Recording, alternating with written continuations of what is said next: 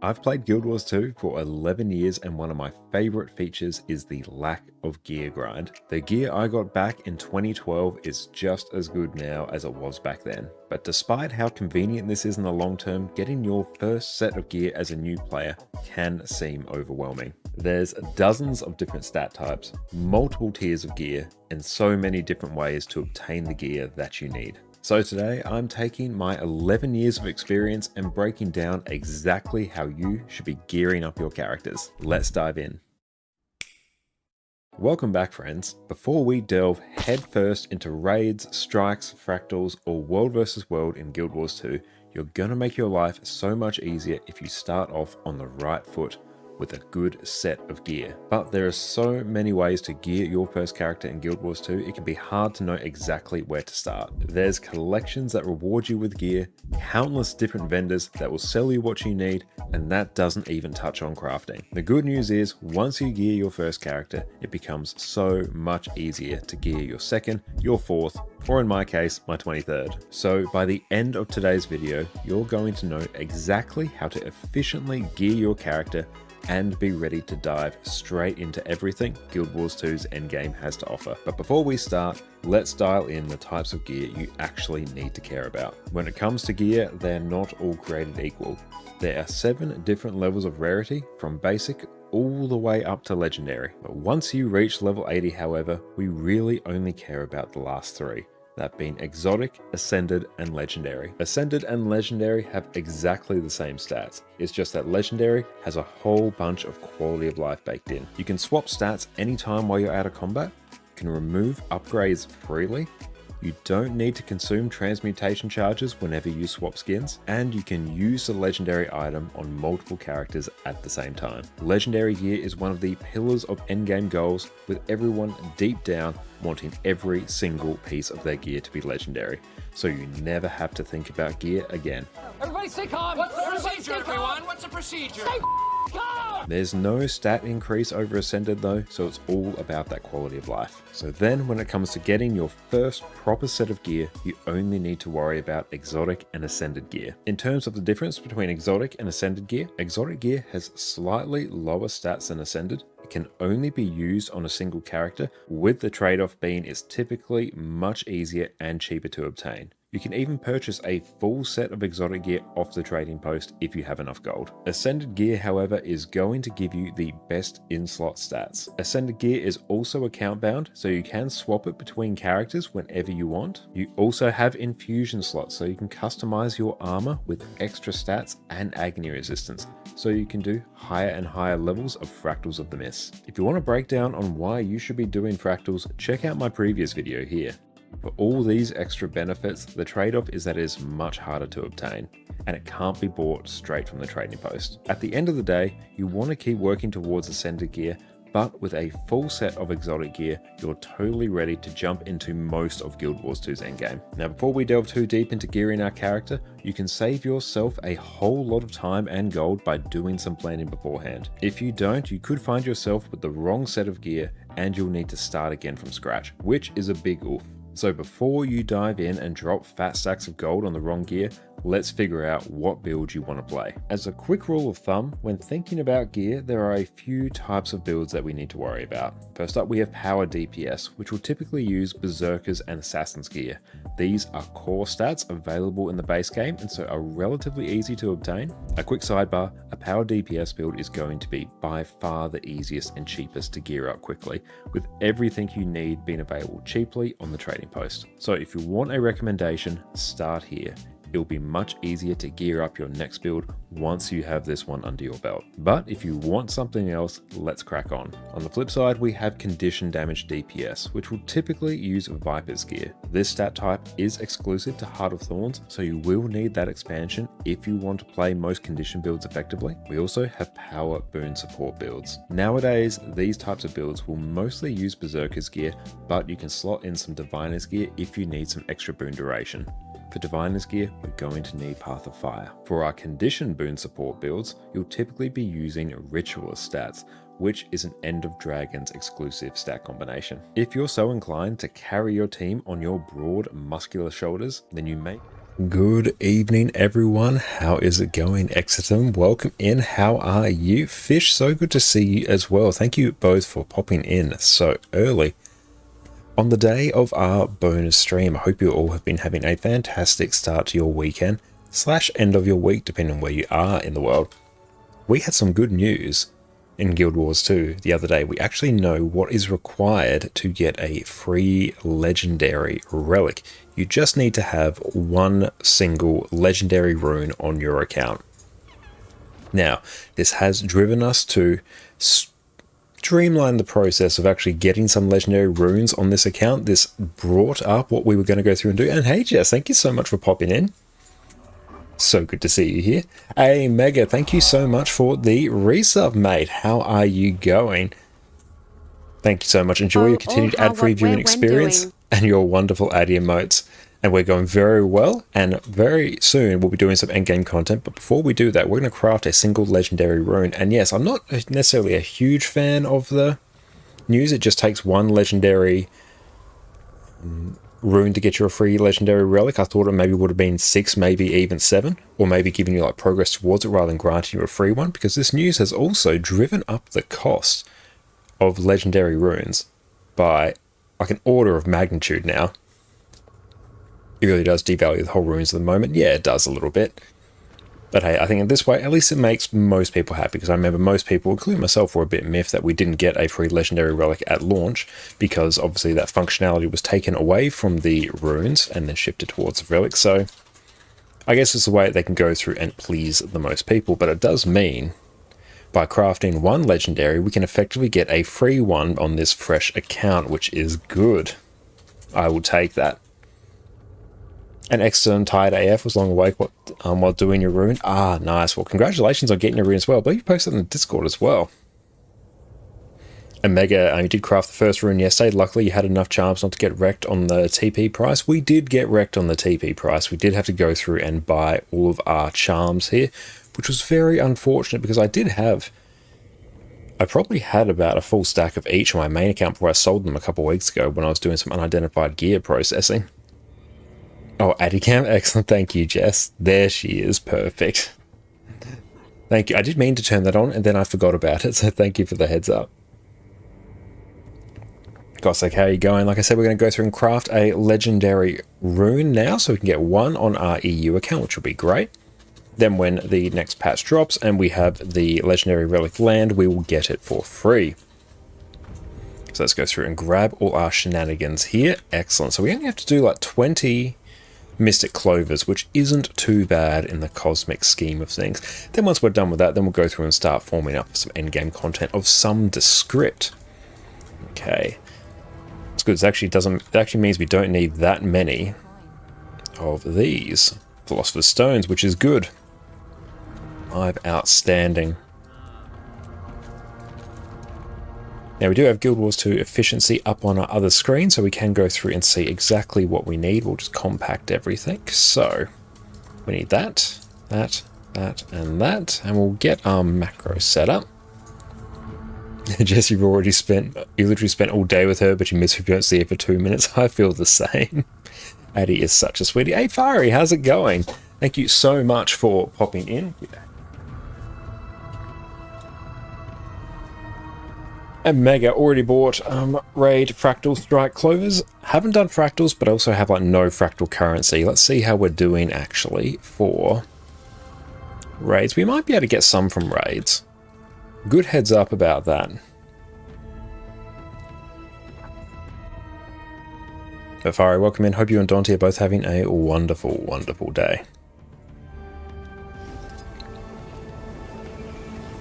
And Fish, okay, I'm AFK already, going to grab the tiles of your neighbour for your own garden this spring. Ah, very nice. That sounds fantastic. Love to hear it. That's 9 out of 20 already? Yeah, let's go do that. And then we can do the strike ones as well. That would be good.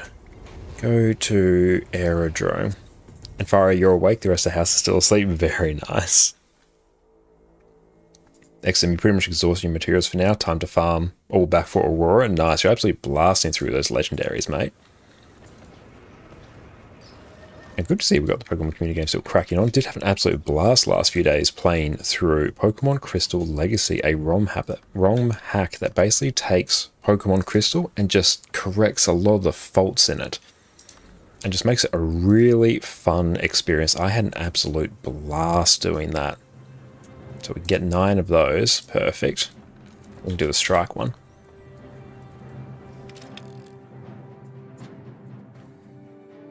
Oh, how is it so far? I finished it. I finished it entirely. It is absolutely incredible.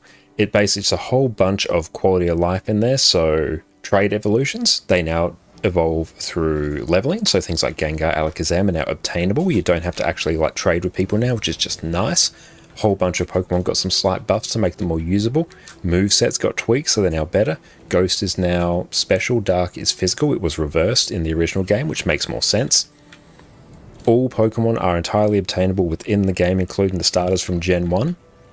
Has a hard mode in there as well, which will cap your level at the level of the next gym leader. There's just a whole bunch of just really wonderful things in there that make it just really fun to play. Like, if I'm ever playing through Pokemon Crystal, this is the way that I'm doing it now.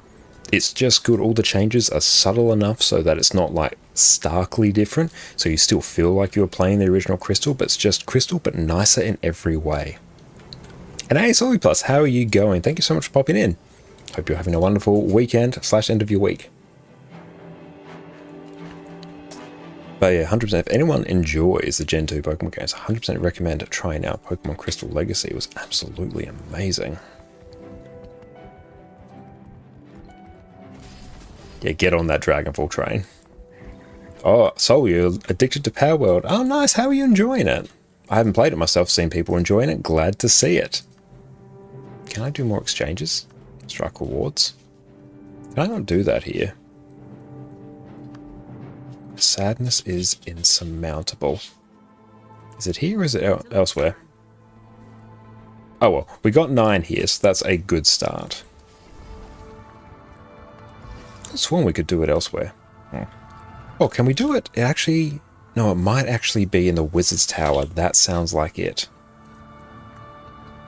Let's go check there so we can get a few more. But one Dragonfall train a day is a good shout. And green strikes at the tower, strike portal. Excellent. Yeah, I thought that might have been the case. Going at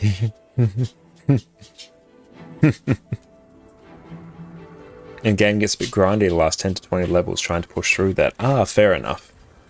But I'm glad you're enjoying it nonetheless. Up to 5 for a total of 150. Yeah, let's do that. Let's see if we can... Only bet... Leave that there. Just trying to wrangle the Addy girl. Jotun Infusion. Okay, weekly sales. Here we go. So let's grab 5 of those. And let's just maybe grab a whole bunch of these as well. 10 Mystic Coins, that's pretty good.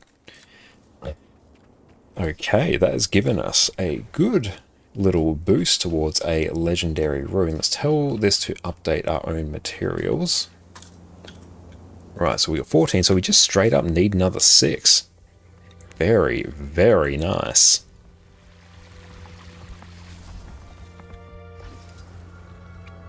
So let's go and craft our Mystic Clovers now. This is going to be a much smoother process than what we've seen previously, so we love to see it. So forge. That's 1.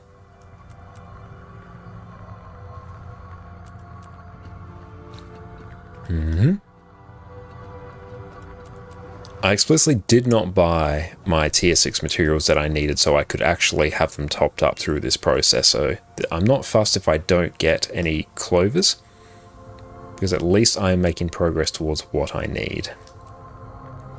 The rest of my runes in this account, I'll definitely wait till after the Relic has launched. And once we're past the eligibility period for getting a free legendary relic, because by then the prices for the charms should drop.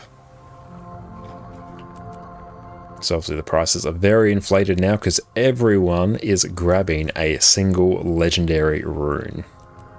There we go, 20. Perfect, that is taken care of. Okay, we love it. Let's go deposit all our mats.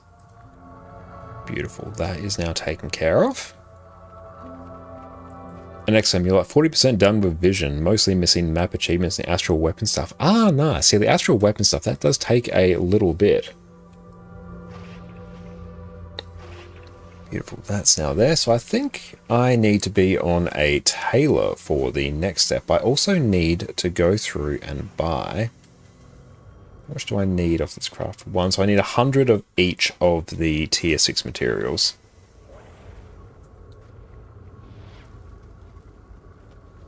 Okay, so buy more. So that's 86. We'll just buy these instantly, purely because I can't be bothered waiting. Got that. That's fine. Crystalline dust, we need 74. Just insta-buy. Vicious fangs, we need 21. Armored scales, we need 10.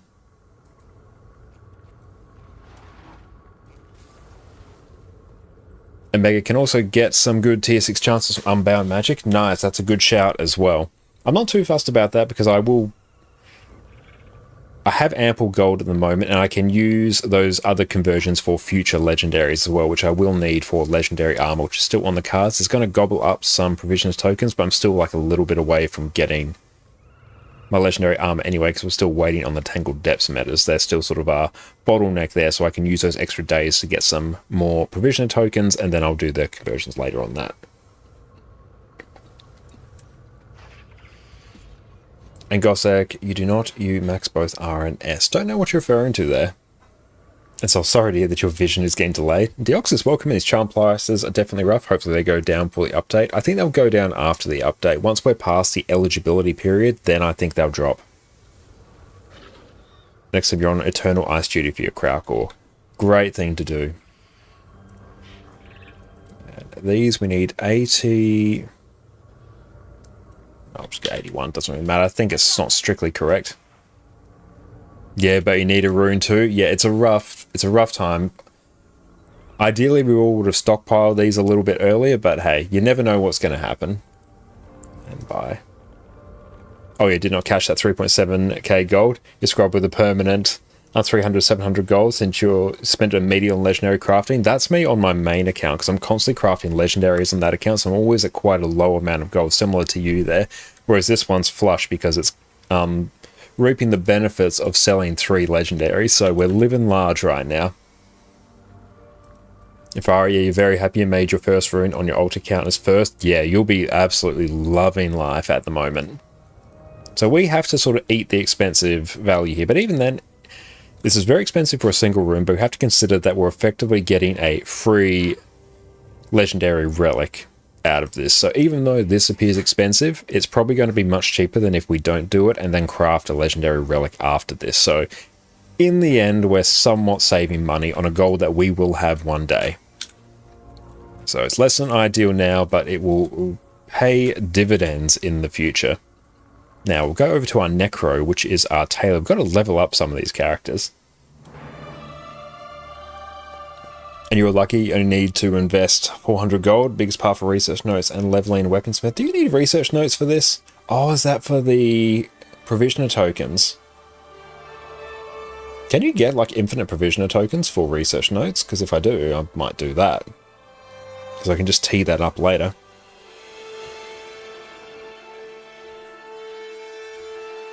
Oh, Wizard's Tower. Okay. Okay. 300 per one. That's not too bad. I'll have to go through and just do the check to see whether that's the cheapest way, that or buying the weapons. And okay, that character is fine there. You're doing like the rare weapon sales or rare weapon exchanges in the Heart of Thorns maps, or doing that. Hang on, so it's 300 per one. Let's go fast farming. And PD told you about it, so you use your giant mithril stash. Nice, yeah. I periodically will go through and craft like 50,000 research notes, and then I'll use those to craft tier 10 jade bot cores and sell them. It's a good way to get a bit of extra gold each day.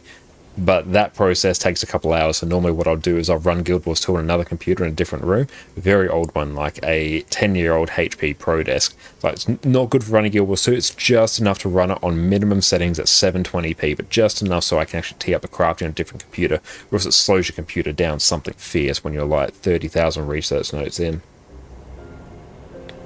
Craft to 15,000, nice. It takes ages doing that method, doesn't it?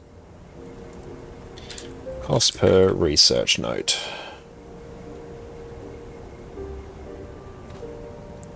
So it's 300 per. So it's roughly, let's go 80 copper per. Omega 2.1 gold per provision token. It's a steep price. That does seem steep. Let me go over to display and calculator. So we have,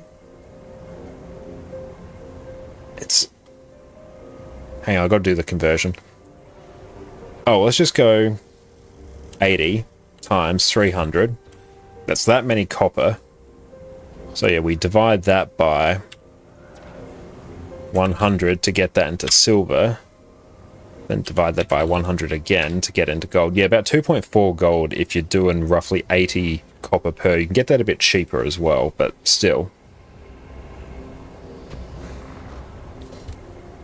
Yeah, 2.4 gold. Yeah, that's not a great conversion. Like, I have the gold where I could eat that cost and that would be fine, but I'd honestly prefer not to now. I might even just do the rare weapon sales again. I think that's probably the best way for us. I'll put on when to make food easy. Yeah, that's a good shout there. And Deoxys, so do you think it's worth buying the charms right now will be better than missing on the relic and waiting until cheaper? I think crafting them now and getting the free relic, I think, is a better shout. That's the sole reason I'm doing this now, because I fully expect the legendary relic will probably be, I don't know how much, I'd guesstimate within the realm of like 500 to 700 gold if I was to hazard a guess. So effectively doing this now means you get that for free. So yeah, the rune's a bit expensive, but I think you come out on top at the end. This of course very much depends on what the final cost for the relic is, and it also depends on how tedious it is to actually do the steps to actually get it. Like, if it's a really long collection, then you're using this to cut down on time. So I think it's worth it. I'd be very surprised if it wasn't worth it. And Jen, how are you going? Welcome in. Is Arc DPS still broken? Yes, it is. Arc DPS is still broken, which was rather annoying for me, because yesterday I went through and scripted out an entire video of how to install Arc DPS and configure it exactly how I have and basically get the most out of it. And then Arc DPS is broken, so I can't actually like record it. So I'm like, oh, I have to wait for that to be fixed, which is rough. Ah, well. And Silver, welcome in. How are you going? So good to see you, my friend. And Mega, if you get the Runecrafter Salvage Kit, blasting stacks of green gear might be an option if you need and sell the other mats. Yeah, it honestly... Oh, no, hang on. Straight up got to do this. I did the math a while ago of processing like 10,000 bags of unidentified gear using the Runecrafter's... Not Runecrafters, the Infinite Upgrade Extractor. So if I go through and check, because the prices will automatically be updated and the profit takes into account the charms, the profit on that might actually be catastrophically high. So let's just pull open that spreadsheet. And Silver, you got the Raisin Nugget. Oh, hell yeah. How are you enjoying it?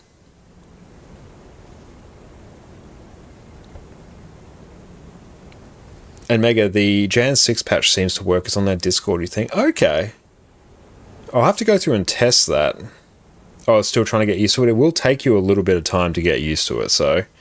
Yeah, any new mouse, it's going to take you a couple hours to get used to it. Keep accidentally pressing far back and too far right sometimes. Don't worry, it will get better. It's the same when updating any keybinds.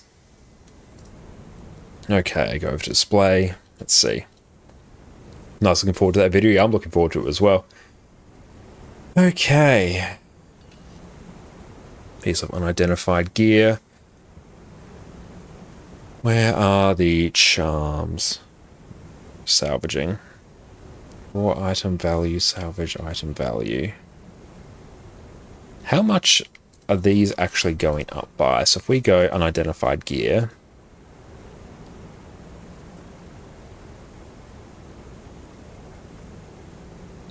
Let's see. Green's 340. Let's see if that price has been reflected. Yeah, 340, that's been reflected there. 7,500 total value, total loot value. Good lord, that's a ridiculous profit. Because ideally, you should be able to process about... Is it 1,000? No, it's about 10,000 things of unidentified gear per hour. Oh. Hang on. Equals that multiplied by 10,000 divided by that. Let's go convert that into the format. That can't be right. If my math is correct, going through and processing unidentified gear is worth about 210 gold an hour. Ooh, we'll have to go through and check that, because if that's the case, that's a spicy meatball. Hey Panthera, what's up? How's it going? So good to see you. And Deoxys, we're going for legendary armor, your first ever legendary stuff, now you pivoted into a single route. I'm in the same boat. I'm using up some of the materials that I'm using on legendary armor for a single legendary rune as well. Annie, what's up? How are you going? Yeah, we have a bonus stream to make up for our missed stream on Monday, so it's going to be an absolute blast. We're just about to go through and craft a legendary rune on our EU account, which is going to be fantastic. Everyone, make sure you go check out the wonderful Fireball Annie on Twitch. You'll see some top tier Guild Wars 2 endgame raiding content, as well as some Monster Hunter World. You're going to have an absolute blast over there. You're most welcome, Annie. How are you going? How's your weekend been? Next time you go to Razer Naga Pro, where you can swap the side panel different buttons. Great for different games and work. I got the same one as well. I enjoy that. And Silver, you play FPS sometimes. That's the reason why you got it. Yep, absolutely love it. Next time will be great. You're super broke and it's just about to crawl back via unidentified gear. Yeah, actually dealing with unidentified gear is decently profitable now. And you got some Power World action there as well. Hell yeah. Have you enjoying Power World, Annie? Just going through and checking one of my spreadsheets here. Item value, salvage item value.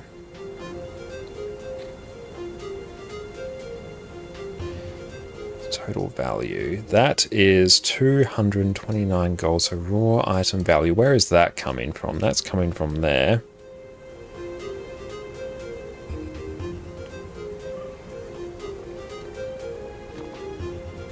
Has the cost of a whole bunch of minor runes actually gone up? I think that's actually what's messing with this. Okay, that's interesting. Hey man, what's up? How are you going? So good to see you, my friend. Thank you for popping into YouTube.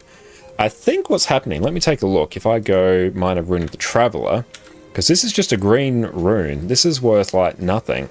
Well, it should be worth nothing. Whoo! I see what people are doing. People are buying minor runes and then they are salvaging them for a chance to get the charms that you need for the legendary rune to facilitate the legendary relic. And here, man, did the new patch come? When can you get dual swords with Necromancer? That should land in a couple of weeks. Let me take a look. Okay, special. That should land in about a month there. Doing good, happy, fit, and fine. Thanks for asking. So good to hear that. But yeah, in about a month we should get the patch, so you should get your dual swords necro there. Laser, welcome in, mate. The green runes that salvage into charms of skill should be worth about 10 silver according to your spreadsheet. Yeah, that sounds about right there. I assume we get that from charms of skill. Yeah, straight up, that's a skill one there. So if we go back to our spreadsheet here, yeah, you have like a whole bunch of them here that are worth... Oh, some of them are worth like 20 silver. Woo! Not bad. So actually...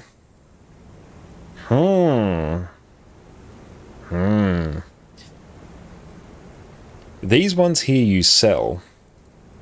These ones here you probably salvage at that price. Okay.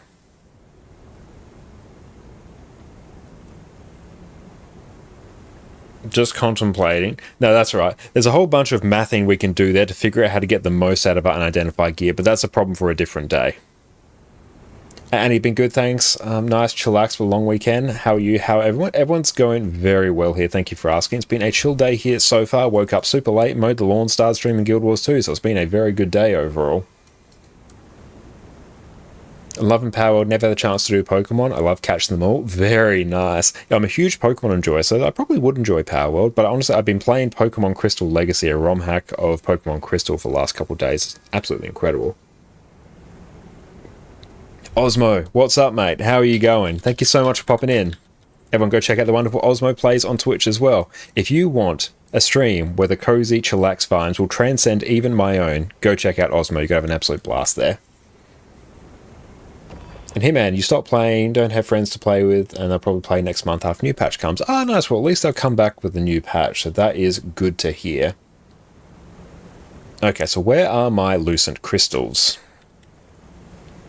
Lucent Crystal 475. I've probably got a whole bunch of Lucent motes floating around. Let's honestly just be a bit cheeky and buy 14 more of these, because straight up can't be bothered. There we go. The trading post is a game mode in itself. It really is, yeah, if you want to get some good value out of it. But honestly, processing unidentified gear is like obscenely profitable right now.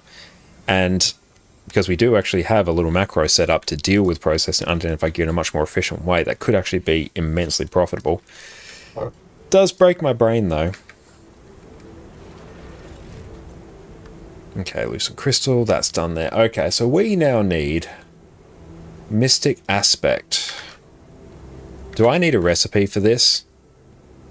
Don't tell me I need a recipe for this. Hang on.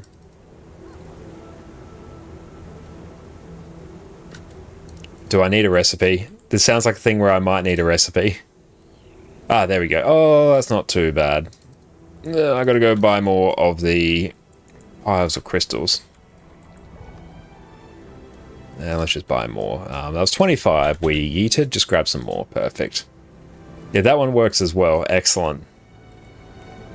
And here, man, 7 players started playing together and everyone's waiting for the new patch. And you're waiting for them when they start playing again. Or you could use this time to get well ahead of them as well, so you can carry them through the hardest content. And thank you so much, Osmo. You're an absolute legend. Thank you so much for your support. You're an absolute champion. Let's grab that. Craft 50 of these. Hell yeah. That's Forge. And then I gotta go over to... okay. Let's keep that there. Is that a material? We'll center our crafting around our necro. So now I need a weaponsmith. And so do you think you can get the 3k badges of honor first or 7k skirmish tickets? And yeah, Laser, you're exactly right. Badges of honor easily. That's order of magnitude easier. Next time you're so focused on that tower, spent half your time there yesterday. There's so many ways you can go through and get all these things as well. Okay. Gift.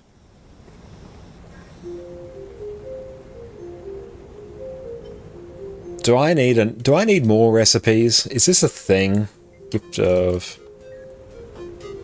Let's see. Guild Wars 2, gift of claws. Do I need another recipe for this? Mega, is it 80 gold worth of recipes? I am profoundly upset by that fact. Recipe, gift of claws. 10 per recipe, yeah. Oh well, we've got the gold. Bam. Bam. Just watch 80 gold disappear. Oh well, we'll never have to do this again on our account.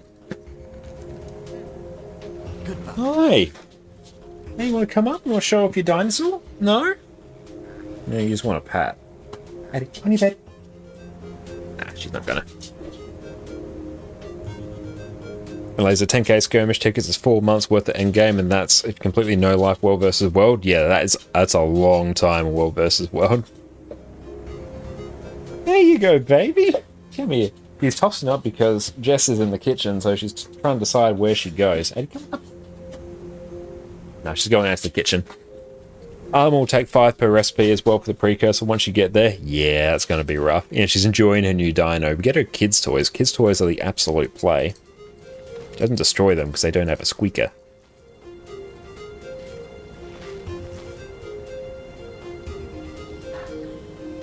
And so we try and get to diamond every week, which is harder than you thought. It gets easier the more you do World Vest World. You get bonus pips. Next time you have 10 gold left in your bag, that rune drains you. That's a very low amount of gold. So do I need to craft like all these? Yeah. Okay.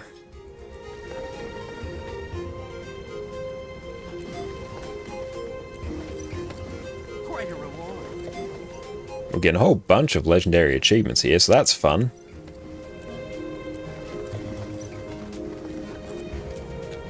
Okay, they live there, so these all go. Mystic Forge. And so we go for raid legendary, but it's hard finding a group that time matches, even in Discord groups. Yeah, if you watch a guide on the raids, have a good build and a reasonably comfortable in your class, trying to pug around reset. Like on Mondays, I find the best shout. Hi, now you want to come up. Hi, baby. Your breath smells better. I brushed your teeth last night. Good girl. Hi, baby. Oh, you're hugging my arm.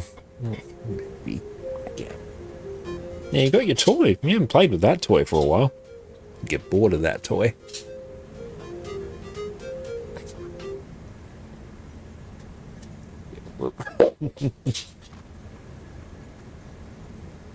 And Mega, if you're willing to invest some time, want to seriously get into raiding, you can recommend the Sky and Gang Discord. Yeah, Sky and Gang do the Lord's work in terms of setting up different raid statics there. As well, you have map completion and World vs. World to do for Legendary. Ah, fair enough. World vs. World won't take you that long. Map completion is probably the big time gate there. The claws, bam, bam, bam. Forge. Let's go pop this just in our bank. There we go. Got to tidy some of this up.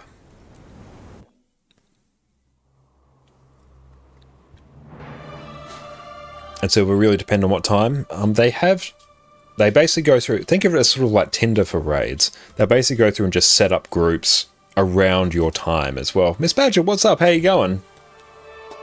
So good to see you. They set up raid stakes, people enjoying a request creation of a new one. Another time slots fit for them. Yeah, so if you have a particular time slot, you can have them work around that as well. Extend this week drained all your reserves, Krauk bite, and now ruin your broke. Yeah, I can totally see how that would drain your reserves there. You just woke up. Oh, well, thank you for starting your day with us once again, Miss Badger. So good to see you. But yeah, Sky and Gang are fantastic, and yeah, if you're comfortable like pugging around the start of the week when the raids reset is usually the best play. So let's go through, buy a... Ooh. Please, don't hurt me. No, that won't work. Well, actually, let's also quickly deal with this veteran Stonehead while it's here. Mm-hmm.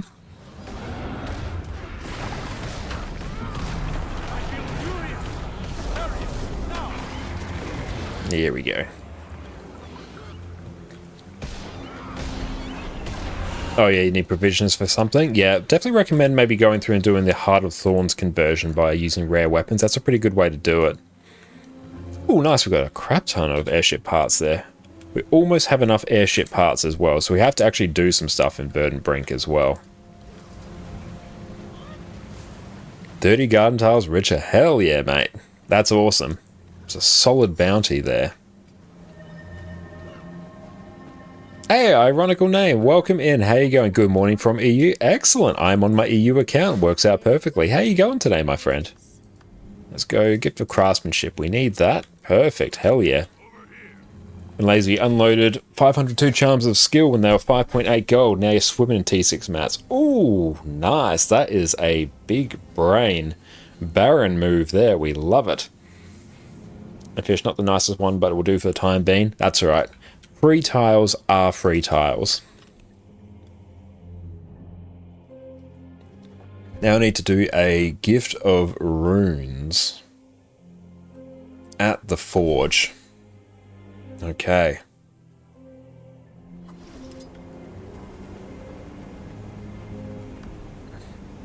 And don't worry, Silver, they'll be very, very friendly as well. There'll be people learning there as well, so you can sort of specify your level of skill and then they will cater it to suit. So I wouldn't worry about that at all. That. I got my Mystic Aspect, so I think I can go and craft my rune. Okay, so let's go. We want Mystic Aspect, Globs of Ecto, Clovers, Obi Shard, Forge. Brilliant, that is the Gift of Runes.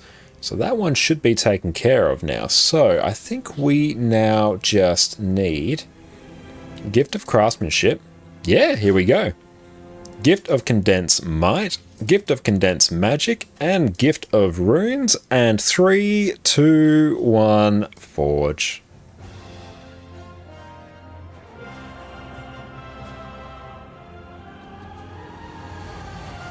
I will never get tired of hearing the legendary crafting sound. Legendary rune. Lady Nari once wrote that runes are imbued with the memories of ancient warriors and that the effects they grant are remnants of their power. Love the flavor text. Brilliant. We have a legendary rune and very soon, just spot on Fiery, a free legendary relic. That is going to be very, very hype. Okay, so we did drop, honestly, about 700 gold on that, so that's a bit of a spicy one there, so that's unfortunate. Let's take a look and see who else is online. We'll actually put ourselves online. Brilliant, we love to see it. Now, I probably also want to take this build and make it not this. Relic of Akeem. I'm not even going to bother changing Relic of Akeem to Relic of the Fractals. I'm going to get a legendary relic in a month anyway.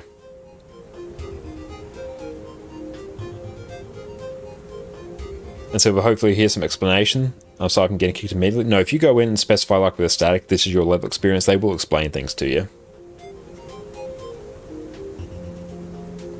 But yeah, make sure, as Mega's saying, you join a progression static rather than experience one. Because if you join experience one, they expect you to know your stuff. But yeah, if you wanted to go through and like, are you online now, Silver? Because we can go through and like start blasting out some raids. That sounds like a pretty fun time. Okay, that's there, that's there.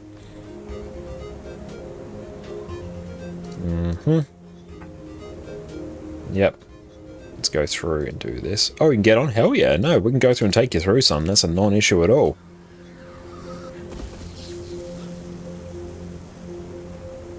Still getting used to your mouse? That's alright. No, what better time to learn than in raids? And don't worry, you have me as a commander, so it's...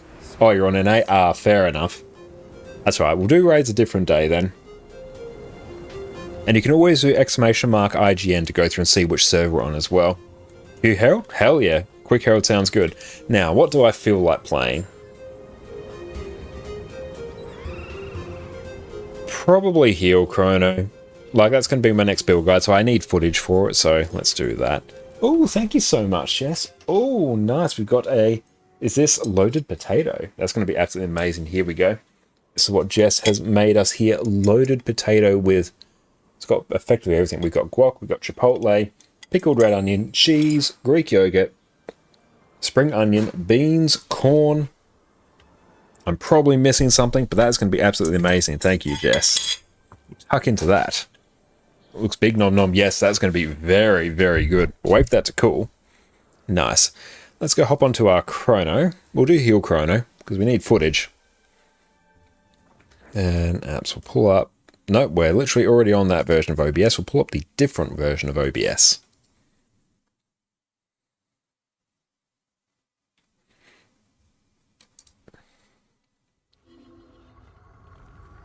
Blasting strikes, raids, or fractals. Let's do raids. We did strikes last time. Let's go through and blast some raids. OBS Inception. Yeah, you can do a trick where you run one OBS instance as it's regularly installed, like as a normal install, but you can run a separate version as a portable version of OBS. So you can have two versions of OBS. So I have like one that's my streaming OBS. And then I pull up another one, which is literally just the game screen with like no other things. So then that can just be my B-roll one. So that makes my life significantly easier. So let me get clean footage while we're streaming.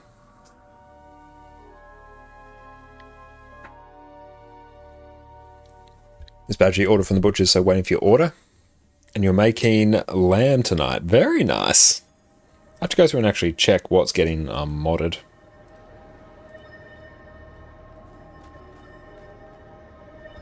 I do not know. Oh well.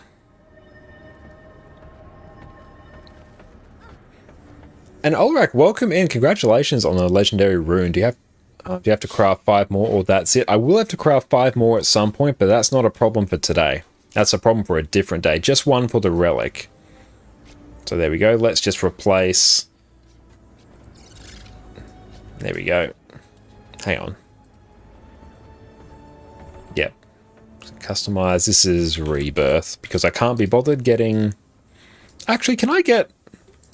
What am I doing on currencies? Can I get monk runes? Can I do that now? I might be able to. Let's quickly do that. I've been meaning to do that for a while. Yes. The mic almost fell into the potato. Let's not do that. Does not sound okie dokie.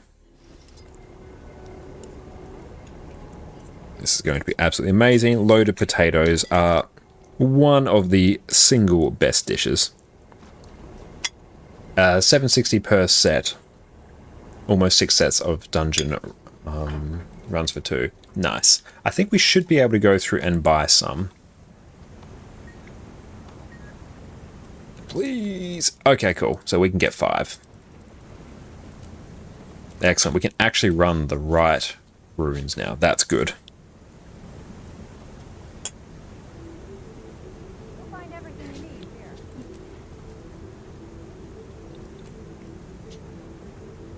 Been meaning to make this change for a while.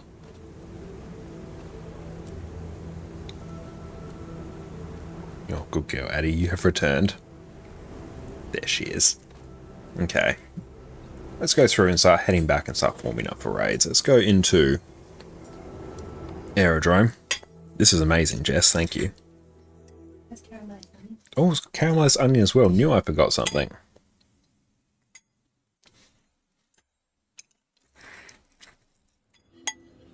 Absolutely beautiful.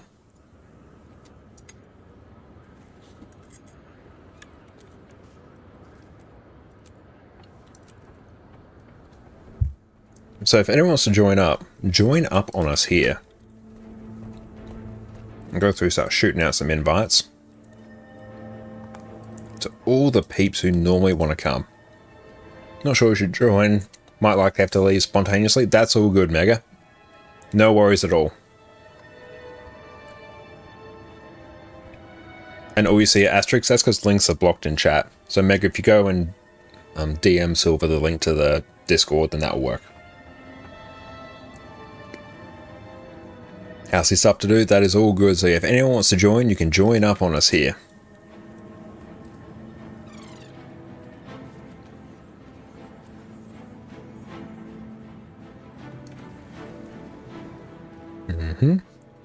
So what are the raids this week? Okay, 5 and 7. That's not 6 and 7. They're a bit annoying. Let's do 1 to 4. They're honestly pretty good ones to go through and start on. So, let's go through, just shoot out an invite to squad. Perfect. This badge you don't want to join? You're a very shy player? No, that's all good. No need at all. I don't need to worry about it at all. We're taking some new people through this, so there's no stress whatsoever. But yeah, Mega, if you need to leave spontaneously, that is all good. But anyway, I will not judge at all, and I am here to help carry. I'm here to get everyone through the hardest content. That is my purpose. EU, yes, we're on EU today. You know, exclamation mark IGN, and that will go through and tell you where I'm living today.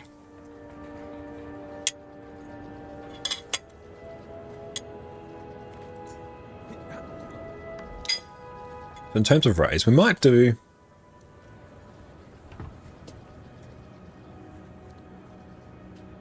Let's do Wings 1 and 2. We'll start with that, because I want to go through and just do maybe a bit of chill leveling after this.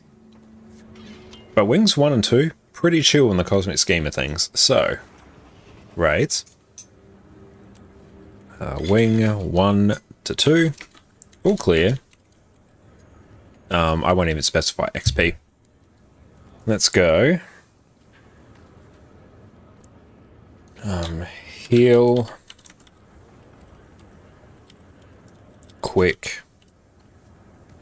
Alack. State roll.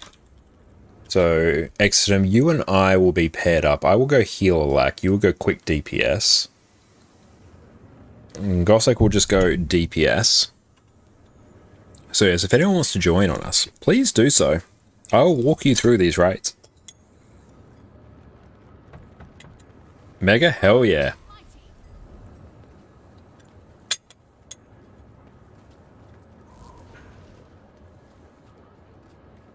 Mega, if you can do any boon, that would be great. Heal or DPS, whichever your preference. I mean, do the quickness, can't do a DPS check? Oh, man, by all means, hell yeah.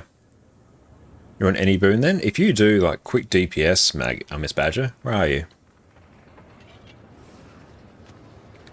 Oh, feel free to join. Yeah, just any boon you want. Yeah, just join on up, and then I'll sort things out from there.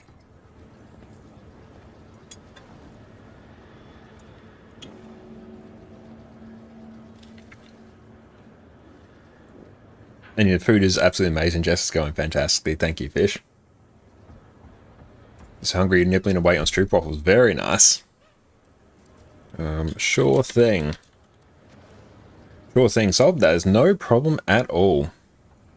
Got a DPS chrono. I love to see it. And thanks very much for that, Mega. That's awesome. Hell yeah. Okay, I'm going to have to go through and adjust this now. I'm going to remove. Okay, Lyrit, we're going to need a roll.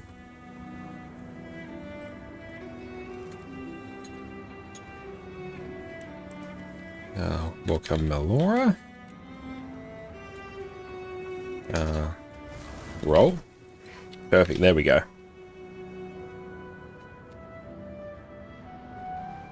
Oh, it is Lyrit. Oh, perfect, hell yeah. No, that's good.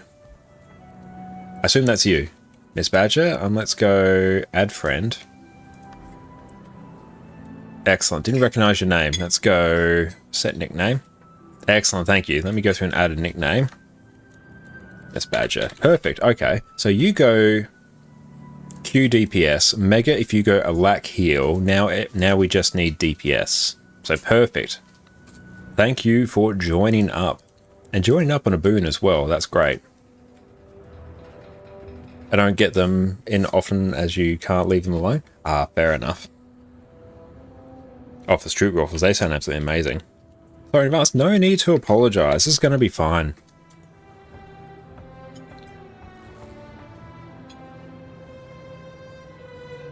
Oh, you have to leave in half an hour, so only wing 1 blasting for you? Perfect. We'll go and blast that.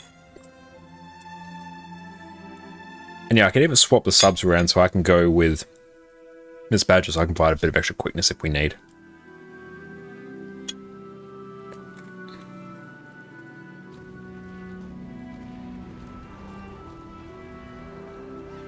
Let's get to work.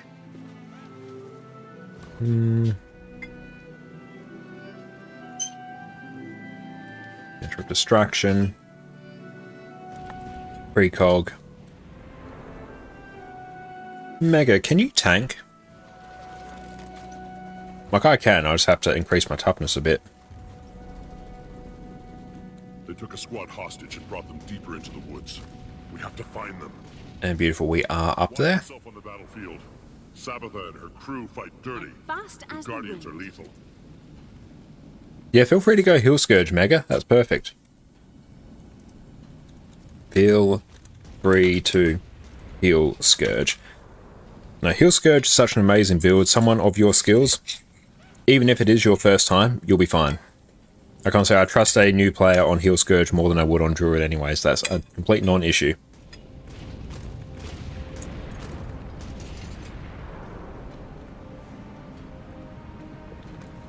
You take no responsibility for scuff scourging.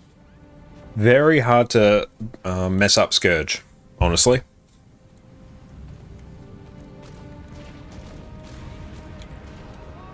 Like, literally just spam everything as it lights up. And that's most of the way there. You can refine things from there, but that does most of the work. Because you apply a lot of barrier, it doesn't really matter when you use it. Upland said just press all the buttons except maybe F4. Yeah, save F4 for when you need to break a bar. That's literally it.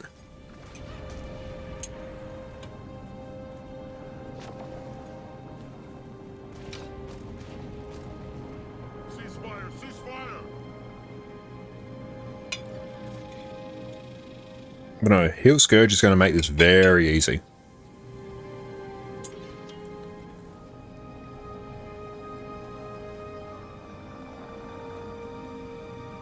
First rate excited and nervous. This one, stack on the boss, don't stand in blue circles. That's it. Do we have sufficient Condi? Condi might be a bit of a problem. Condi DPS X up.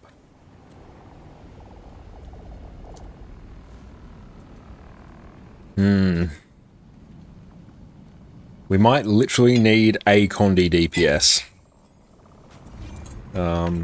Just 1 + 2 today.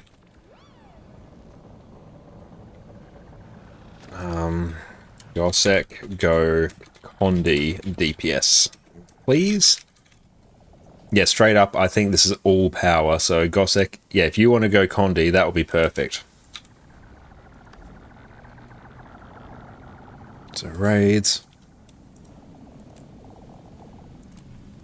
Hey Keon, how you going, my friend? Thank you for popping in.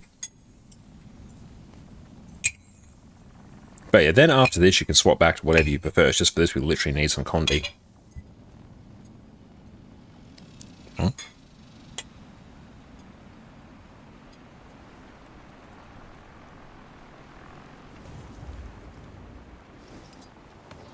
Hurts, doesn't it? And yeah, guys, like if you come in as soon as you are able.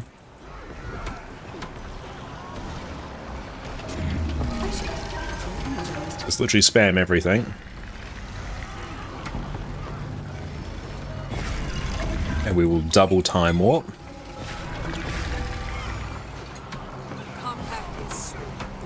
See this, the Red Guardian only takes damage from Condis.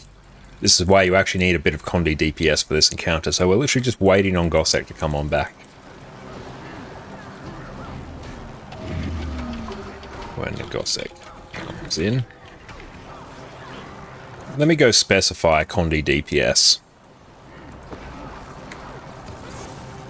A Condi DPS state roll. There we go.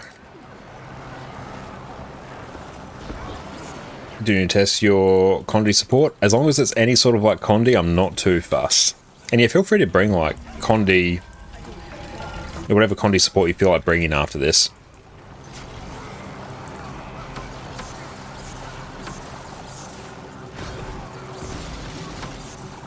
But yeah, just stay out of the reds. The reds do damage. And that's basically it. Don't pull them in. Try and push them away or immobilize them. Am I doing a lack?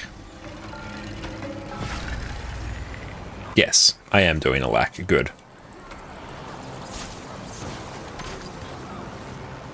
So this one might just take a little bit.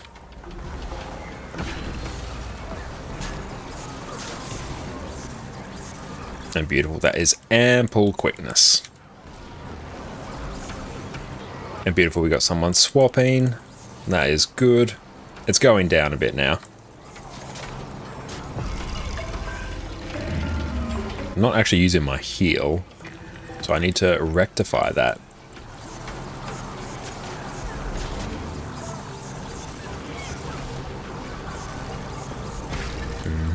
So we're just spamming our shatters basically off cooldown.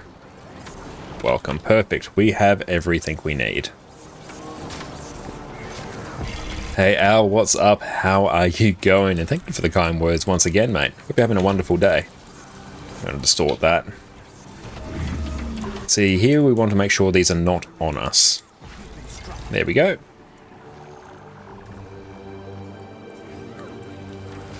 So To deal with the green circle, we need 4 people standing in it, else it will explode. Don't worry, we're just going to ignore it throughout the rest of the fight. It's just on this one, it's quite good to go through and deal with it. But yeah, straight up, we will out-heal it. So don't worry about it. So everyone just stack up, we will just blast healing, and it will be fine.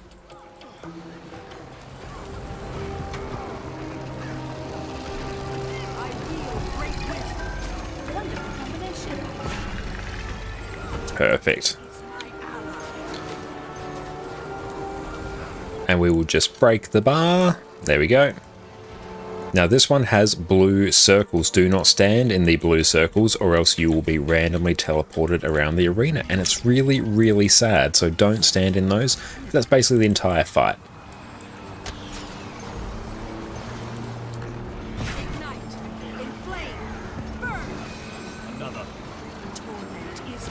Now, new players, when we get to 33% of the boss's HP, the boss will split into its 3 components, like we're seeing here. Everyone except the Condi will go to the blue guardian.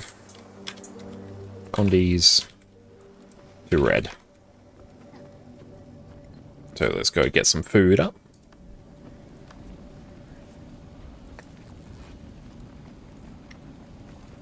There we go, just waiting on peeps to come on in, and then we're good to go, and I'll sort out these subgroups.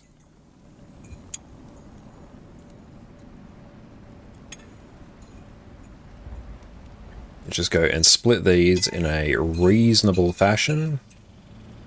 Perfect. We'll go and eat our food. Mega will be tanking. So we're just going to place 1 marker here, 1 marker there. So for the first 66% of the fight, we're going to tank the boss on arrow. For the last 33%, we're going to head to circle. It will be made very apparent. Just follow along, don't stand in the blues and try not to stand in the reds, and you will succeed. It's a very crude explanation, but that's really all you need for this. This isn't a particularly tough encounter. Just don't get ported. If you focus on one thing, just focus on not standing in blues.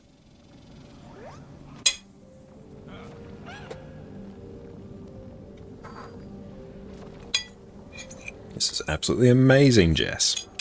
Squad's ready? Brilliant.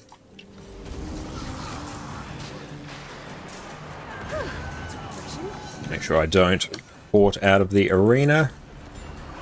You can dodge the circles, you can distort them, you can block them, you can do all manner of things to make sure you don't get ported.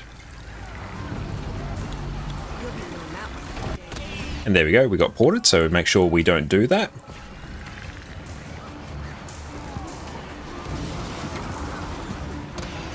Yeah, just as long as you don't get ported, everything will be fine.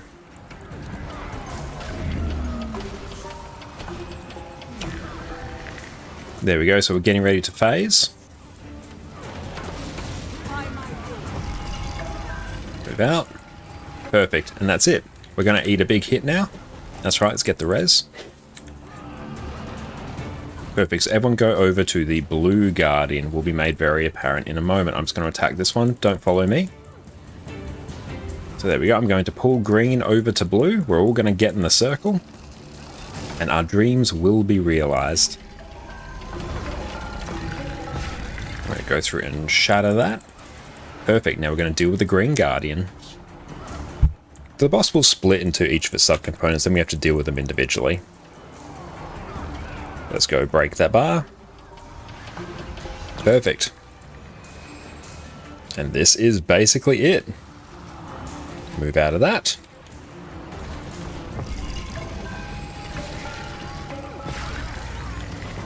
And we will shatter that. And we'll block. But perfect, this is literally this is basically the fight. I don't stand in the lit up sections of the arena. They will do ticking damage to you, so it's very sad. As long as everyone's stacked up, we can just heal you through everything. Beautiful. Boss's phase, we're just going to repeat that. So everyone to the blue guardian. And Fish, you hated Doom the first few times in Raise. Doom's a particularly shocking one. Yeah, Mega. If you pull that. We're doubling up there. So all stack in the green. Everyone come in the green.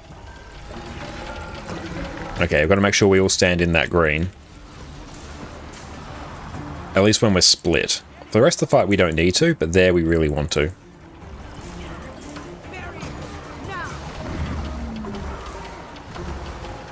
And we'll shatter that. Perfect. Now everyone head to circle. So now different areas of the arena are going to be lit up at different points, so we have to move around.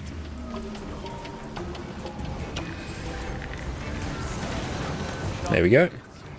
Ouch. Okay, so we're going to have to go get the reses. Power res everyone. Perfect, everyone's back up. Very nice, we love it. That was a little bit spicy, but we got there.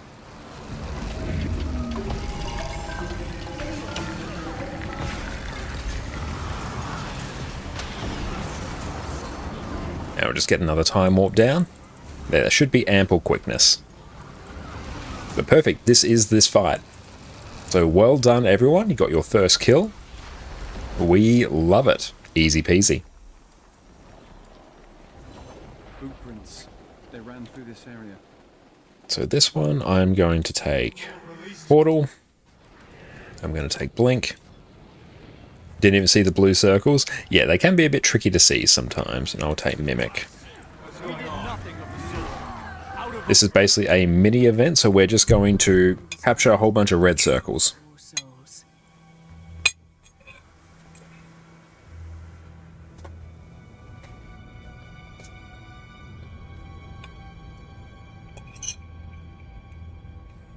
That's good, gives a chance to go through and nom.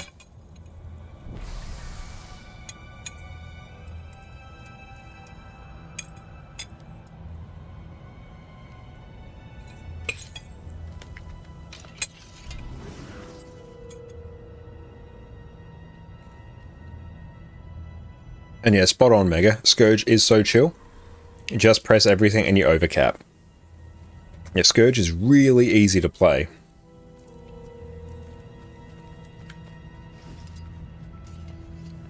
Get the ready check up. So we're just going to go down, deal with a whole bunch of mobs. And then capture circles. I'll be using Portal to move people around. So do not worry. And I'll do Alt 9, remove markers. And Archer, honestly, we're just going to go. Yep, we're just going. We have waited long enough.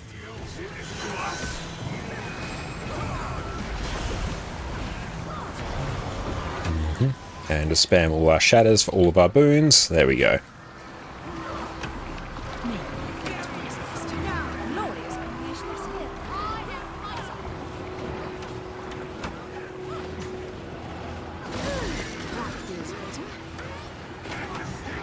Okay, so everyone go capture these circles. And this is basically what we're doing.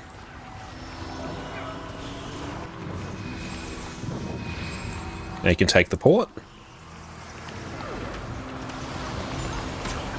And I will just keep moving you around. And beautiful people are heading back there, that's good. Some of these will be a bit on the scuff side.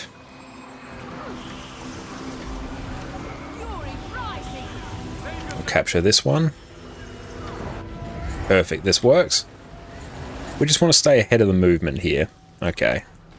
So this one here might be a bit of a problem.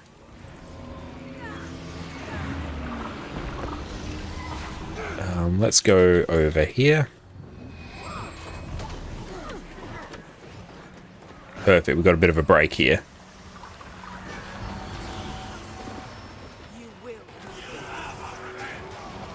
I'll place a port there. There we go. So we're just going to keep capturing these points here. And that's basically everything we need to do. And I want to keep an eye on when I can refresh some of my skills. Perfect.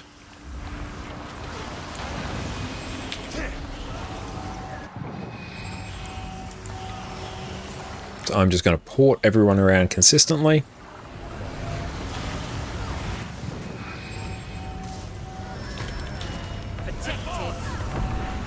Now we can double time warp as well.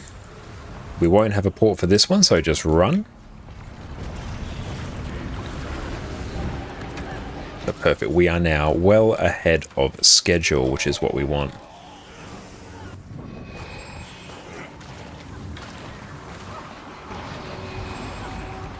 And place a port there.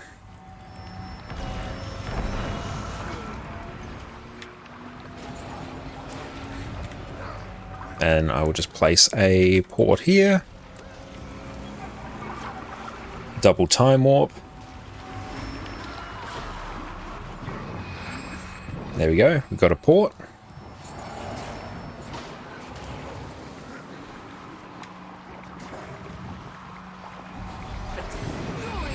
Oh, hang on, just place a port there. It's a bit scuffed, a bit scuffy wuffy, but it's alright.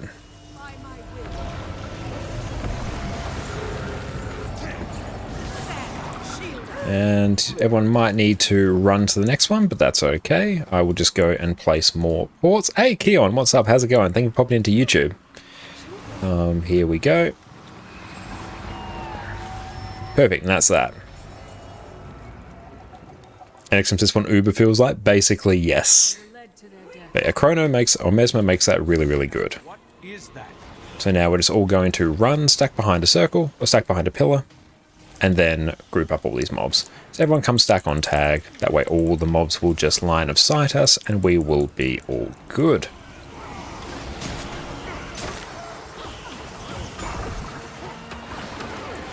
So everyone keep an eye out for an upcoming port as well that I will be using to move everyone around.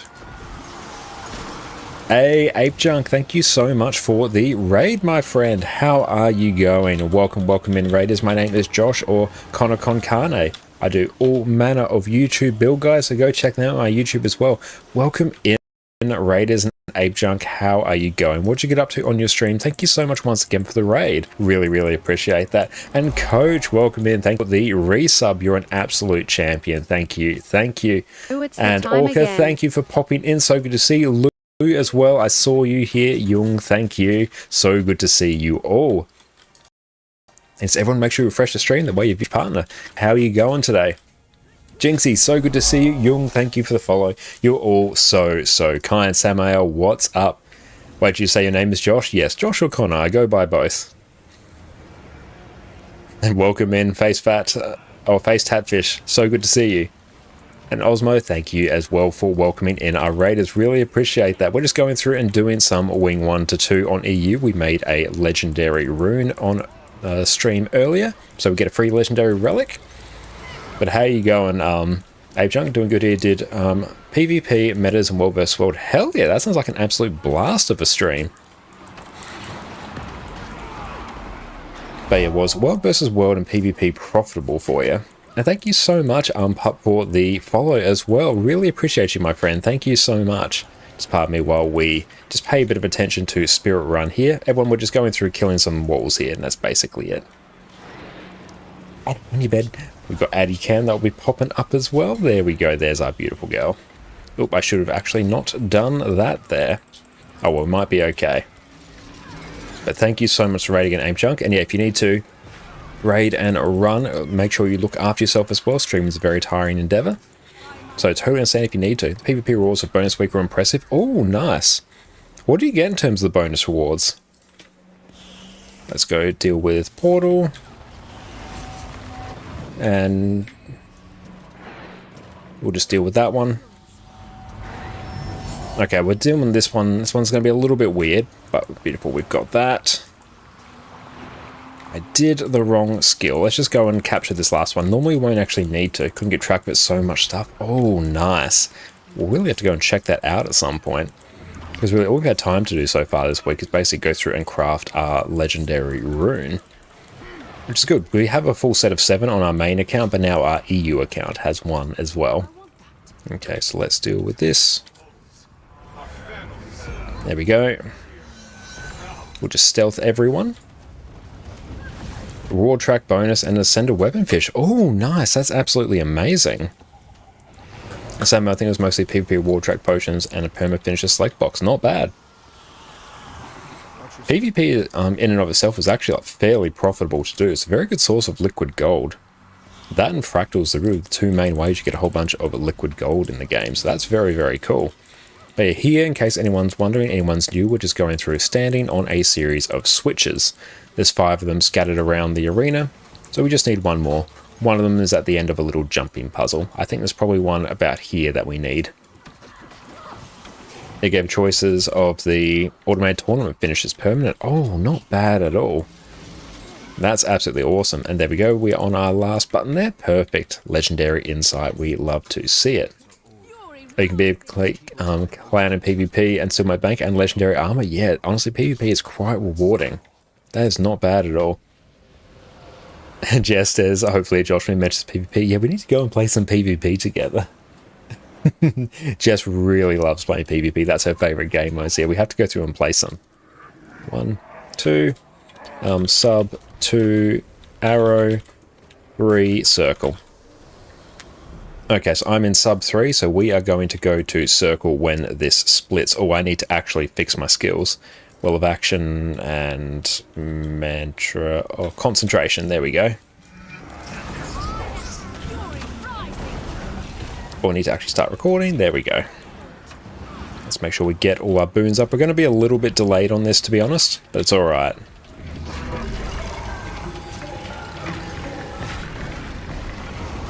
And we can just go through and break the bar.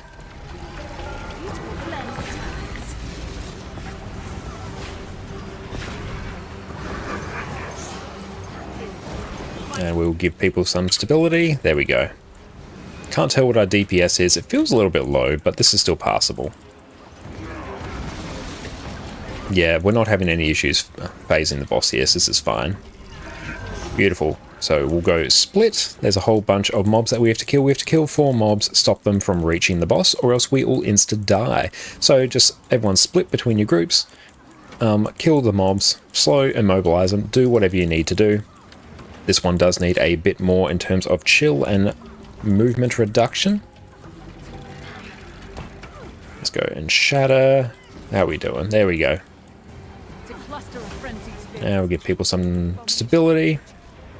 Nice. I've still got mass invis. I should not have that. I should actually target Gorseval there. Just don't stand directly in front of the boss. Mega will go through and place the boss elsewhere.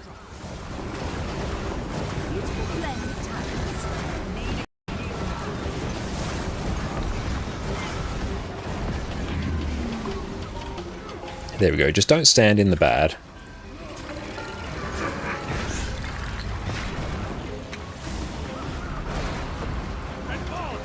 And Ashla, welcome in. Hi, how much does it cost to 1 legendary relic? Yeah, before the next patch drops, you have to craft 1 legendary rune. And if you do that, you get it for free. And yeah, if you have little ghosties above your head, go pick up the yellow orbs. Don't stand in the AoEs. You'll do significantly less damage. So if you have little ghosties above your head, just go pick up some yellow orbs and you will be good to go. Just pick up 2 of them and then your dreams will be realized.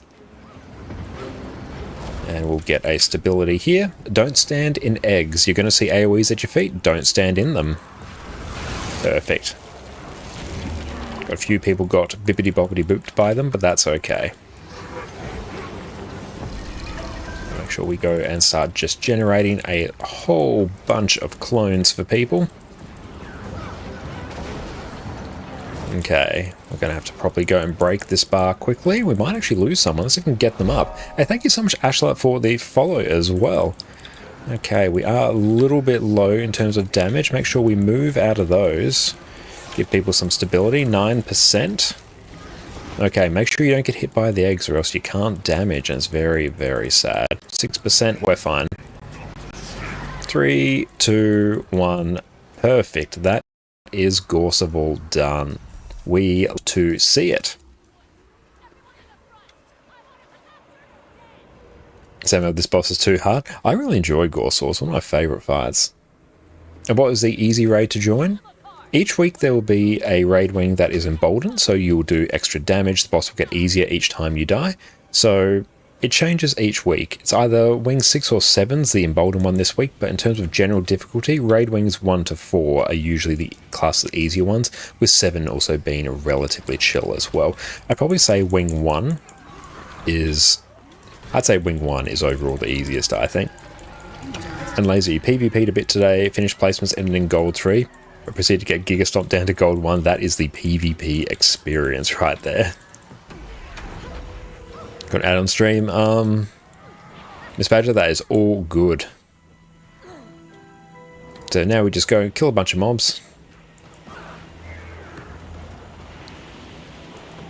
And I will take... Yeah, this is fine.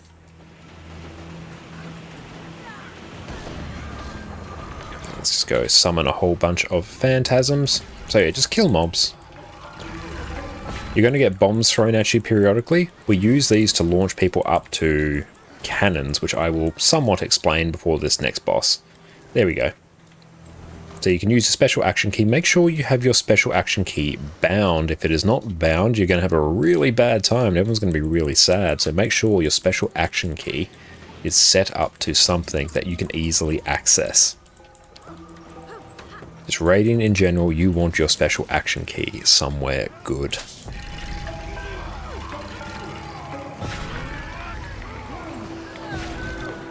Okay, so I will need cannon volunteers.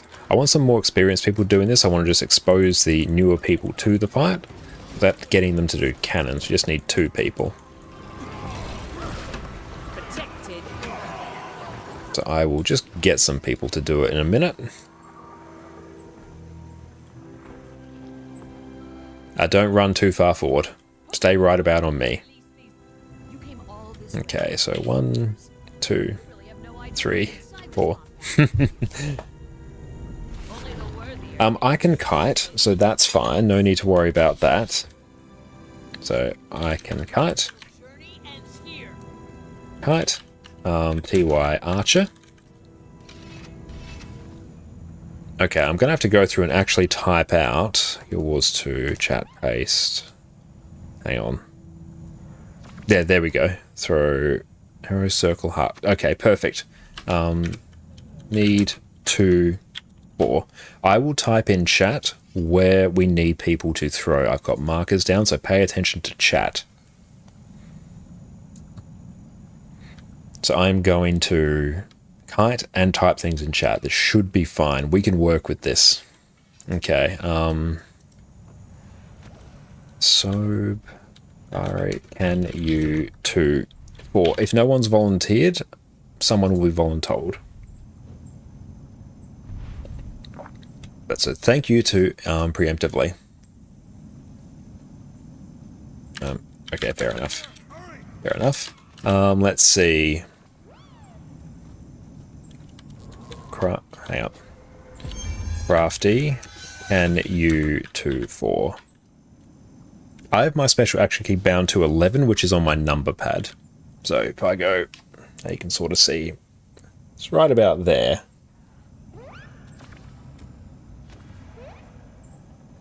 I have a fear of heights. And time to overcome it.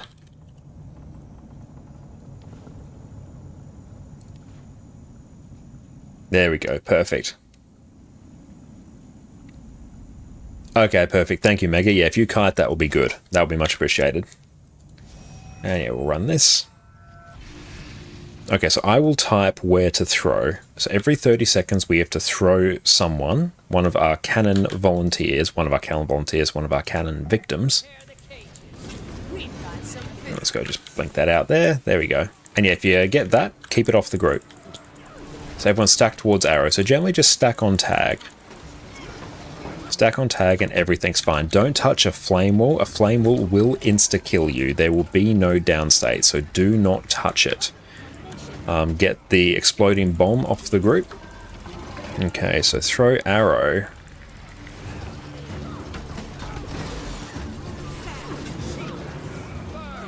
Yeah.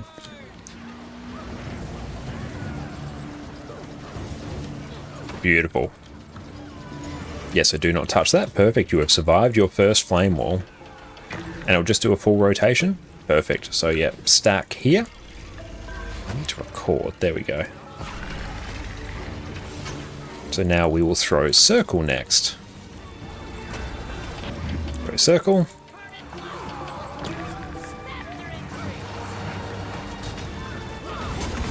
Yeah, so whoever gets it, throw circle. And yeah, we will deal with these heavy bombs. Perfect, people are dealing with them. So yeah, every 25% we have a different boss to kill. If we can deal with that heavy bomb, perfect. Don't touch that. Throw heart. Yeah, whoever has that, throw heart. Skip.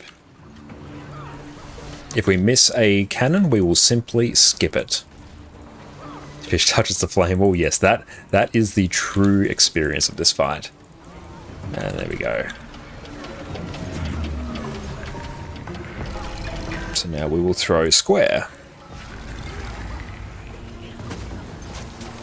Yeah, so send them to square. Perfect. We love it. And don't touch the flame wall. You just want flame grilled fish, to be honest. Ooh, that sounds absolutely amazing. So every 30 seconds we have to throw. Don't worry, the pattern's going to change now. So next one will be throw arrow.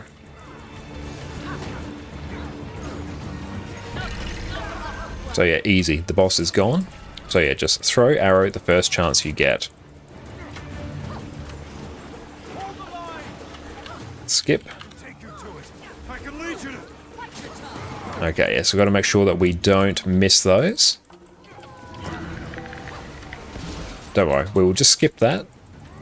And we will shatter that. And we will throw heart next.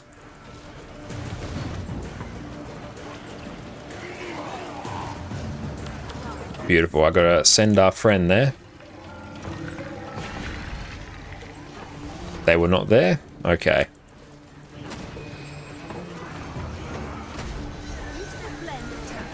A little bit too... Let's see if we can... Okay, so we will throw circle. That one's gonna sting.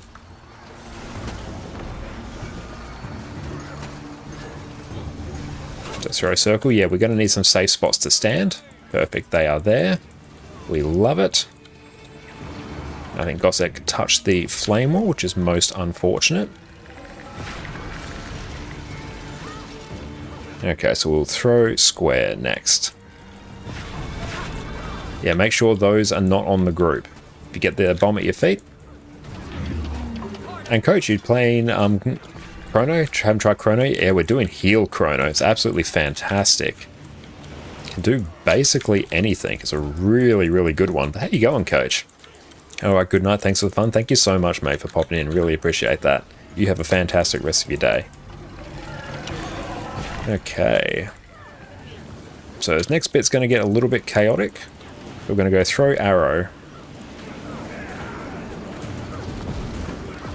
I literally have buttons on my mouse set up, or buttons on my stream deck, just literally to deal with this fight.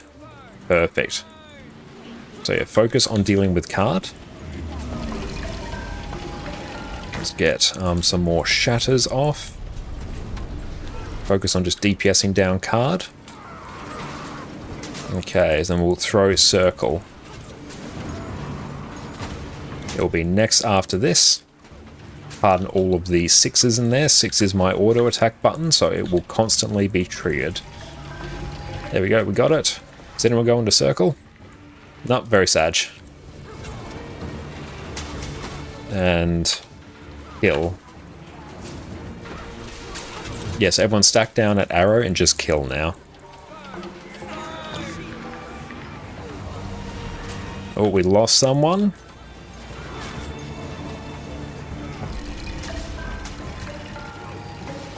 Coach Goodfellas, been a while. Things are good though. Looking for a reason to use Meteorologicus. Scourge is going to be your best friend. And yeah, like Scepter on heal Chrono as well is brilliant. So you got some options here. Hope both been well. We're going very well. Thank you for asking. Hope you're also going well. Everyone, Perfect. Good job. there's more to this situation. So that is the hardest fight in Wing 1. So very good job. We need to find out what. As Badger, sorry you're confused the entire time. That's alright. It's a very chaotic fight. So it's totally fine to be a little bit confused in that. But yeah, I find the trick to remember the directions.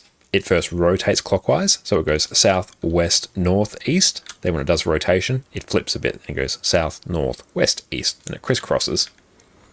And Mega, you got a dip. That's all good. So I need a Wing 2 full clear, heal a lack, and DPS. So if we go... But thank you for coming, Mega. Okay.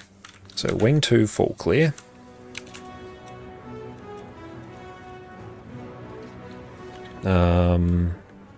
Heal a lack, DPS, state roll. I'll get ready to remove this. Until next time, thank you so much, Mega.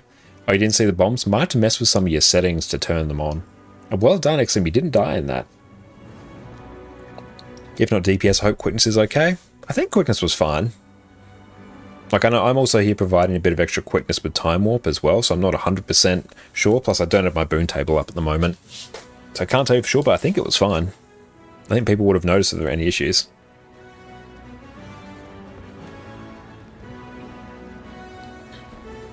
Okay. Let's see. Oh, that's in strike missions. Hang on, edit. AC. Raids. Remove. Advertise. There we go.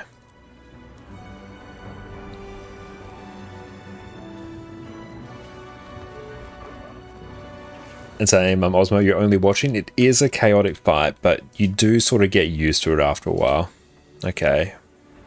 Right, so now we need a heal a lack. Heal lack's the main thing I need, honestly. And Fish, what's your standpoint on KP for strikes and raids? Generally, I don't tend to use it because I like to keep my raid and strike runs a bit more approachable, but in the absence of a better system for identifying who is experienced and competent at the content, I think Killproof is the best system that we've got. It is not a good system, it is a bad system, but if you're going through, if you've done raids every week since they've launched, you've done them thousands upon thousands of times, you don't really want to be going through and teaching people at that point. You just want to get in, get out, get your clears, and you want to go with people who have a similar mindset as well. So that is the filtering mechanism that we have. It's not a good one, but it's the one that we have. What region? Yeah, we're on EU here. You can do exclamation mark IGN, that will tell you exactly where. I think the biggest... People always have good times in raids if people come in with consistent expectations. Like if people are experienced, if all experienced people join, everyone has a good time. If people aren't experienced, if it's clear that this is a progression run or a training run, everyone has a good time. Issues occur when you have a whole bunch of experienced people thinking it's the experienced one, and then if you have new people join, and then yeah, your expectations are misaligned. And it's the same thing in reverse. If you have a training run and a whole bunch of people come in expecting a very quick clear, and then it's not that, then you start getting toxicity. So as long as people are in there with the same expectation, you're going to have a good time. And Killproof is one way to sort of align those expectations. It's not great, but it's what we got. Miss Vadger, where is Sexy Deimos? He will show up. Might do Wing 4 later. We'll see what we feel like doing. I wanted to go through and just do like some open world stuff to level up some other characters as well, but Deimos is fantastic. Okay, so we just need a heal a lack. Heal a lack does take a little bit of time to go through and get. It's one of the trickier roles. It's actually quite easy. Yeah, he's in Wing 4. Oh, you got these items to unlock armor and coalescence collections? Yes. Armor you'll get by doing Wings 1 to 4. Coalescence you'll get through Wings 5 to 7.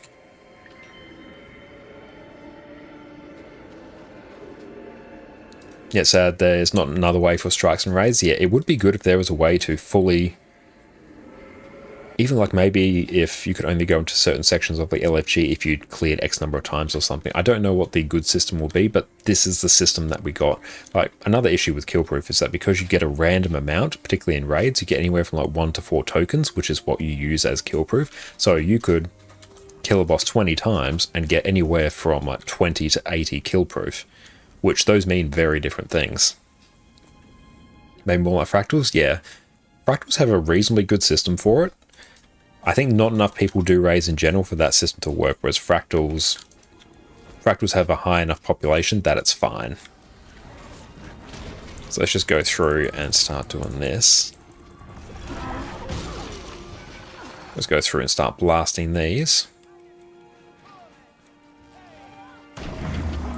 Okay, so this first fight is basically the pug killer of Wing 2. There will be 4 people. They will be transformed into slutlings by eating TY. So we just need a DPS. Okay, edit DPS. They will be transformed into slutlings. They will become enemies. So we need to not kill them, and they will clear a path for us.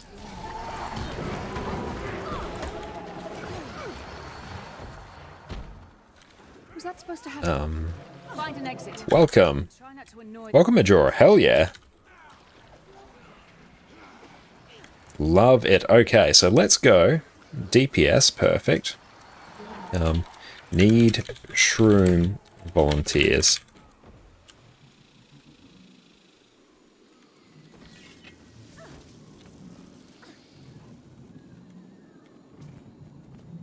Yes, Sloth. Yeah, this is Sloth. So how do we clear path? One person will be transformed into a slug by eating the imbued mushroom. They will then go and basically use their 6 skill, or not their 6 skill, their 1 skill. 6 for me, but for other people. They will go through and click on these shrooms, clear a path. So this one is a bit of a pug killer, so I'm going to go through and make a few changes to my build to make this a bit easier. Next feedback, it'll take that. Okay. Let's go through and actually redo some food whilst we are here. And Master Lou, you on EU? Yes, we're on EU today.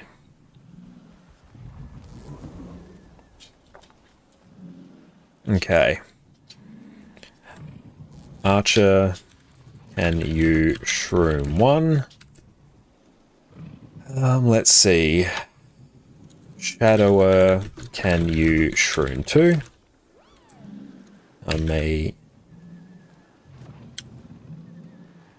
Magiora, can you shroom 3? I'll shroom 4. It's less than ideal, but I can. Is it just a path to fight around or to escape? It's basically just a safe spot to stand. So 1, 2, I'll put markers where they'll be. Markers are where the shrooms spawn. New players, don't kill allied shrooms, else we wipe. If you get special action key above your head, run behind the group and place it on the wall. Do not place it in the center of the arena. Perfect, there we go. That's literally everything we need. Bring projectile reflex and some pulls. And Fish, you don't like the way some people use KP, but you understand. Imagine that World Best World commanders only invite when you're above a certain rank and you need to ping the emblem of the Avenger as kill P, then mess up the whole squad. It absolutely would, yeah. Okay, so everyone come here. So yeah, GG. Someone was standing in the wrong spot. Don't stand too far back, else you will insta-die.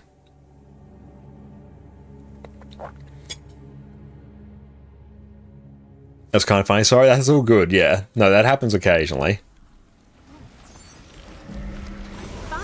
And yeah, time warp's fine. Oh, also going to want to bring like big Unga Bunga CC as well.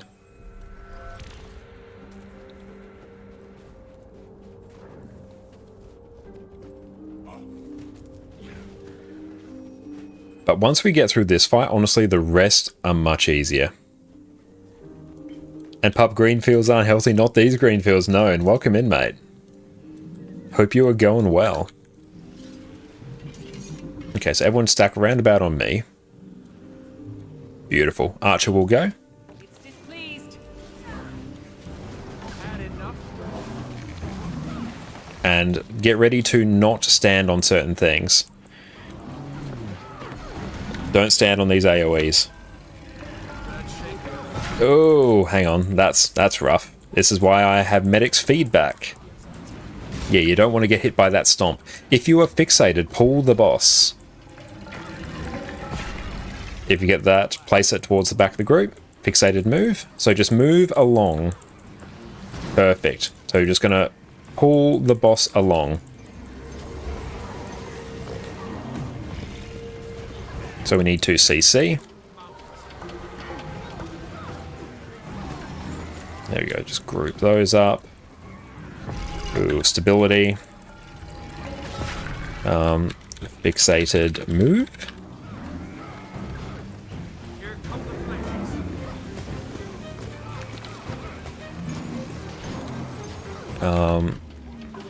Rune 2. And oh, where's my mouse? There it is.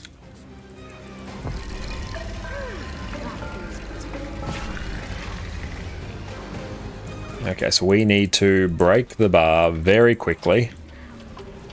And you don't want to stand in the bad too long. We get the res. There we go.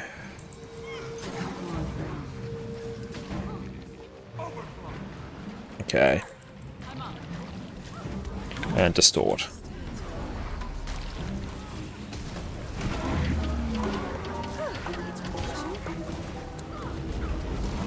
And 3. So I need 3 to go. This is still salvageable, but this is actually going to be a little bit scuffy-wuffy now. So you want to make sure you don't kill your shroom.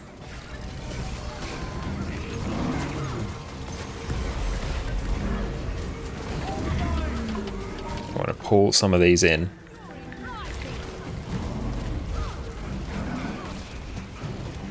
Scuffy Wuffy, yes, this will be a little bit Scuffy Wuffy. Oh yeah, double dodge this. This one will hurt like hell.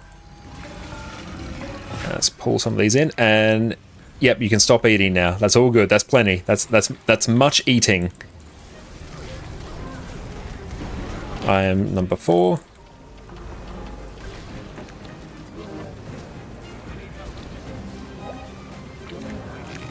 There you go. I am now shroom.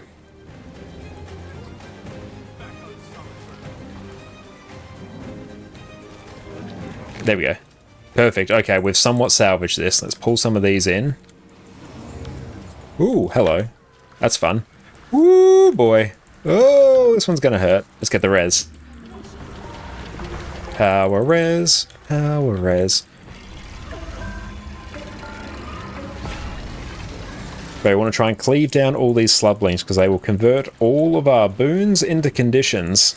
And it really sucks.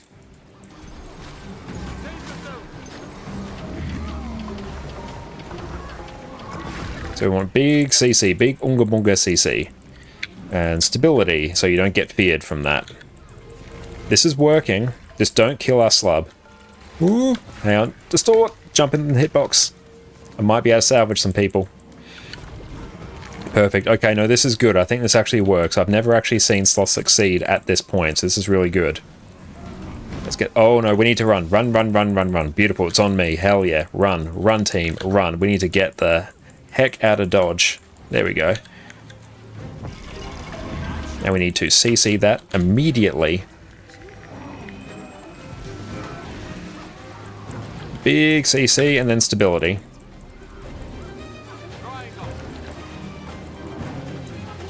Okay, and dodge. Whoo, distort.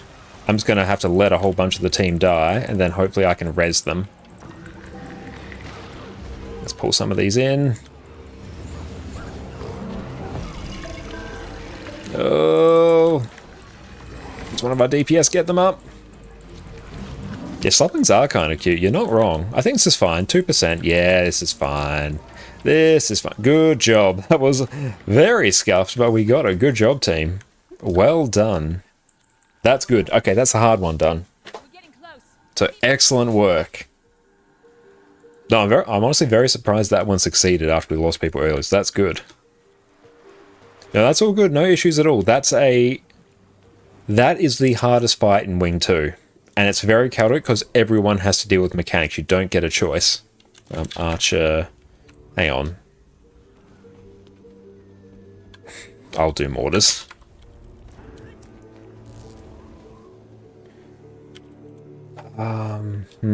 Archer. And you do mortars. I'm just asking Archer because they like doing all the mechanics. No, here you go. We can turn off that again.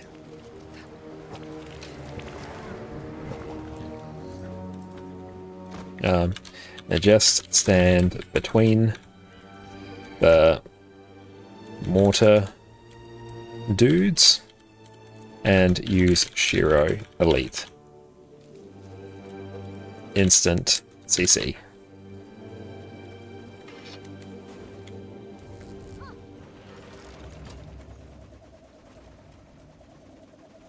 And I will take...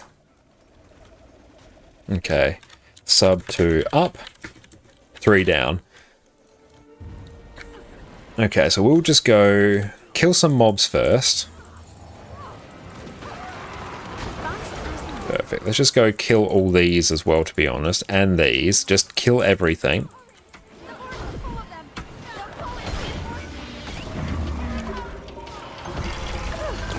There we go.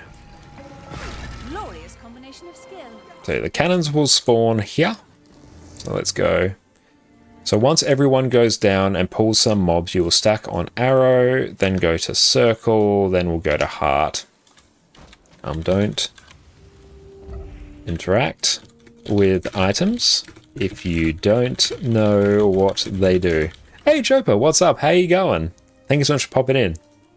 This is an easy encounter, so don't worry about it. This is fine. Just give me another well. Yeah. Oh, I might as well just take Mimic, honestly.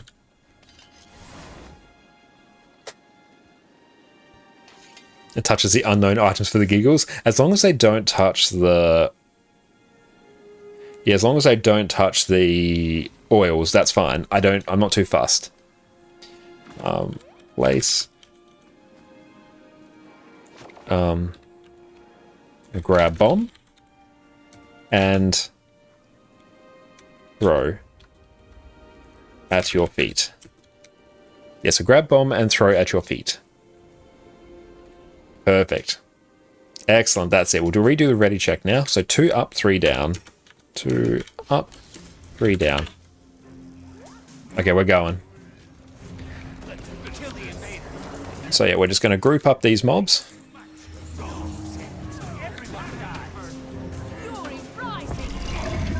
Just kill all these. And stack on tag. Not bust. Yeah, so come make sure you stack on tag. Right in the corner here. We're going to pull all these mobs in because they're going to line of sight us. So how was the sell of Frostfang? Very good, very profitable. We sold 2 Frostfangs and an Incinerator as well. So honestly, we are living large at the moment. Okay, and... Yep, so come stack here. Yeah, so everyone just come stack right in the corner. Stack tight. They will all now run to us and everything is fine.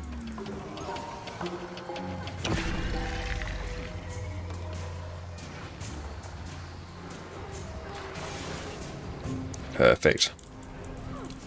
So it's a few more mobs to kill here. Nothing really to worry about here. Okay.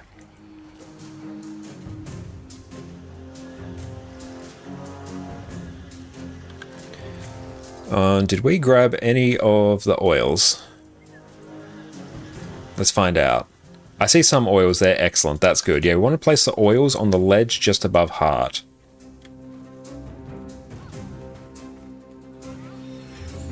Perfect. We've got a couple there. I am happy to throw them.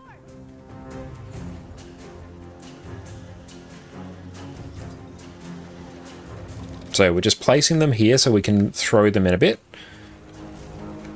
So, arrow.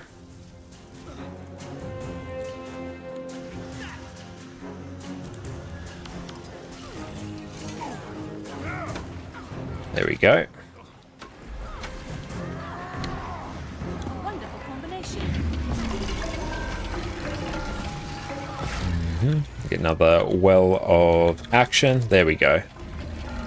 Oh, we're just going to kill that boss.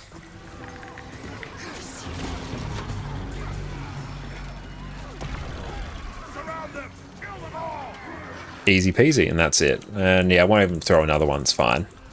Yeah, this fight is actually very easy as long as you know how to use the environmental items. Even then, without it, it's still pretty damn easy. Perfect. That's it. Now we kill more mobs. Oh, and we make sure we don't let these saboteurs get to the cage or else we insta-wipe. Got to mention that. You CC them or kill them. One of the two. And yeah, just keep mobs off the cage. Cage got a health bar. Mustn't let the health bar deplete or else sadness will abound.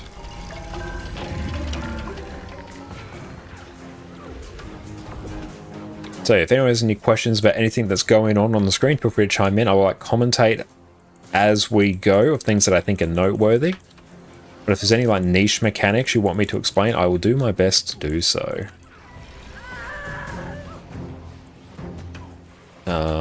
Circle at 457. There we go. Mortars are up. Mortars. There we go. But dealing with mortars is very easy as a revenant. You literally just take Shiro, stand next to the mob that you need to CC to stop it setting up the mortars, and press Jade Wins. It will insta-CC it. And then on the third round of mortars, when you have 3 of them to deal with, stand in between them, use Jade Wins, insta-win. Let's deal with that. Yeah, let's actually go set these up. And this works. It's less than ideal, but it's fine. Just stack on this side of the arena. Yeah, XM, feel free to come on the boss. We need you on the boss. Everyone needs to be right on the boss. This boss will port around to people randomly, so we need everyone stacked up. The last thing we need is this boss on the cage. There we go. Mortars are up. Perfect. Easy. That's really the hard one. There we go. So very good. Okay, easy. Yeah, now just keep killing mobs. So heart at 257. A passing range, not random. Excellent. Thank you, Shadow. That's helpful. Heart at 257. There we go. Outstanding. Yeah, so make sure you are not far away from the boss. Okay, we got mortars up. Okay, we have some mortars to go through and kill. This is actually sketchy.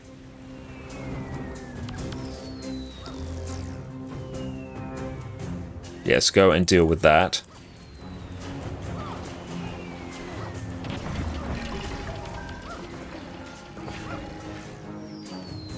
There we go, we're all good. Oh, nice. Okay, so let's group some of these up. Nice recovery. Hey, Chill Steps, how's it going? Thank you so much for popping in, mate. It's so good to see you. Refreshing. I feel energized. A beautiful blend of talents. Okay, so heart.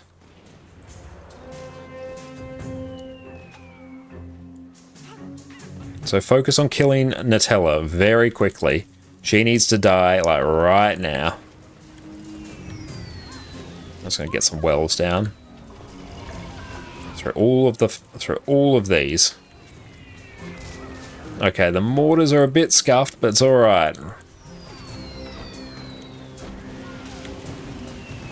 Protected. There we go. Now I'll come down.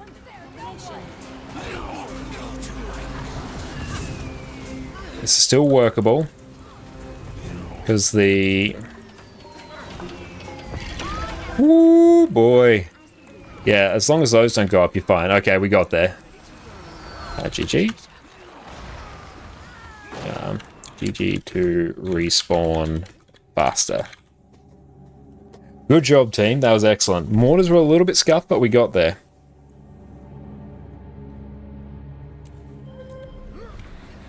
So where are the mortars? They were, Miss Badger, on basically where the platform was, where you threw yourself up.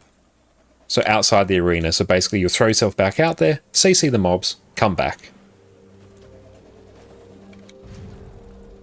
Rare treasure. I will reflect. What's that over there? Yeah, I'll reflect.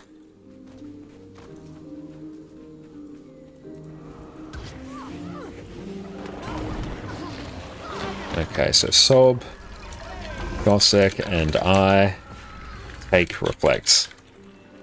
I will be main reflect.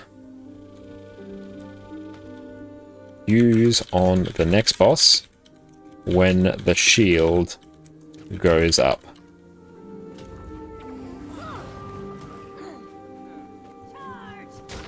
So yeah, periodically the mortars will spawn on that fight. There'll be a message popping up on the screen, so you just need to send someone out there to CC the mobs as they're setting them up. That prevents them from getting set up. So what happened there is the mobs weren't CC'd correctly. You have to like wait until their CC bar pops up, then you CC them. And then that prevents the mortars from going up, because yeah, that fight is very free as long as the mortars don't go up. If the mortars are up, it's a really bad time. Bring Omega CC as well.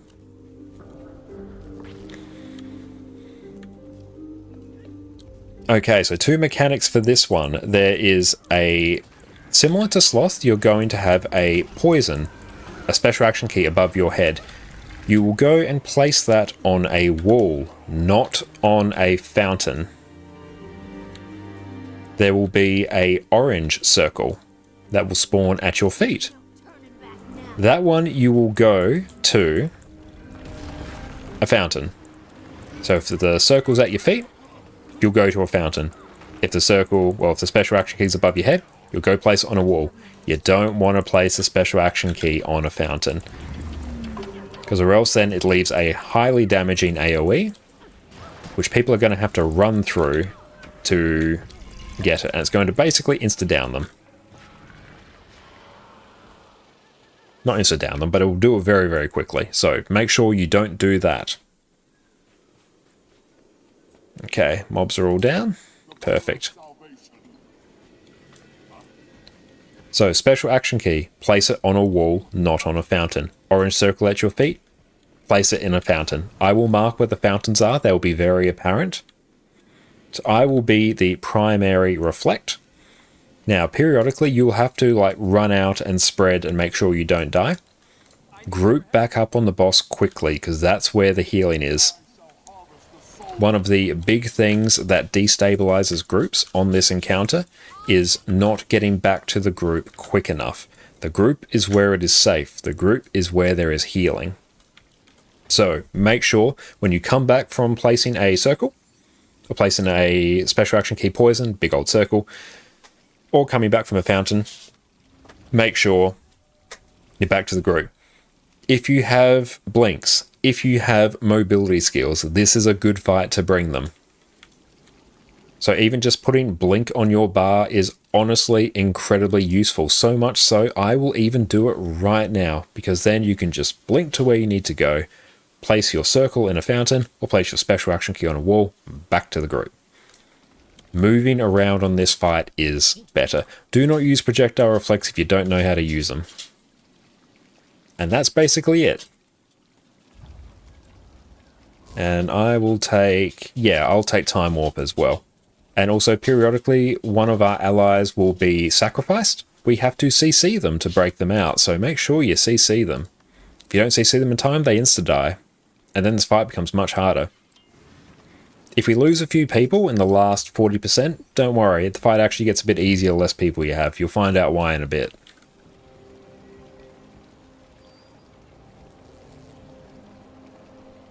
Okay, easy peasy, I think we're ready.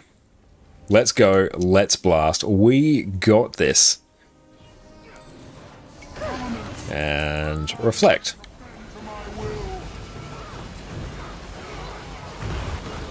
Protected. And you want to dodge that. Energized. So we're going to CC now. CC immediately. GG. If we lose someone on the first one, I'm just going to GG.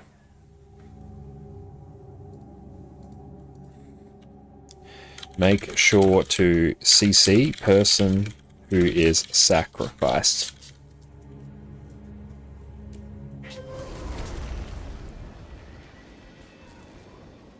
Okay, I might even sacrifice a bit of quickness for some extra CC. I am the sign, the bringer of salvation. Yeah, on your bed. Cheeky little sausage. Okay. And reflect.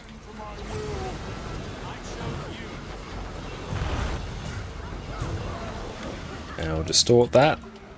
So yeah, if you get that, go place it in a circle, or in a fountain, more appropriately.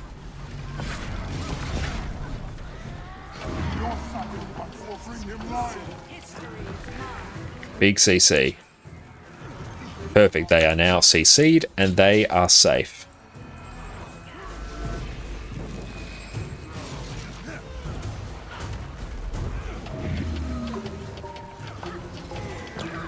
There we go, his barrier is up, so we need to reflect. We reflect the projectiles back to him, and then that means we strip it, and then we can actually damage him. Can't damage him when he has his shield up. Oh, I don't have any food on me. That's very sad.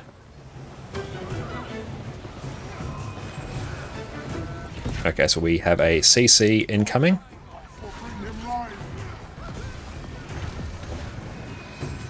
Big CC. Oh yeah, you have to go place it in a fountain that hasn't been used. Run to a different fountain, exit him. Good thought, but yeah, each fountain will be used, so go place it on arrow. Arrow will be the easiest one for you. Good placement of these circles. You now need to spread. So run back to the group. The group is where it is safe. There we go, that's right, we got you up. And you want to not move around as much as possible in this phase. So big CC.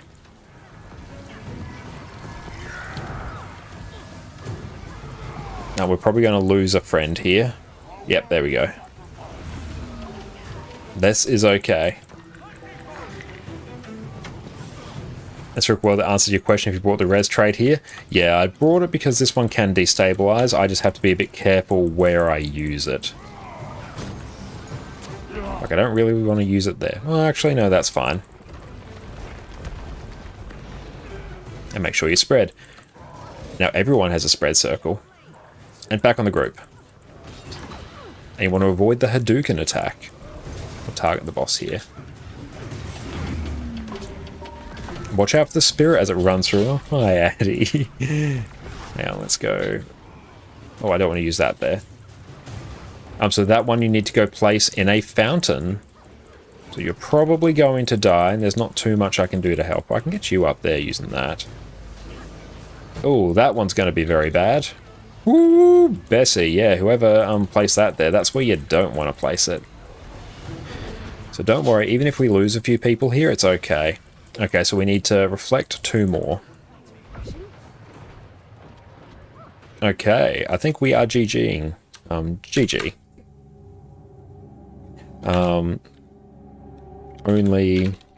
Only place orange circle in a fountain that hasn't been used. I.E, a white one.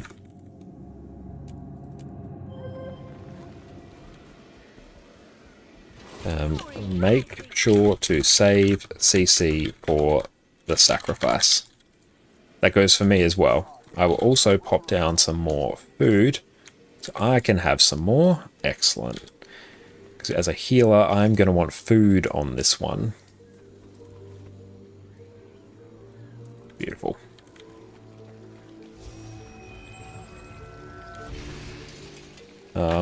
Orange circle. Fountain. Special action key. Whoa.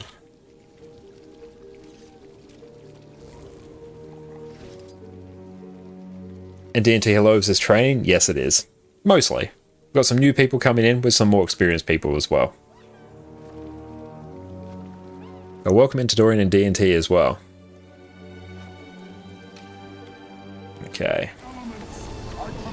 And reflect.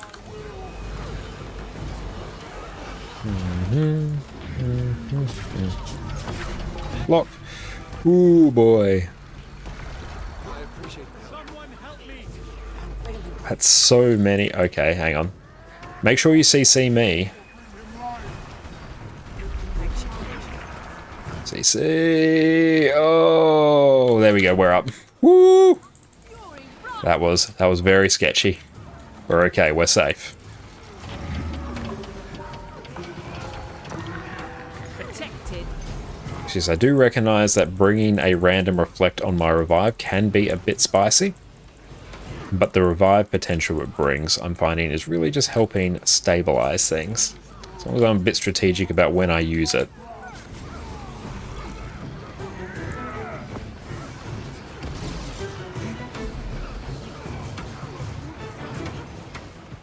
Okay. Big CC. There we go. Back onto the boss. That person should be... Oh, good, they're alive. That's our druid as well. Excellent. Reflect.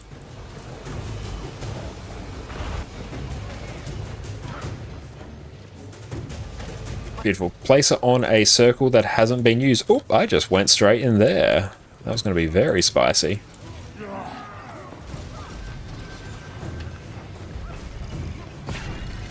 You want to not spread. Let's get them up. Beautiful. So run back to the group for heals.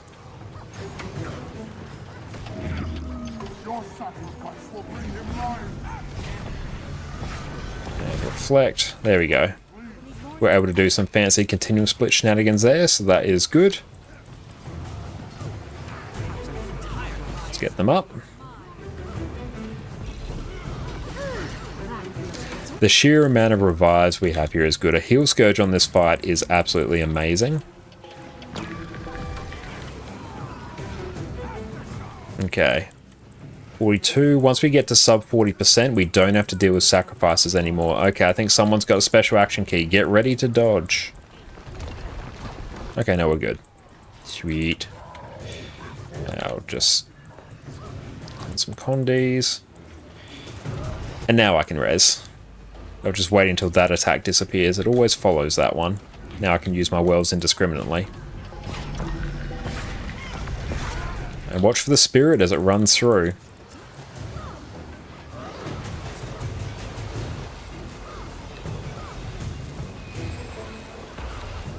How can I not res you? I think you're desynced. I can't res you. That's unfortunate. And we've got this. Let's go place that there. Okay. Ooh, boy. That was a spicy one. And let's go get everyone up here.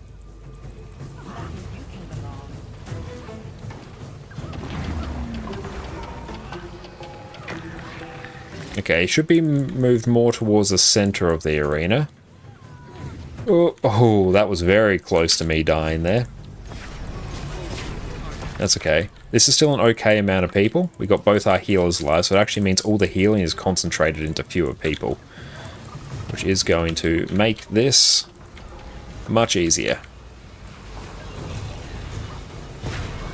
Beautiful. And it also means there are fewer people that need to spread.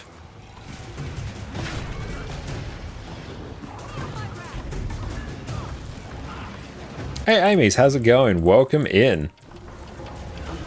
Yeah, raid is going very well. We are just finishing off a Wing 2 here with some new people. It's going very well, and good job. That's Matthias. Second hardest fight in this wing.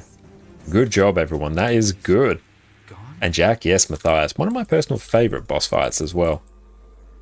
I think bringing the revive trait there was big value. So no, that was very, very good. Water was too far, didn't get back. Yeah, that's why bringing Blink is quite good. So TY all. That will be it for now. Doing it twice kind of set things up. Wasn't as confused. Yeah, once you see it the first time, it's not too bad. Excellent. Good work all. That was good. Beautiful, successful stream so far tonight. We have a legendary rune and we have 2 raid wing clears. And Jack, what's up? And yeah, congratulations. It was Gossip Miss Badger. Was that your first raid wing clears? Because that was very, very good. Had a great time with that. Sorry, killed you once. That's all good. It happens occasionally on that one. It gets a bit chaotic. So no hard feelings. Ah, excellent. Beautiful. No, you did well. Like, honestly, raid fights have been power crept so much nowadays that it's really not that bad anymore. Especially when you start bringing things like heal scourges. Are both Herald's first raid we survived? No, you did well, and Herald's a fantastic one to bring. We'll be back on EU very soon. Love to hear it.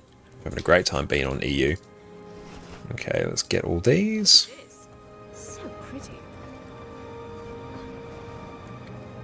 Okay, brilliant. Now, let's take a look and see where various event timers are.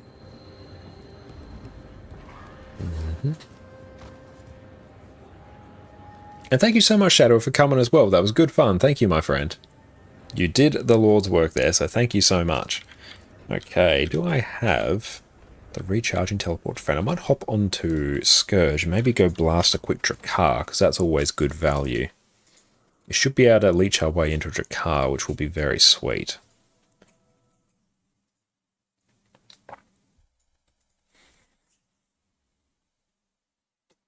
Raid's a fantastic way to gear up new characters because they have a really good chance to drop Ascended gear, which is very, very nice. You can use the currency to buy Ascended gear as well. Great source of gold on top of that. Bura, Drakkar. Okay, let's go hit up this one. How much LI do you need for 1 piece of armor? For your first set of raid legendary armor, it costs 150 legendary insight. So whatever 150 divided by 6 is, so it should be 25. If you have 25, then that is enough for 1 piece of a legendary armor. For your subsequent sets, you'll need 300, so you need 50 per. But if you're able to do a full clear of raids each week, make sure I join. Ooh, that's a big old queue size. No, won't worry about that. Won't worry about that at all. And Dante, what's up, mate? How you going? 25, the envoy insignia and high everyone? Yes, and then you have to get like extras for the subsequent sets. Dailies 2 like L2Q DPS. What actually might be worth doing. Oh, yeah, we'll travel. Hell yeah. Surprised we actually got into this one. Did they clear Drakkar? Ooh, I don't think they have yet. Nice. Yeah, second set is 300. Yeah, your second sets become much more expensive, but even then, with the LI you get from full raid clears and from strike clears as well, it is very, very quick comparatively to get your legendary gear through raids, especially once you're comfortable with them. And Jackie says need gold. We all do for the legendary rune that we all need to get so we can get a free legendary relic. Oh, you like 1 piece for a char, but you do your World vs. World legendary. Yeah, World vs. World's a good way to do it as well. That's just time in World vs. World that you need. Beautiful. I should actually run... we'll be running wells here, which is going to be a bit weird. The light's awesome on char. Yeah, the light really is, so I'm looking forward to making that. Well, that's what takes longer. Yeah, it does take significantly longer. Raid legendary is easy to get. Yeah, if you're comfortable with raids, yes, it is much easier.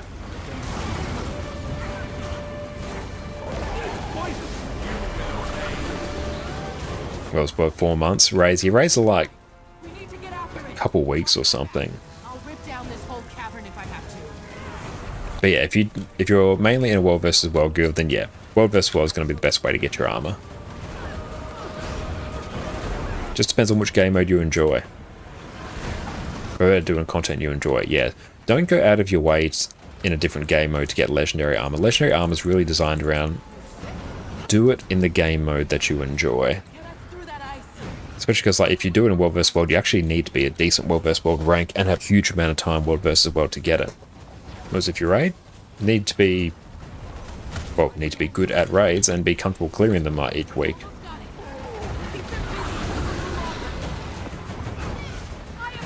And same with PvP as well. PvP is bound by the league seasons as well. You need a whole bunch of the league currency from memory. And next thing we probably just grind Obsidian once it's out. Yeah, Obsidian as well is going to be a pretty good one to go through and get. But honestly, like, raids, especially raid armor, because you just need to do wings 1 to 4 to get it, is really, really cost effective. And also, through the legendary armor collections, you will get a free set of Ascended armor for Envoy 1, and then you'll get another one for completing Envoy 2, so 2 free sets of Ascended armor, which is absolutely unhinged. I should provide some boons here. There we go. The second set, you have to pick the weight that you want, though. Your first set, you can pick any weight, so you can get like 2 free sets of Ascended armor, which is absolutely insane. Show yourself! You can't run forever! I'm sorry to hear that, guys. I'm sure there's probably like some World vs. World guilds out there advertising.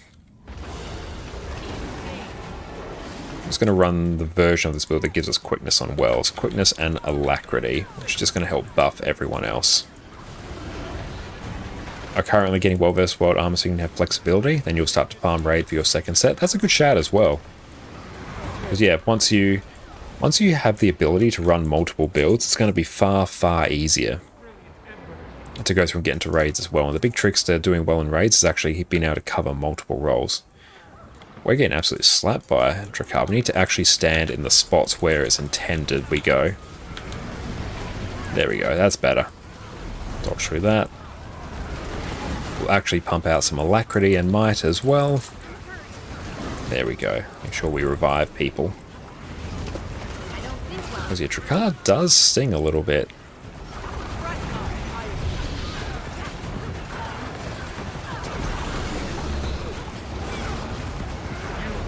And raid gear for you, Kill and Jack will be medium, PvP will be light. Very nice.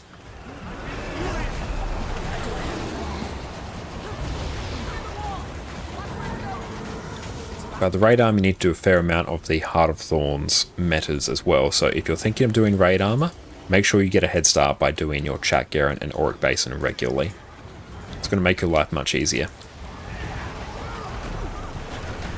Oh. Yeah, we got pinged by that one. Miss Badger, Saitang meta soon if you're interested. I think I will do Saitang actually.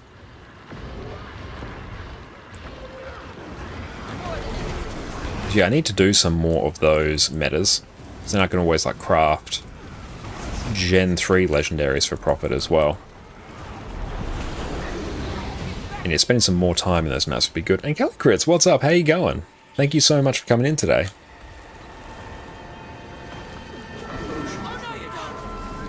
Yeah, we might just make some changes to this build to make it like uber brain dead to play.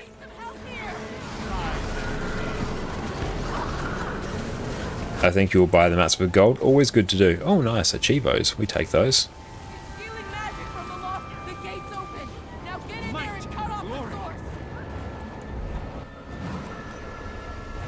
Yeah, we actually need a bit more life force as well, which we'll probably get by... Do we get an extra life force by going through death magic? I need to actually use my skills in a somewhat reasonable fashion.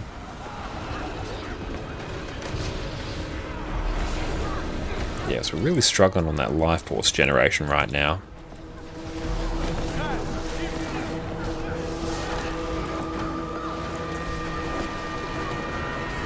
Not having Signet of Undeath will make this significantly harder.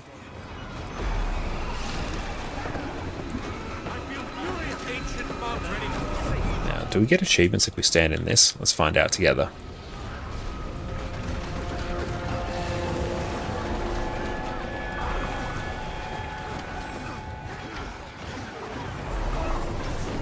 It is taking a hot minute to go down.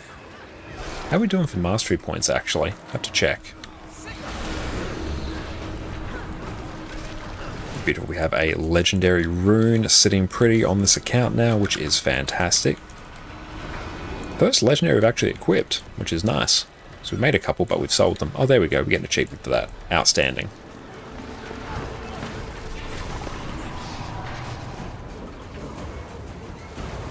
Yes, I need more mastery points. Which I need to go through and play through the story, actually. New players always go through and play through the story. Because you want access to as many mastery points as you possibly can. I should take Parasitic Contagion as well. Dodge that.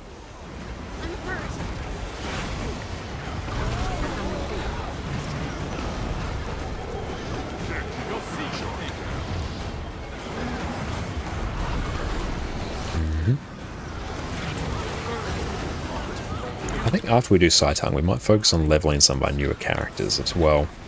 I want to start getting some value out of those. And Dox is doing Season 3 as you watch this. Finally got access to all this unstable magic. Beautiful. Yeah, I actually might go through and finish off the last step of the Ember Bay Season 3 as well. Because that's been sitting almost finished on my to-do list. Like, I've literally just got this last thing to do to finish off my return to Ember Bay. So I can get a nice little win by doing that.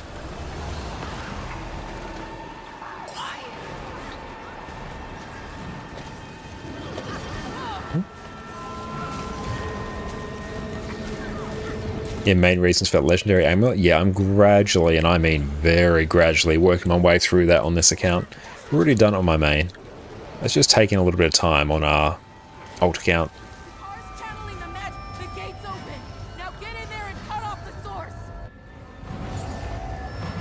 Now, one of the tricks with this fight is the fact that you're not meant to be able to go through multiple of these Raven gates, but you can port through them. So you have a few mesmers or people with portals. So we saw a lot of the White Mantle portal device there. So you have people who don't go through, replace their portal on the outside, and once they go through, place on the inside. So all the people who couldn't go through because they went to the ones previously can now come through. And because you're lucky you did it during release, made it easier having so many people. Oh, absolutely, yeah.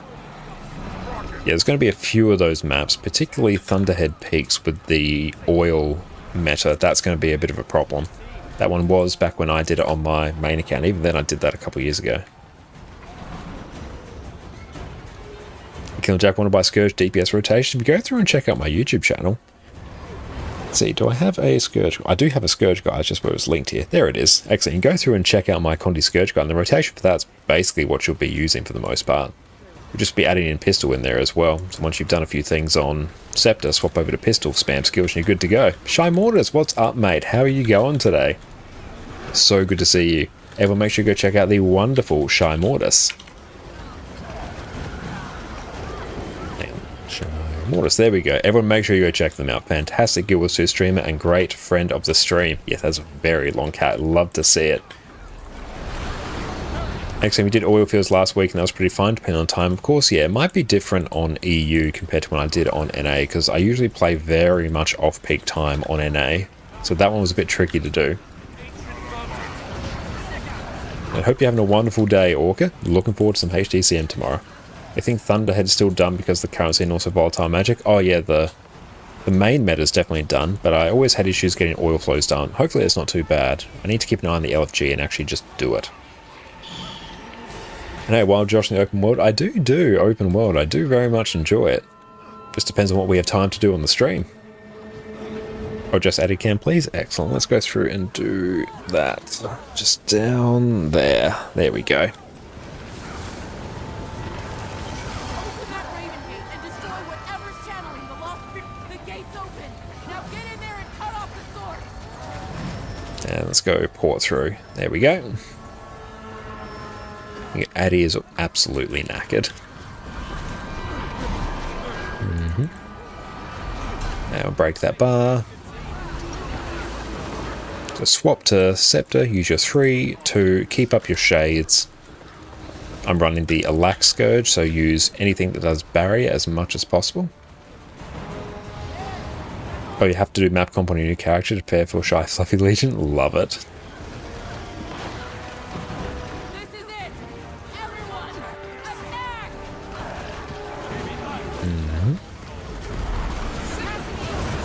Just keep on attacking. Should have taken Parasitic Contagion. It would just make being alive here significantly easier. Especially finally got tea and breakfast. Wonderful. I hope you enjoy that. And thank you for coming along to raids as well. They were good fun. Very glad to get some new people there. First raid clears. That is exceptional. Oh. We can get a heal off. There we go. Faro, what's up, mate? How are you going today?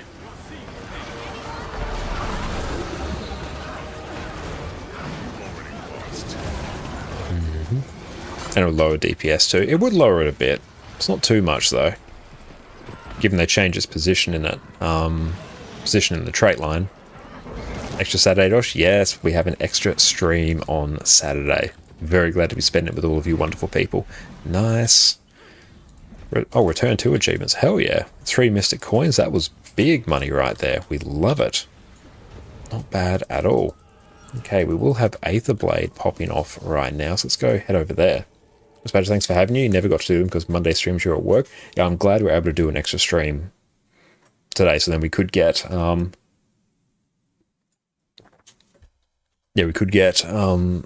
more time with our lovely EU viewers. That was beautiful.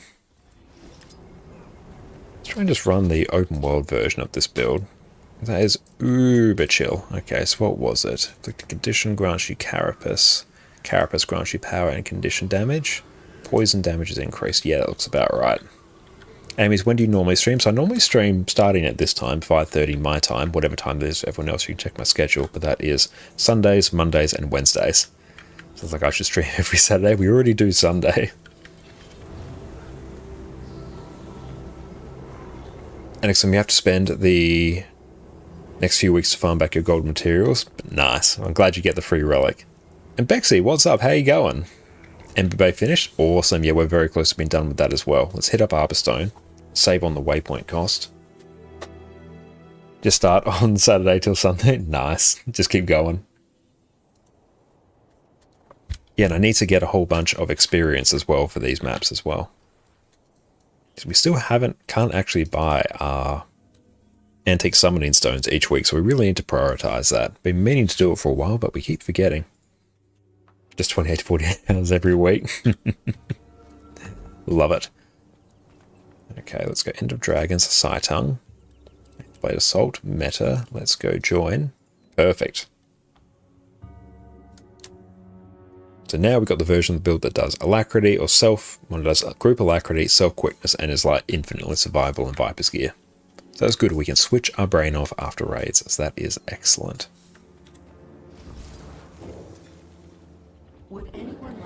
Now, if I make sure I load up on some batteries, and I can do some Jade protocols as well. And Orca, any tips for teaching Wing 6 CA?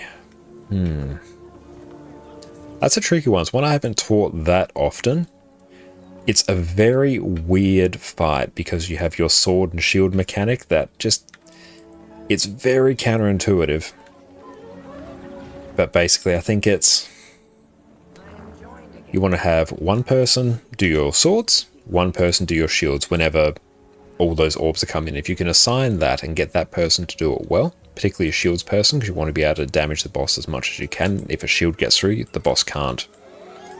get damaged. So all those people that deal with the swords and shields collecting, make sure you have them watch a guide beforehand so they know what to expect. Healer shield, yeah, have a healer do a shield. And do you normally have DPS or healers do the sword? Can't believe the ministry's afraid of a bunch of junkyard pirates. Well, heard those Aether Blades shot. And Jack, you had a recent Scourge rotation one, much more recent than the link you posted. There's probably a more updated one out there, but that is our build guide there. But that one was before Secrets of the Obscure. It's one of those weird fights where you know the mechanics but no idea how to teach it. Yeah. No, I feel you there. It's a very tough one to teach, and honestly it's a bit of a tough one to command as well. That's why I don't particularly like commanding that one a huge amount. Same with Kadim. And CA is a very weird one where it's trivially easy if the mechanics are dealt with well and nigh on impossible if they're not. Your sword and DPS does more damage on hands. Yes. You want to have your DPS pick up the swords when you're using them on the hands at the very least, because then yeah, they get a huge damage multiplier. So I've got the offensive one. Let's get some defensive one. Let's go grab this. But yeah, if you check on the Snowcrow's build page, that will have like the most current rotation for Scourge. Let's grab a few of those.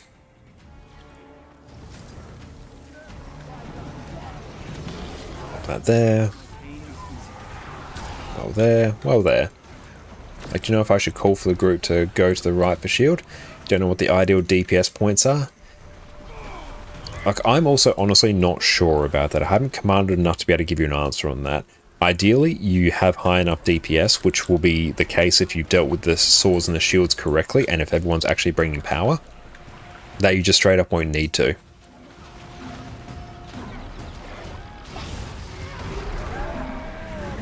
And thank you, FR, for the hydrate, mate.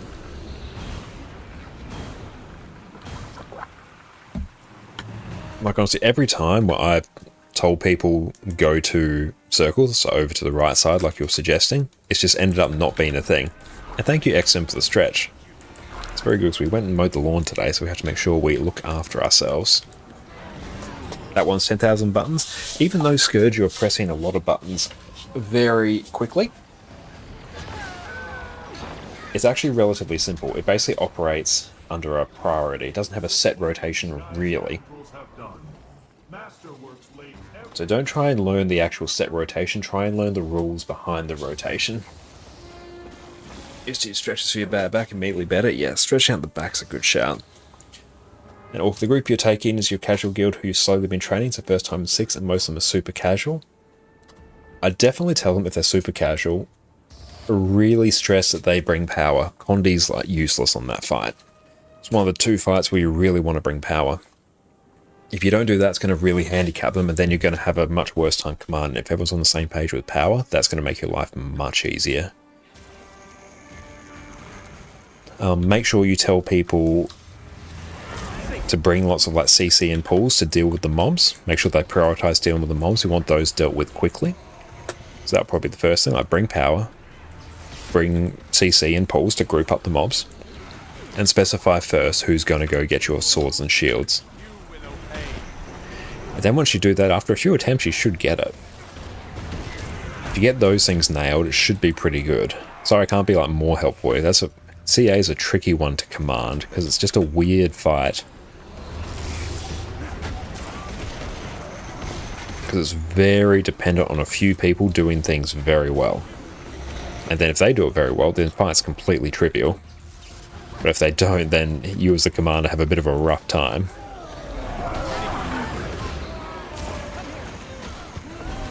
But I definitely probably just, if you're commanding it, have a good read through the Hard Snuck Snowcrow's guide and watch like Muckluck's Get to the Point guy as well. Just try and internalize as much of the knowledge from there as you can.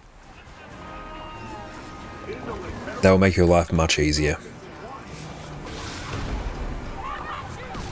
Which is one I still need to go through and like watch more of as well. It's a shame because I don't particularly enjoy the CA fight because it's either, it's like not particularly intuitive, but at the same time, if it's done well, it's completely trivial, so you don't really get the challenge from it. Or it's just giga scuffed, then you just wipe, especially if people don't know when to use the shields. If people get shields, make sure they save them for the clap.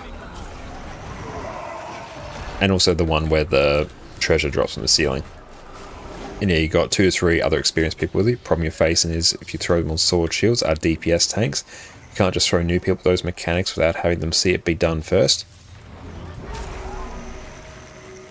Whoever's healing, I'd probably send them a video just showing it done, and once you see it once or twice, it's not too bad.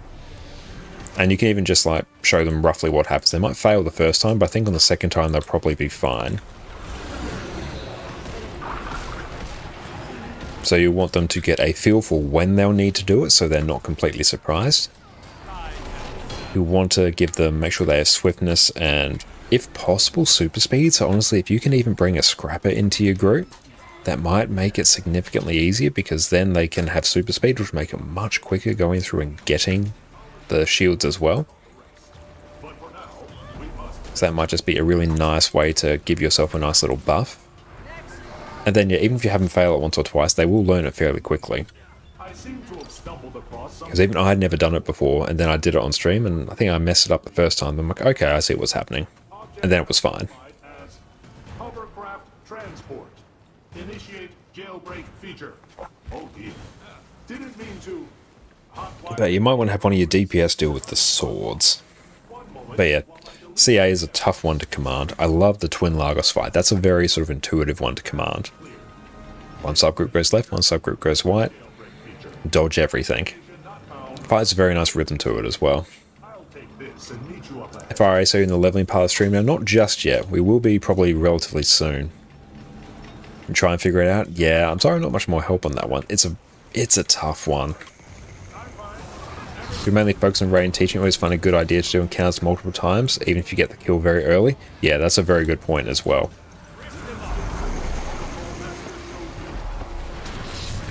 And yeah, if you do have new people on them, like new people on some of the key mechanics, just stress them that it's okay to fail. And just go, yeah, we fully expect people to fail a couple times on this, that is all good, and then we'll figure it out from there. Set that expectation early so there's less pressure. Or at least get your masteries. Yeah, Miss Badger suggested that we do Saitang, which I really need to do, because I need to do more End of Dragons, because yeah, I actually need to get the globalization mastery so I can buy my antique summoning stones each week. But also just in general, crafting the Gen 3s on this account will either be good for getting us actual legendary weapons, or very good for making gold.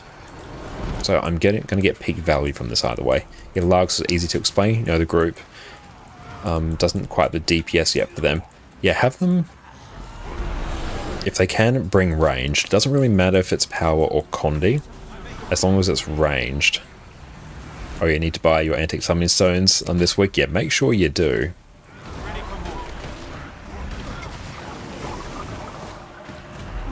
Things like Scourges and Virtuoso are amazing, also because Scourge has a whole bunch of like boon removal baked in, which is great.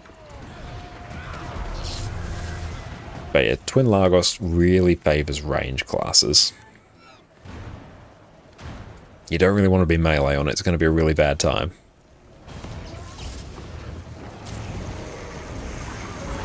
And load up your healers in Minstrels and Givers. You need XP buff? I do, yeah. Do I have any on hand? I do. Yeah, there we go. Like I would, what I normally do, what I should do, just like off stream, just like run the Candy Corn Gobbler for a couple hours, and then just have like 20 hours of buffs.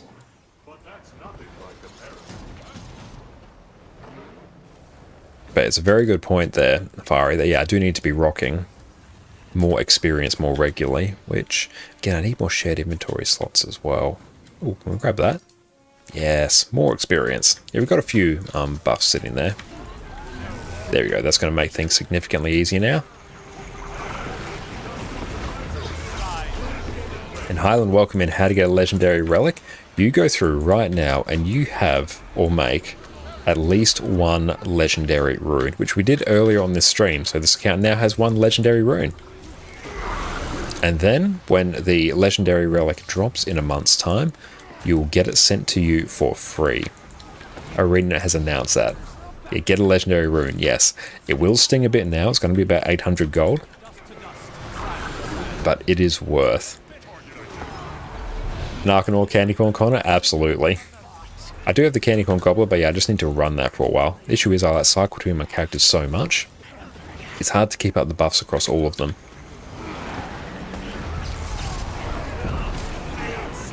It's going up to 750 at the moment for one rune. Ouch.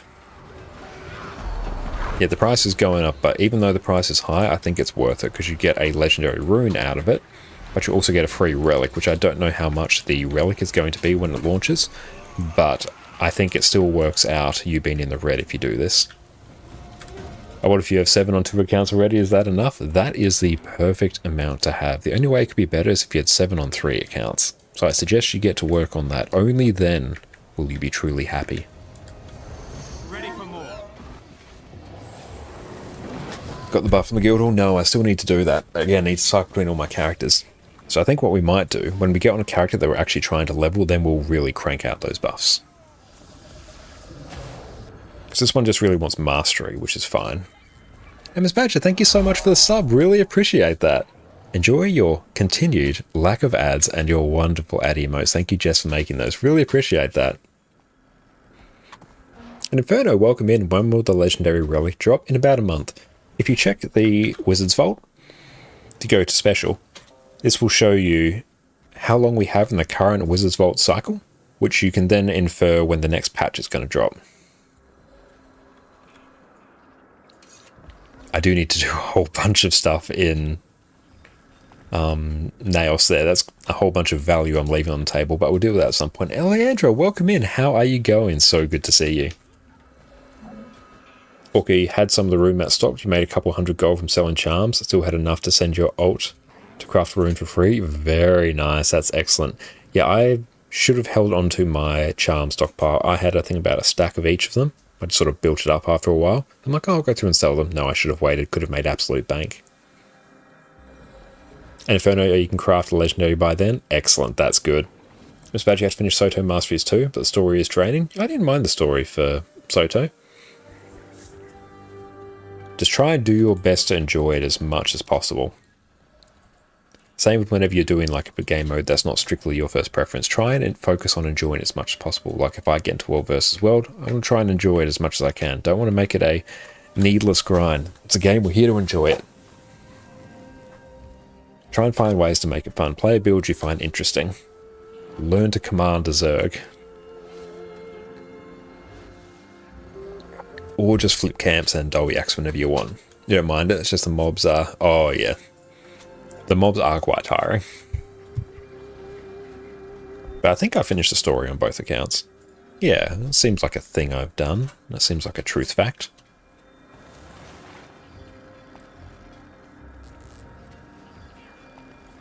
And what else shall we bring here? No, this is fine. We're functionally immortal now, which is good.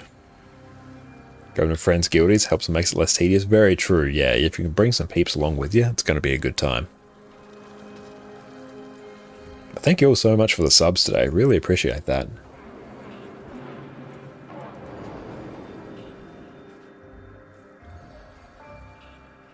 That's good. Our legendary rune is done and dusted, so that is exceptional.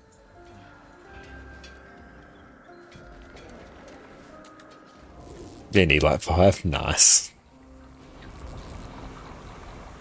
Might and glory.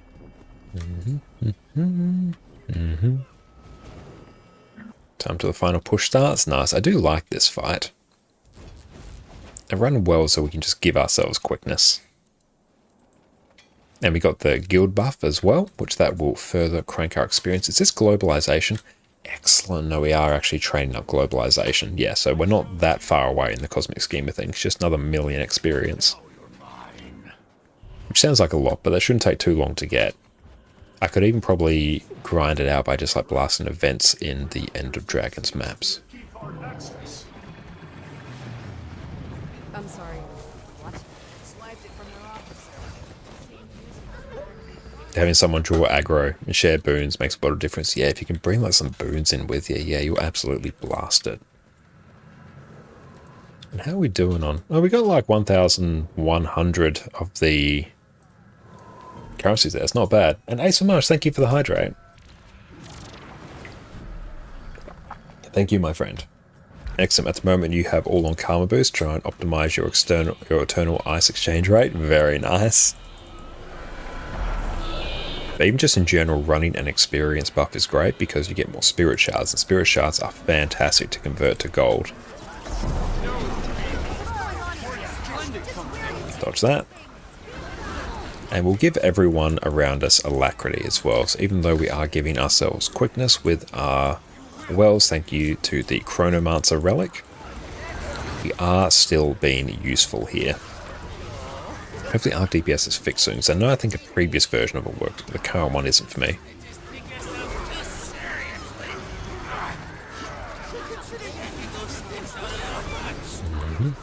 Swap over to the Bulwark Gyros.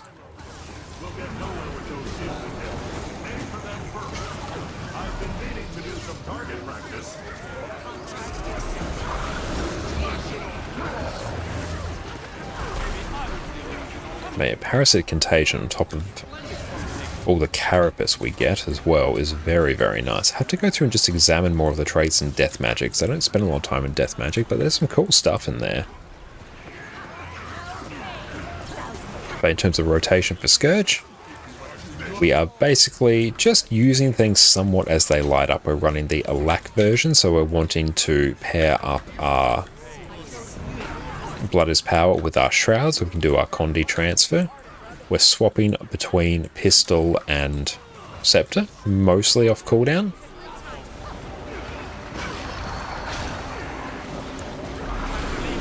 And just, well, actually, I don't need to spam my skills, so I'm not running Doomfire, but normally you would try and spam your Shroud skills every second to trigger the Doomfire trait, but I'm not running it. Do you know why Necromancers should be buffed? Because they're doing all the death lifting? Love it. That's a brilliant one. Okay, Shroud Gyro's done. Back onto the boss. Dodge that. Because we are running the Alack Scourge, just anything that does barrier, do it as much as possible, because it's through the barrier that you give alacrity.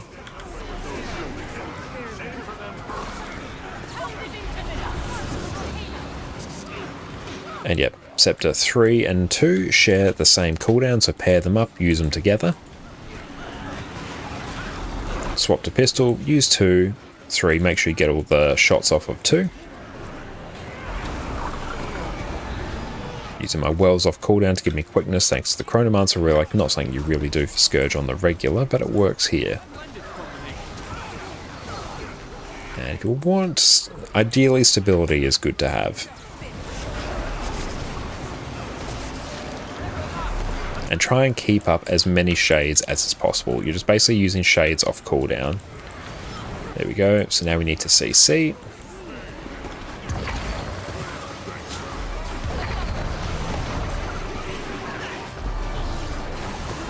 And you're using your torch skills off cooldown. Sounds shady. And so you see Dog already did Legendary Rune? Yes, she did. She was a big help during it. Now she's all tired. Let's target down some of these gyros now.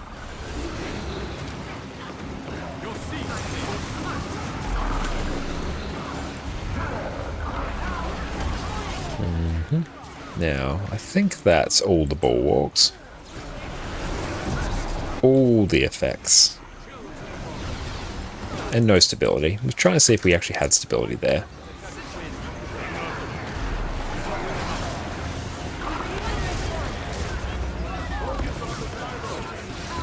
Now try and deal with the blast gyros as much as you can, because they do sting. As soon as the bulwarks pop up, head over, deal with those.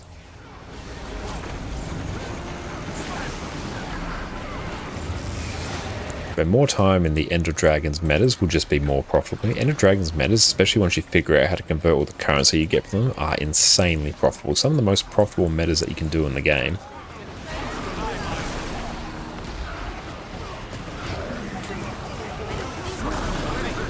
And beautiful, now it's just one last CC.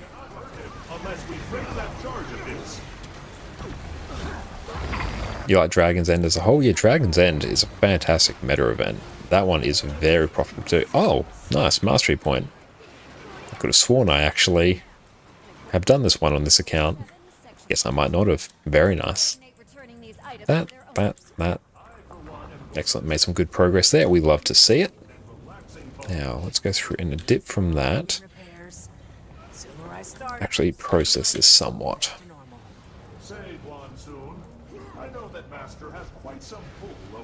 Here, I think actually the writs might actually be more profitable. Or higher value, I think.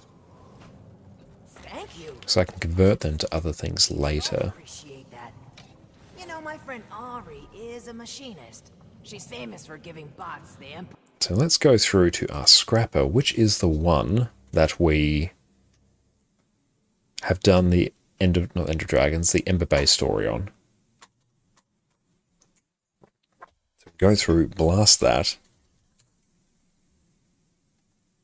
Make some progress towards our legendary amulet. Now, if I just head out... Oh, we're in Auric Basin. No, I don't want to be in Auric Basin. Although, when is event timers? Might see if we can blast a Chak Gerant sometime.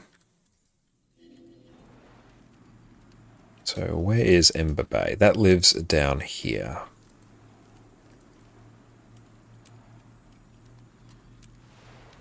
In Kynane Blackout? I wouldn't mind doing the Kynane Blackout. But yes, there's other stuff that I want to do today. Like even just chilling, actually leveling up some of these other characters is going to be insanely high value for us.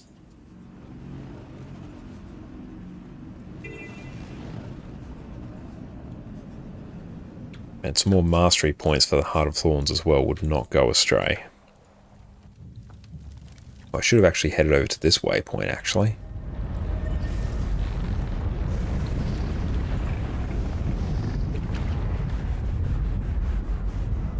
I always like the thermal tubes here. They're a very fun mechanic. Okay, find the Massart Helm. That will be up here. There we go. Off we trot.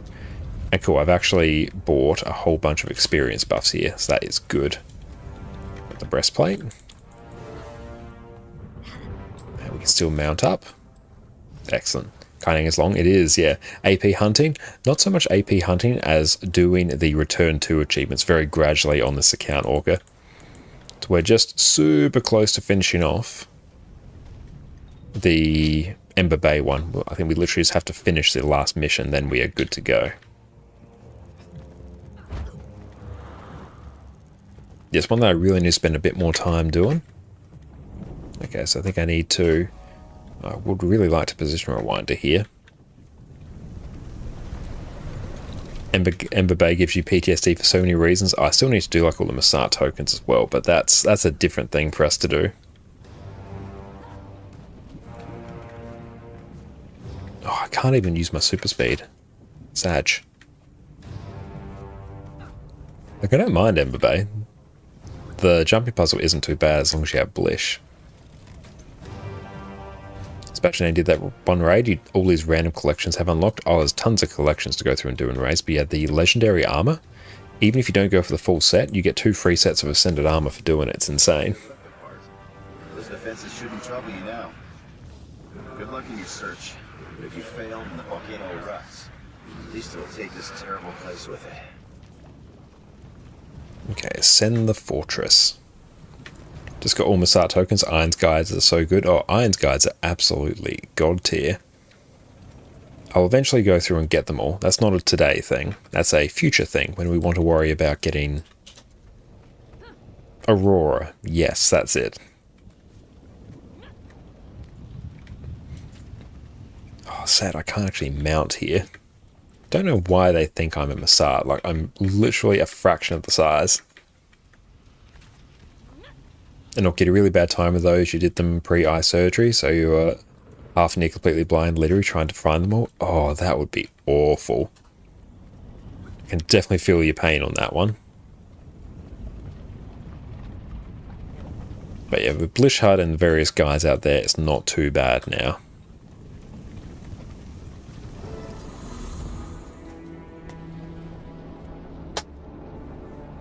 Night boss as well will be pretty hype.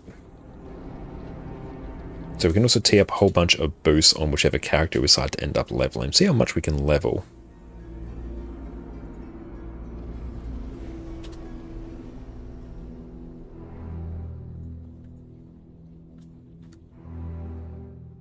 Beautiful. I think we won. We really have to somehow finish Aurora. You want your item, but the cost you have 0 clovers now. It will take a little bit.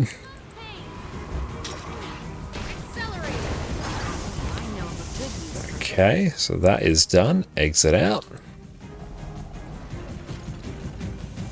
And we want to go hit up this one. Yeah, I want to get Aurora and Vision on this account as well. It's on my list.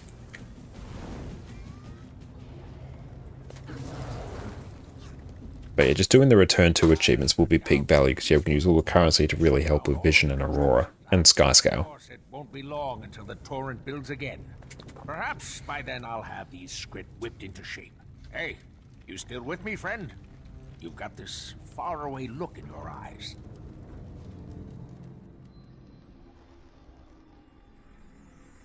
We've got an Aurine Vision now, I'm presuming.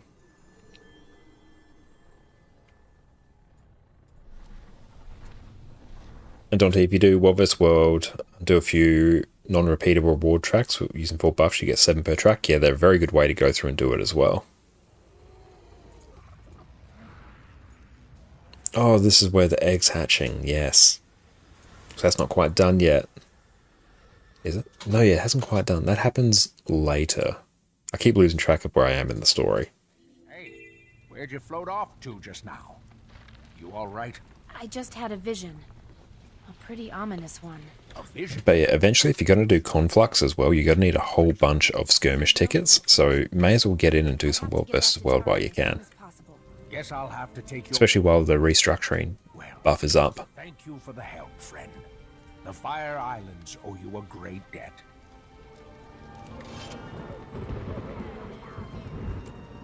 Okay, so I think we need Dragon Vigil, so check on the egg. PvP also has non-repeatable reward tracks. Bonus events still going. Yeah, take advantage of these bonus events as much as you can. It's a great time to go through and do all these World vs. World things. So we have to go and hit up, return to the egg chamber. So that will be down here. And Orca, in your opinion, the World vs. World and PvP legendaries are great if you like the game mode, since you can double dip on most of them. Very true, yeah. And Romantic Hero, welcome in. Connor, what's your favourite class for events, open world, and story? Favourite class in general is Revenant. That is my main. Got most of my time on my main account on that one. Got one on this account. I need to play it a little bit more, but Revenant is my favourite by a significant margin. Is everything okay? Next would probably be Necro. It's hatching, Commander. And then after that, probably either Mesmer or Ranger. We should get inside. Marjorie and Kate. You called Kate, too. I wasn't called, but I was nearby and word spread fast. This is very exciting. But what is everyone else's favourite classes? And Romantic, what's yours? He's indisposed. Ruka, can we all go in? I'm sorry, but you're still the only one attuned to the chamber. The magical barrier will not allow us. Oh, my Mesmer Chrono Boom build is so good and helpful. Thank you so much for that. It's so kind of you to say. Everyone, make sure you go check out my YouTube as well if you want to see some top tier Guild Wars 2 build guides. But yeah, I very much enjoyed that one. I'm looking forward to doing a Heal Chrono one as well. That'll be my next build guide that I'll be making. Have a guess for yours? A fellow Rev enjoyer. I love it. And Jox has only played Elementus your entire time. Very nice. I do enjoy a bit of Ellie as well, especially like Condi Tempest. I've loved that one recently. Miss Badger, Rev in PvE and Firebrand in World vs. World. Nice. Yeah, I'm going to have to go through and get a Firebrand for World vs. World. That will be the character that Dante made for us. That will be a World vs. World tune. And Fish, Rev, Firebrand. There's a lot of love for Rev here. I'd love to see it. There we get the egg to hatch. Beautiful. We love it.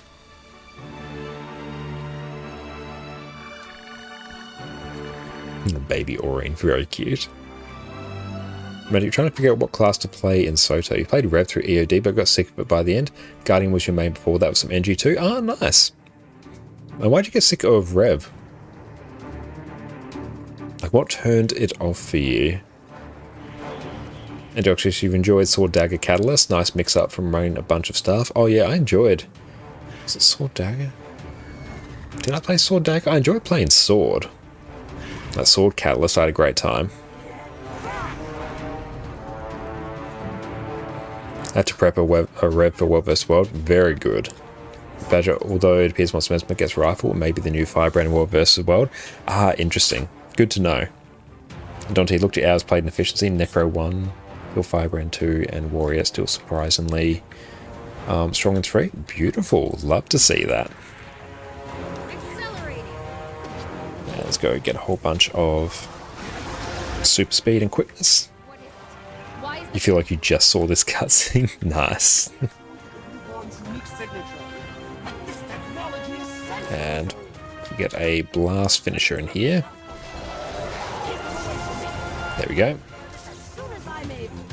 Walker PvE, Rev, PvP Guardian, World vs. World, Core Support, Firebrand, Burst of DS Traps, Ranger, Longbow Spam. Love me some Ranger Longbow Spam. Power Soul Beast I very much enjoy.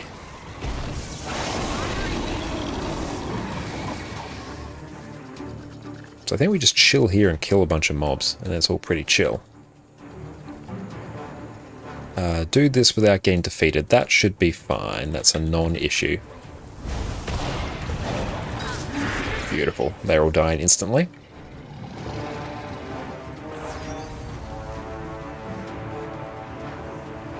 Now remember, you got sick of Rev because you feel like having... you didn't enjoy spamming your facets. Yeah, it's good to know that you don't need to spam those anymore. They've reworked it so now that you upkeep them to pulse your boons. So that is a nice change. I much prefer that change as well.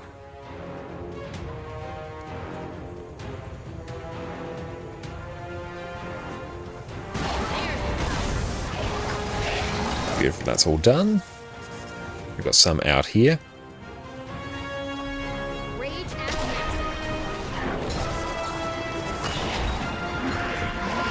Got a few coming up there, so we'll hit these up first.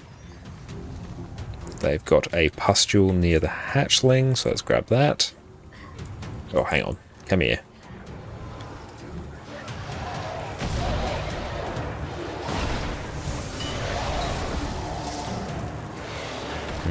And just wait till we get another field up so we can blast it. And there we go. Whole bunch of quickness.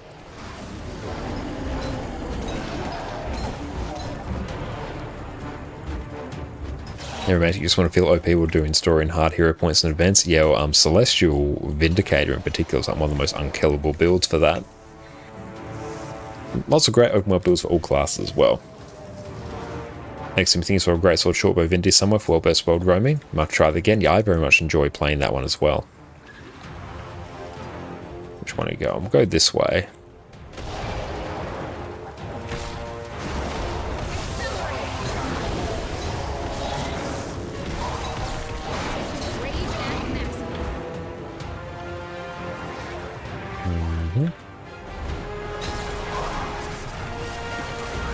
This one's getting a little bit on the spicier side. I presume we're at the point where we get assistance.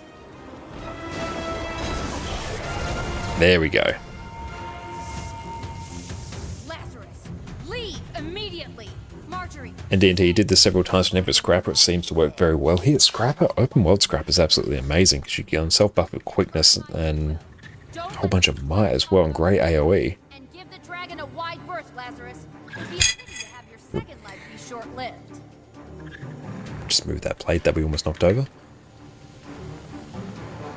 And congratulations, XTIM. 430 Mastery is absolutely amazing. Looking forward to catching up to you.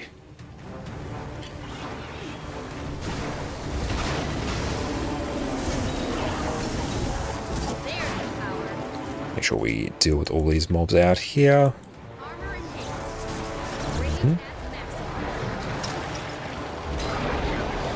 When we blast or use a leap finisher, we provide quickness. 413 hours played and you're ahead in mastery per hour. Excellent. That is fantastic. Let's go grab this.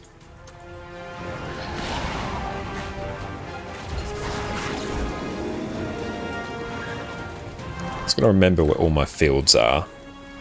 So I got to leap or blast on them to provide quickness, which will drastically help my burst. So if I can swap this out for that skill, perfect.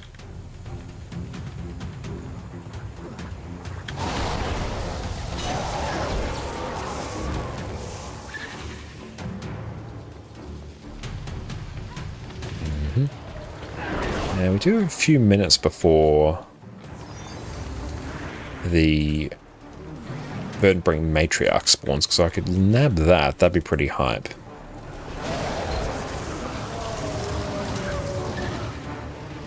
And a good point there, Dante. Let's go do Shredder Gyro.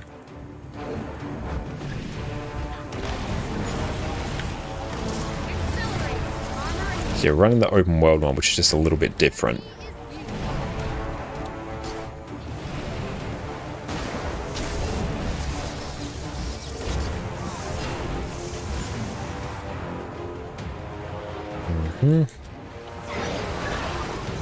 Okay, let's just wait. We got the pustule. Deal with that. We'll place this over here.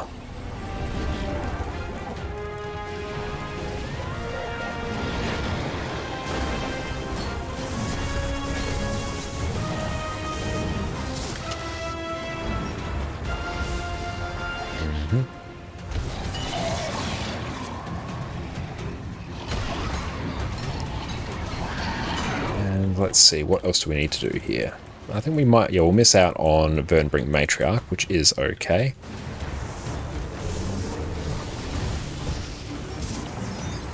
Got an explosive, let's go grab that.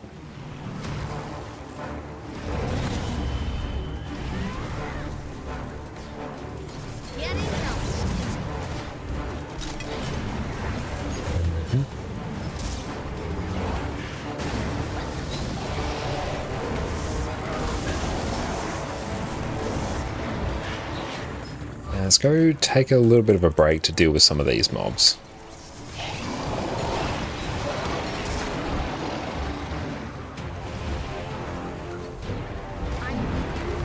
Give us a water field that we can then start blasting. And we've got the pustule, perfect.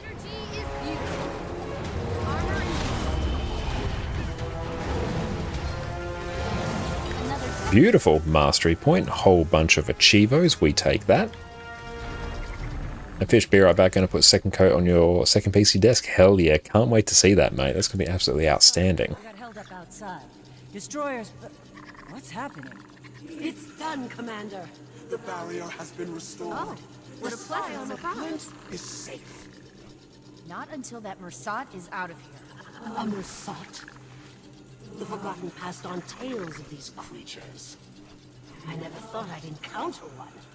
We'll just consume some more of these. Yeah, if I can hit up a Chak Gerent soon, that will be good.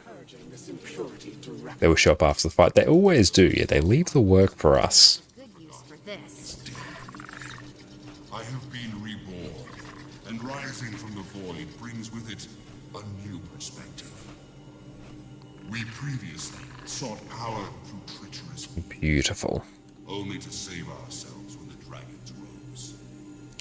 It'd be amazing if we've got another precursor. Hopefully not underwater one this time. Yeah, so far, desk looks awesome. Really thinking about doing similar color for your next table. It looks really good. If we go check out our Discord, you can see some amazing photos of Fish Smiley's desk. They've done a phenomenal job. It looks absolutely outstanding, so I can't wait to see it when it's fully finished. It's got all manner of progress shots. So if you enjoy that content, you're going to enjoy that there. So thank you, Fish, for sharing. Really appreciate that. Like when you destroyed the Bloodstone. The Bloodstone was destabilized by years of misguided White Mantle tinkering. I did absorb the blast to repower myself, but also, how many countless lives were saved? What's the angle you're running? What's in an alliance for you? The salvation of this world. Next desk is also 100% standing one. Standing desk is fantastic. That reminds me. Those who follow Conicus and those loyal to me. I can make them a force for good. Another spear in an army against the dragons. This is the same accord the Mersat struck with the Forgotten. Then they There, you stay there. That is a cowardly act of self. Oh, that's good. Take some pressure off our back as well. I will not repeat.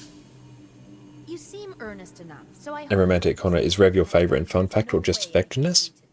I can't keep an eye on you at all times. Yes in effectiveness, and I think mostly yes in fun factor as well, especially Quickness Herald at the moment, because of how it has We can reassess the situation. changed. You no longer have to spam your facets. It's simple, Oh, it'll be much more. but it's really effective and very satisfying to play as well. Vindicator's fantastic. I love Renegade and Open World as well. They're absolutely fantastic.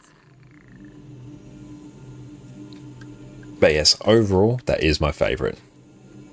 The Legends Idle chat is quite fun to observe. It really is, yeah. What are you doing? Yeah, hearing your Legends just chat as well was quite fun. And Inferno, you have a question. Are those flasks of metabolic utility primes worth crafting? You get 2 hours utility and food duration. Generally, yes, they are fun to craft. Not fun to craft, they are quite good to craft. I craft a whole bunch in my main account. I forget to use them a lot because they tend to live on different characters. But yeah, generally they are worth doing. Almost certainly a trap. There's something about You've got to make sure you use it on expensive food though, because you're effectively doubling the value of most of your food and utility, which is nice. Utility, you're probably actually quadrupling the value of it. So if you've got expensive food and utility that you're using, it's just gold saved. You won't see that gold in your account, but it's gold you don't have to spend.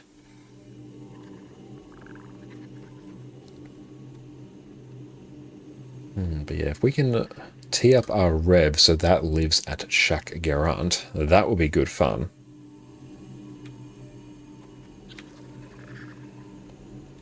Lazarus, let's move out. We have a lot to talk about, my floaty new friend. I love it. Just a little bit of dialogue there, my floaty new friend. I love it. I can't help but feel like I'll be explaining this to Casimir shortly. Given what happened today, Yeah, we need a whole bunch more mastery points. You have 2 garden plot at the moment, need to buy a 3rd one of them. could you ask Timey to get They're not like critical to craft, they're not the highest value thing you can do, but broadly I think they're worth. I do it, I use them. I'll lay down my life for... what should we call Oh, it? good girl.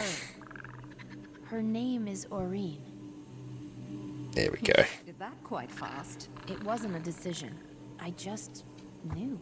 Then no harm will come to Aureen. She's doing a circle and she's done a plonk. Thanks, Cave. After the coming battle with this changed, more powerful Primordius, I hope any of us are still breathing. Oh, she's all tuckered. Oh yes, I earned it. Excellent, you found a site for the gem store rotation. Now you know when the mount pack is coming that you're looking for. Beautiful. That's excellent value. Beautiful Rising Flames is done. Another mastery point. We take those. Okay. Grab that. I'll just take the Mystic Coins, actually. I don't really care about the skin. Not bad value. Need more gold for gems. That's always the case, isn't it? Okay, let's go. Pop these boosters in our bank so then our other character can access them at least. Also, have we done weeklies on this account yet? I don't know. We might have. Might not have. Ayo, we haven't. Nice. Fractal that. We need 3 more. Cryptus is almost done. Fire Elemental. Where's Fire Elemental sit? Not too far away, actually. That would be a good one to take our new character through. After... PD, welcome in, mate. How you going? Unless you swipe that card. Yes, that is always a potential solution. Welcome in, mate. How are you going? And make sure you go check out the wonderful Perfect D on Twitch. Now, let's go drag these in here. Now, I want to go... I think I actually maybe just park my Rev and just get on my Rev now and then go to Tangled Depths.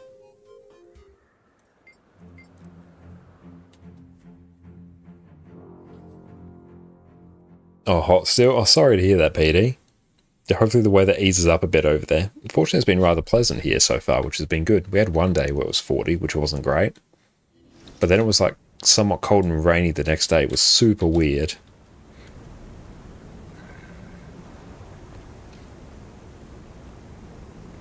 Now, where are we? Here we go.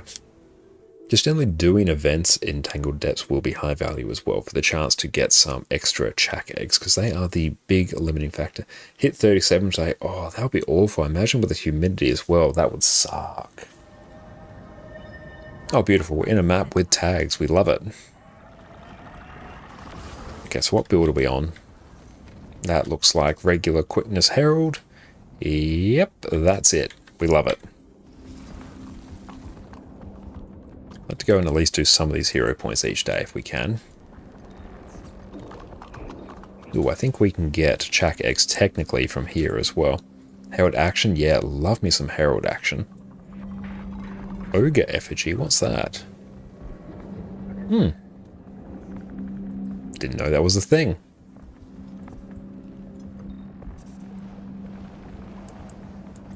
How many keys am I sitting on? Only 8. We have plenty of leyline crystals though. Chak egg, love it. We're on 22 now. That's good, it's exactly what we wanted.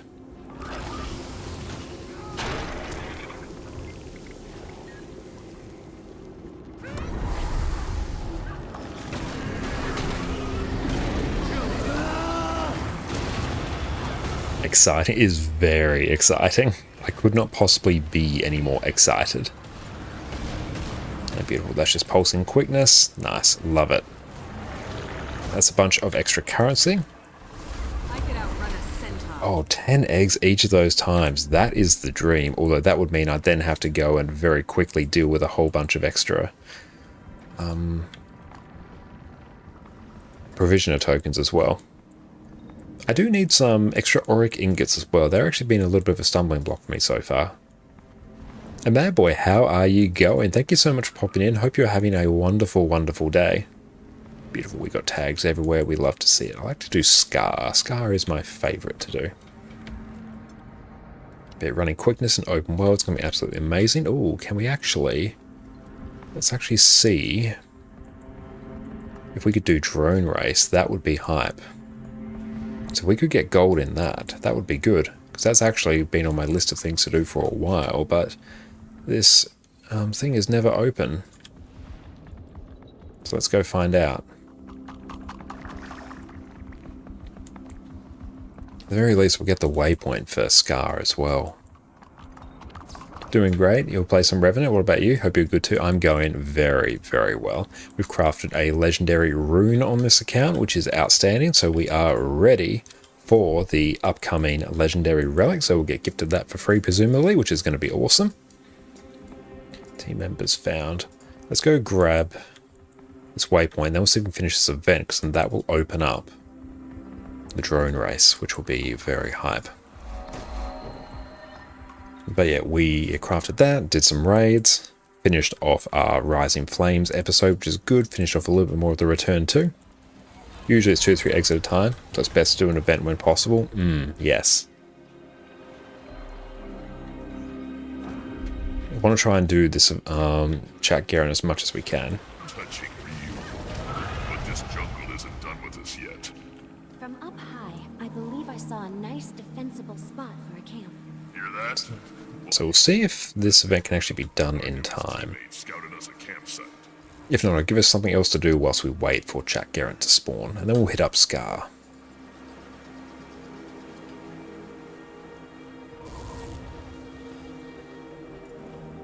And we can give them swiftness as well as some super speed.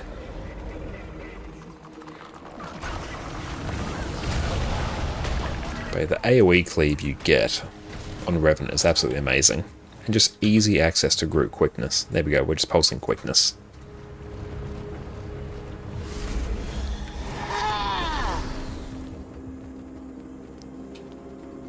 And this might be getting very close to done. Let's see what we can do. Perfect, okay, that's good. This site's not bad at all, but it's going to need some defenses. We're still waiting on drone race to open. Better start sharpening some wooden stakes. Think bigger. Some more keys as well are good. That is extra keys that we don't need to buy. Scrap. Not a bad idea. Sounds like we've got some salvaging to do. Who wants in on this?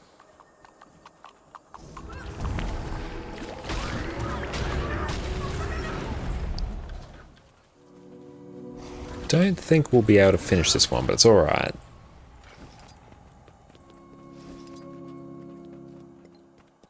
Make sure we'll see what we can do. You never know.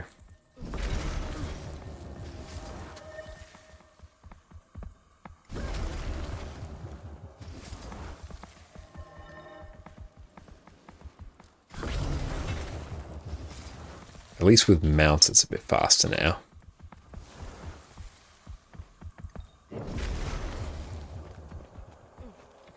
And Mabboy, what about Rev's DPS? Is it enough and close to other classes? Oh, Vindicator in particular does exceptional DPS. Condi Renegade as well has always been a bit of a pumper DPS. A little bit more of a, say, complicated rotation. Not really complicated, just not necessarily as easy as other classes. Herald as well. If you go like DPS Herald, it does like respectable DPS, not tremendous DPS, but does offer a lot of boons. But Herald's more the supporty role. But Vindicator does do fantastic DPS with a relatively simple rotation, which is a huge benefit for it. Especially in open world, because you self-buff with quickness so well, you naturally do like really good damage and great burst on mobs.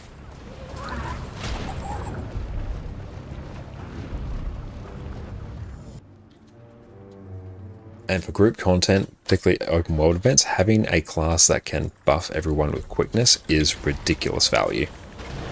Because even people just sitting there auto-attacking means they will do more damage.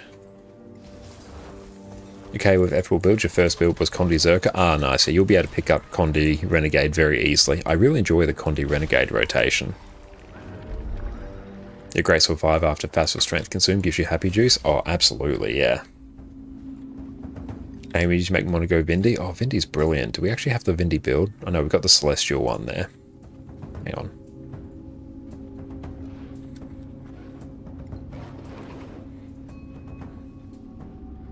Let's go.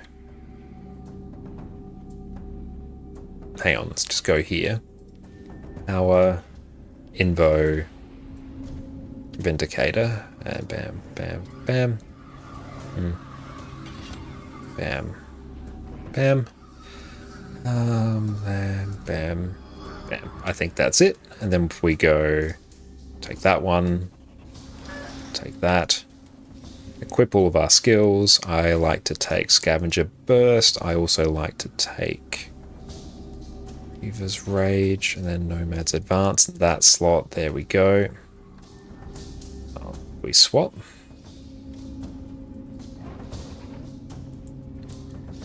Invocation mid, bottom, bottom. Yeah, I think it depends on which one, but yeah, I can see that one being good value. Thank you, Dante. Let's swap. Why won't it let us swap? Is there a reason it's not? Hang on. It's because we don't have any skills equipped there. Is that why? Hang on, let's see. Cool. I like to have...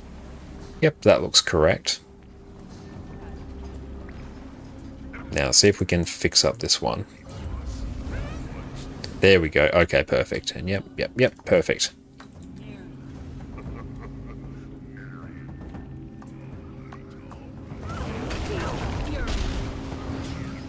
Oh, do we have a greatsword we can put a stamina sigil in? Oh, that would be very hype. Do I have a trading post on me? No, I don't. Very sad. But this one's going to be an absolute banger. And yeah, we need to actually get some more Ascended Trinkets for that one. Got a random Celestial one. But yeah, if you have Stamina Sigil, every time you kill a mob, your endurance gets refreshed, so you can just like dodge permanently.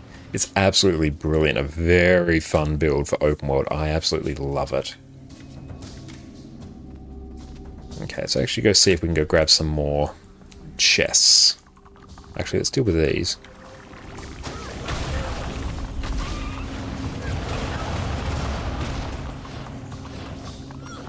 Where are you going? Come here. Don't know why that one's running away. But oh, thank you so much, Dante. Really appreciate that. You're a legend. Let me go through and add that on. Might even pop that on here. Stamina.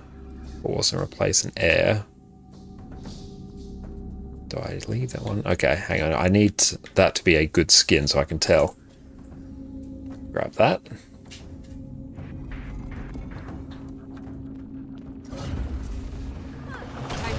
But there you go. And dodge.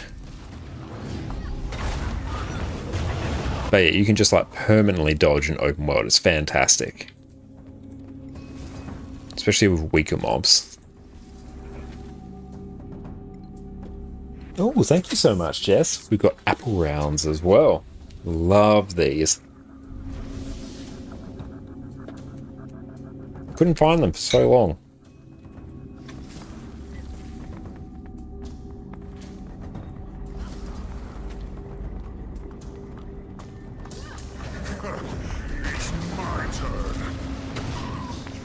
There you go. Instantly full endurance. And full endurance. Jess is Pog. That is without question, PD.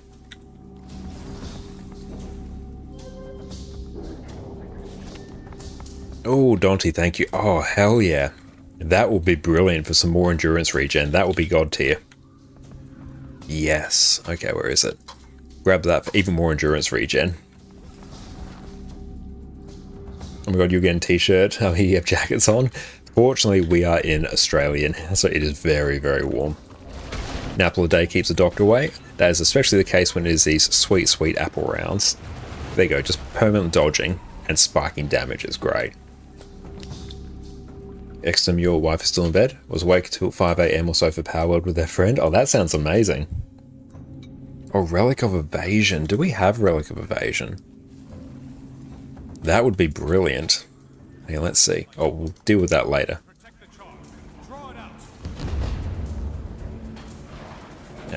We'll actually just head over here. It'll take us a little bit to get over there.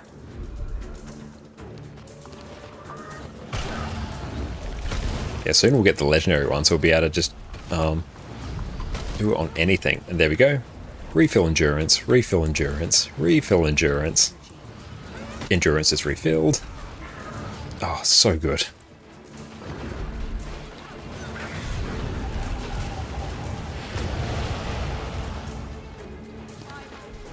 It looks fun. Oh, it is. It's so good.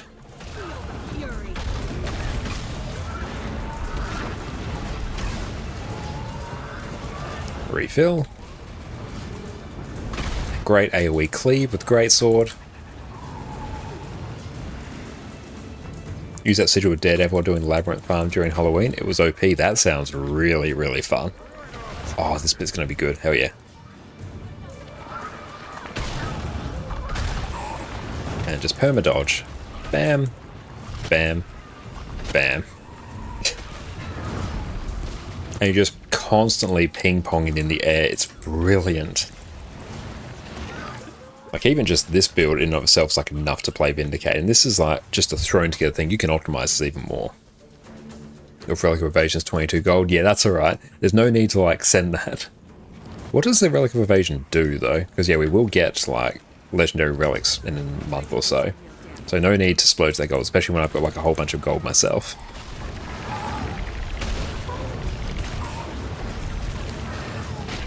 I'll check on my guide later. I don't have one for Vindicator yet. It's on my list to make, but we've got ones up for Herald. But I absolutely love Vindicator. It's on my list of builds to cover. Where do you get that relic? I think you craft it. Relic of Evasion. Gain Vigor after evading an attack. Brilliant. Yeah.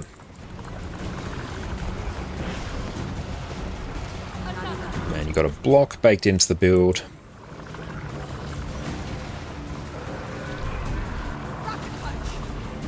Might just wait till then. Yeah, I'd probably wait. But you can just camp Greatsword on Vindicator and it's brilliant. I might even turn on Snap Target. More endurance regen. I know, just like in truly just unfathomable endurance regen.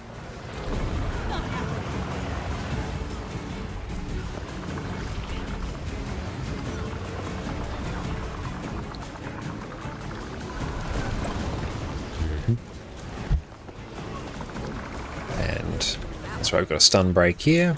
Port back to the boss. And you want to always have your endurance not full on Vindicated, because you get a whole bunch of bonuses when you don't have full endurance.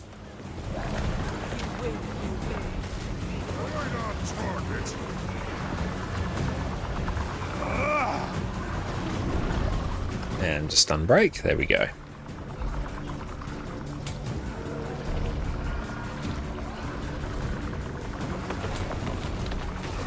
Ooh, this one's going to sting. Ooh, that one did. Can we even revive through that? We might be able to. Nice. Yeah, getting knocked into those AoEs is never a fun time. And yeah, you can use your energy meld for even more endurance. Got blocks, you got endurance. And yet the celestial version of this build is insanely hard to kill.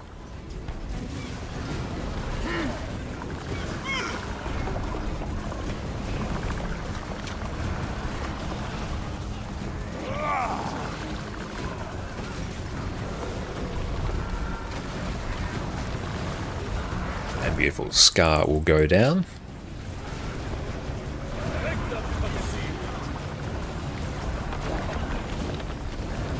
Beautiful, that one's taken care of. Is that all of them taken care of? An energy meld is grab the Ventari tablet to shield siege from well as well from disable. Oh, I can see it being brilliant for that.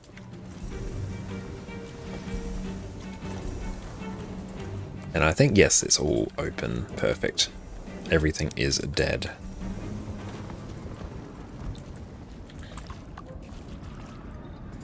Give us a Chak egg sack. No, just a regular Chak egg. Tangled depth, we'll get more Chak eggs. The fact that we've gotten like 3 so far is pretty good, so that puts us on 24.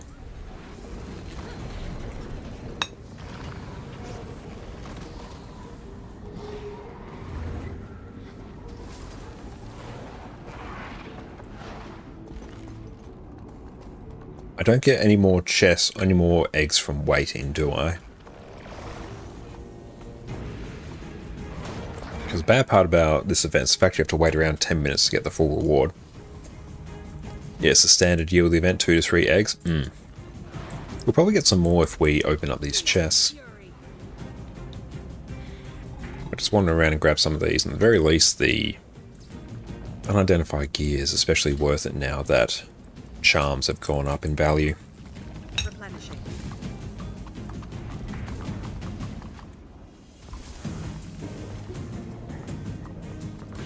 Yeah, they do drop from caches. I know they drop from the caches, but I can also just go around and open a few of them here. Just with the time we have left in the stream, don't just want to like waste it waiting around. Especially when I'm going to be bottlenecked by other things than the eggs at the moment. Namely auric ingots.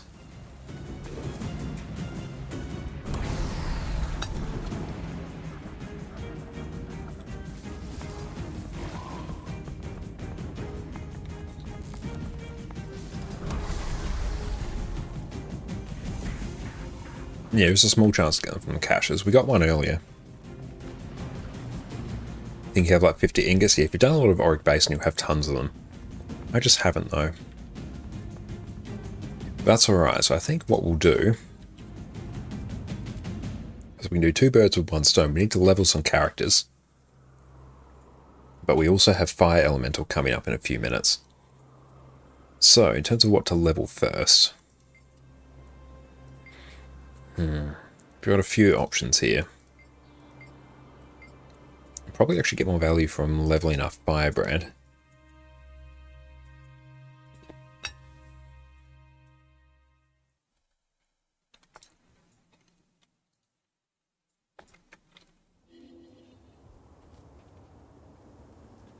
And Cowd, what's up, mate? Looks like I may have to fly blind again tomorrow. Yeah, looks like we might need to. But how you going, mate? Yeah, no arc DPS, unfortunately, which is very, very sad.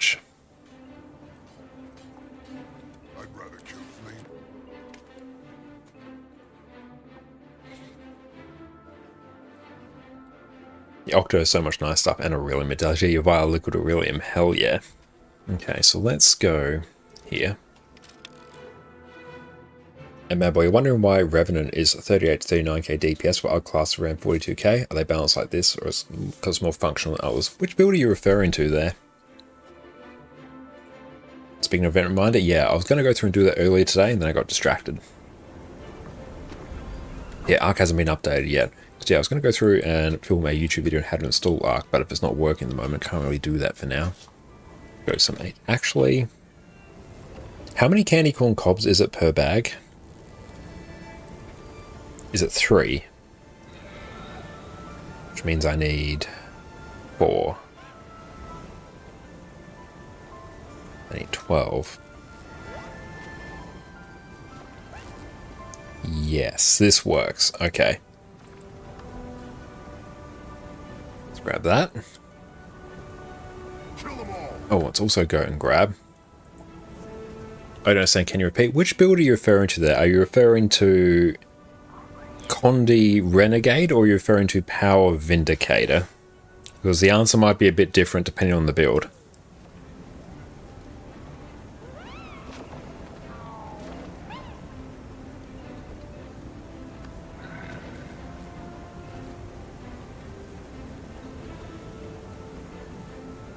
So Power might just be that, even though it has a little bit of a lower benchmark, it's incredibly easy to play. Warrior has recently just had a huge round of buffs, whereas Vindicator has been good for a very long period of time. Oh, thank you, Jess, for another half an apple round. Thank you.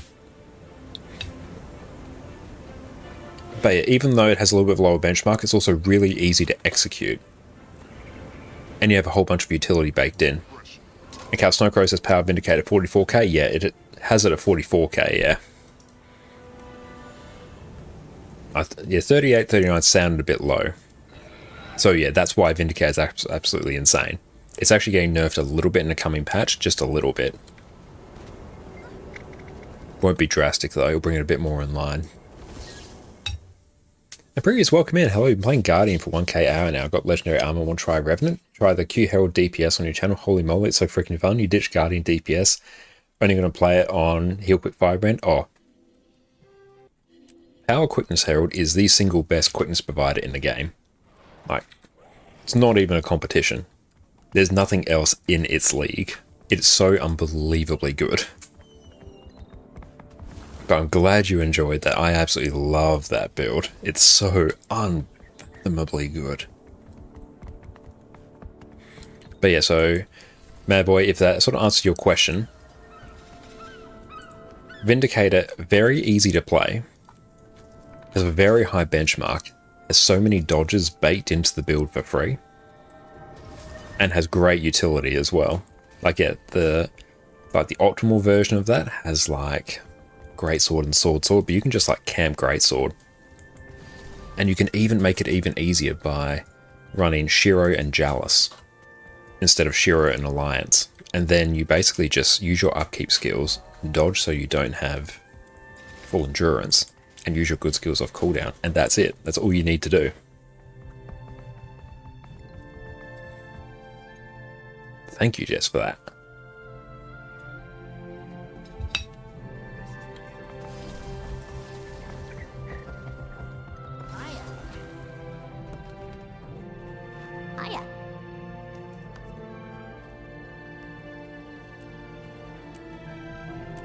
There we go, get some Halloween pails.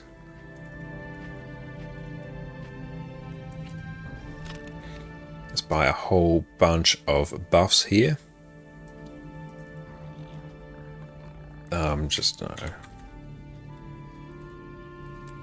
There we go. Use those. We now have 20 hours of buffs. Got your answers, awesome. And in previous, the Q-Held DPS is fun also. Animation smooths, rotation is something else. I find the rotation to be very smooth as well. I absolutely love it.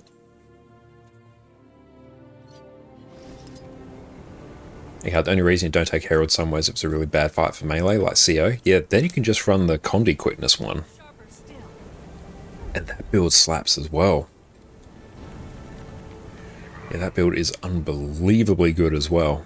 I think it might even bench higher than Herald or Power Herald at the moment.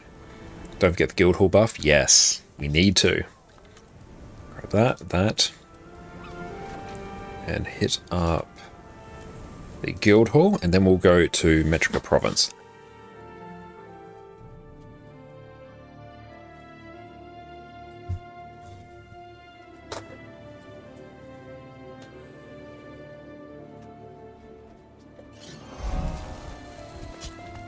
There we go, got a level, we love it. See Condi Herald video when? Again, it's on my list of builds to cover. There's so many great builds out there. Not enough time to cover them all. And Mad Boy, you try Herald QDBS and Fractals. Anything you worry about is getting bored of it being easy. Time will tell. It is an easier build, but there's a lot you can do on it as well. And if you do get bored, you can just run the Condi one, which has a very different feeling rotation. Beautiful. We've got some bag slots. I love it. And then you can do Heal Herald, which is just insanely good as well. You get some... No, I don't have any laurels. That's alright, so let's go. Do we go head up this way in Metrica Province? Looking forward to next ones then. Arc DPS will be good. Don't deep dive. I didn't deep dive into it yet. Yeah, I'm looking forward to making that video. As soon as Arc DPS is updated, we can go through and record that and turn that around fairly quickly.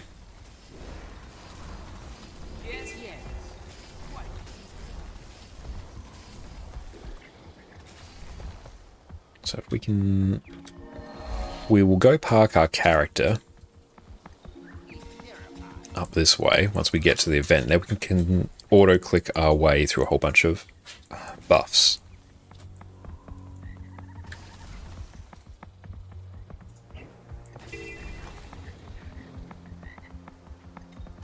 MMO Boy, to be honest, the hit sensations in this game are incredibly satisfying. It's why I get so attached to the Warrior, and the Revenant has the same feeling. Completely agree.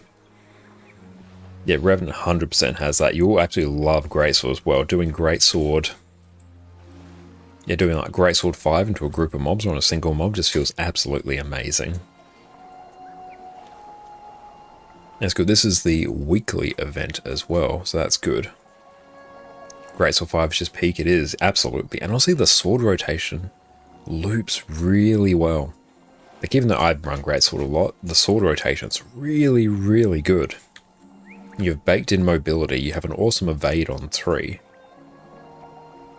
So Death Strike, that's 4. That's 5. Yeah, Death Strike someone that ports you. That's 5. That's fantastic. You can use that to move around incredibly easy. You have super speed on Glint. All the boons, the easiest way to upkeep quickness. There's so much to love about the build.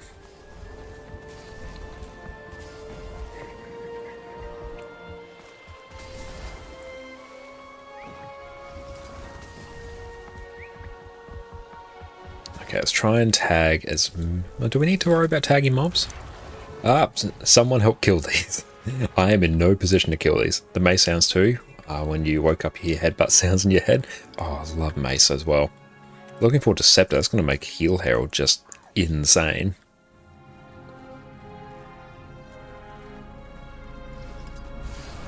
Okay, perfect. Now, if we can just like tag a whole bunch of mobs here.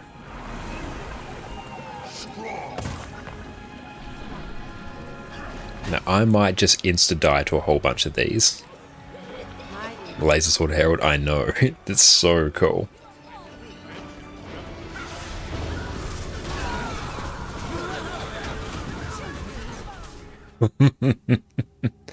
We just insta-died.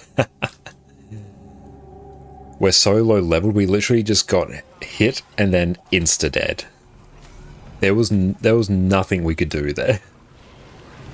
That's why we're level 3. We need to actually get a few more levels. Does us dying that actually help? Oh, get the anniversary banner. Yes.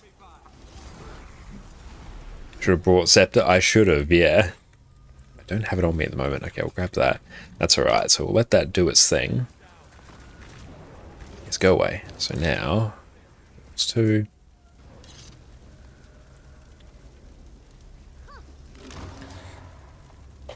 We'll let that do its thing for a minute.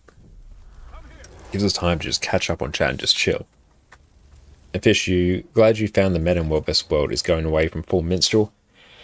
Heal Firebrand into more of a hybrid Heal Firebrand, can do like 4,000 DPS. Go into ward like 250k in a big Zerd fight. That sounds really cool. Yeah, I'm looking forward to doing some Firebrand in World vs. World. I want to get into World vs. World more, so I want to bring a class that's well set up for it, particularly for Zerging. So I can go around and roam. The gobbler's not working? Oh no, it is working. It's just, the auto click is going too quick. There's a bit of a cooldown on it. You can see it actually giving us buffs now. But the camera changing height, that means I've got a different transform. There we go. Yeah, we've got an experienced one now. Sometimes it takes a little bit. So usually what I'll do, if I really want these buffs, I'll just leave this running for like a couple hours. Just buy a couple stacks of buffs, and then we're good to go.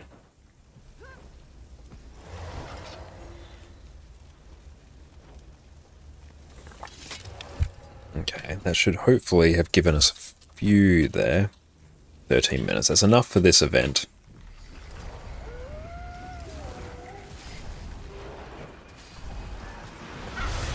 That's right, yeah, you got to set the auto click at a 5 seconds interval. Really wish they made the Gobbler vendor. Yeah, they did it with the Snowflake Gobbler, which works perfectly.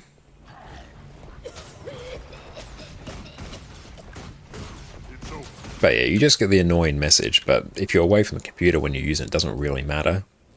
Hey Aaron, what's up? How's it going? You got here from the Ape Junk raid. Fell asleep? Well, thank you for waking up with us. Hope you had a fantastic rest. It was going very, very well. We did some raids tonight, crafted a legendary rune on our EU account.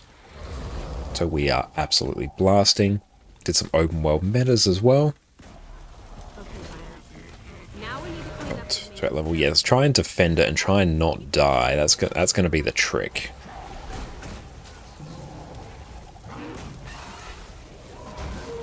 Oh, you bought that, but you forgot about its existence. It's always good to use the boosters whenever you can. And now we are in a well over leveled area on our level 3 Guardian, trying to get some extra levels on it. We've got a whole bunch of characters that aren't leveled. Can I give... Hang on, I need a staff. If I can get a staff, then I can go through and buff people with traits, and then that will actually give me... Oh, then that will actually give me more... participation, because I can boon everyone. Is this your EU? Yeah, we're on my EU account now. Oh, hang on, can I get a... No, I need a staff. Yeah, because then I can buff people with boons. Else I'm kind of useless here.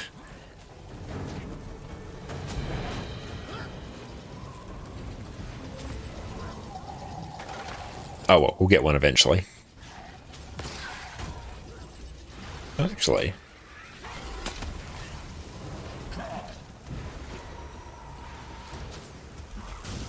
I was going to say, if I had like some unidentified gear, you could just spam open them. Oh, let's try and hit this. We'll insta get defeated by this mob. Yeah, we're straight just not getting experience. I mean, pretty sure they buffed this mate. You died several times during it and you weren't able to kill it. Decent Skies Squad too. Yeah, a lot of the first map meta events, they have gone through and buffed.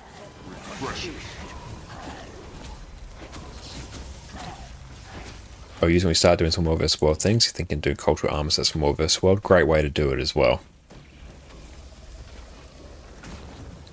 Oh, hang on. No, I can do symbols. Yes. No, this works. I just got to keep doing this. And then I'll give people regen. That will keep them alive. That will give me credit for the event. No, this is big brain. Truly the wrinkliest 5-head you've ever seen. I'm glad they made these ones so much more satisfying. Oh, absolutely. They used to be just, like, insane in terms of how little time it would take to absolutely kill them. And there we go. Everyone get your buffs.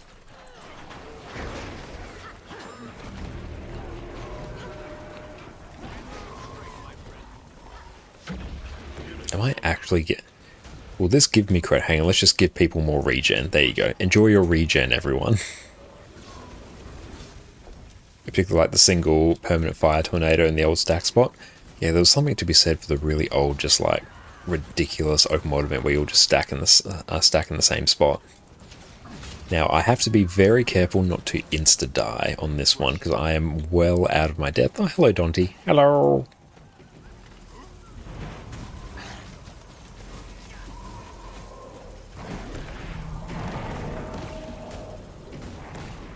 Can I even get in? War turtle. Oh, yes. Excellent, thank you. We'll get all the credit now. Hang on. Let's try and find some mobs. We've got some out. Oh, we can't hit over there.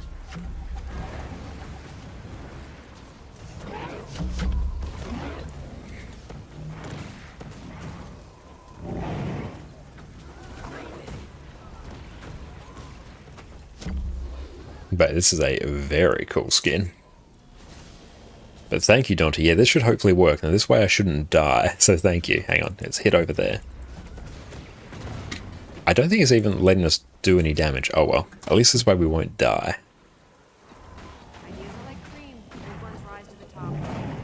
And then if we do our adventure guide, we'll be able to blast like an insane amount of experience.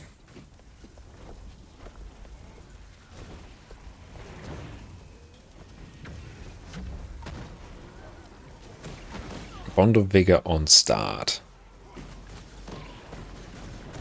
Why is that? Why should I do that? I'm not sure what you're meaning.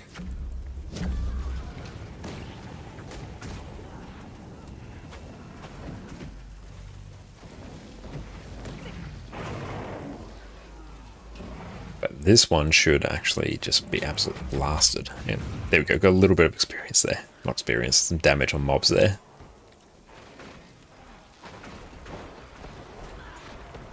"67 people are waiting to kill something hot. You were very surprised when you saw the crowd when you started in game. Might be your favorite part of the game. There's no empty maps like other MMOs. Oh yeah, they do a really good job with keeping old maps populated. Beautiful, we're level 4.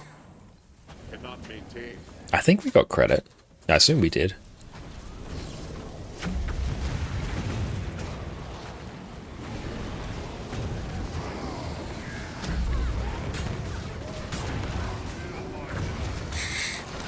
Excellent. And yes, I am firing, just waiting for shots there. There we go. Firing basically off cooldown. There we go. Oh. Thank you, Dante. This should get us all manner of credit for this.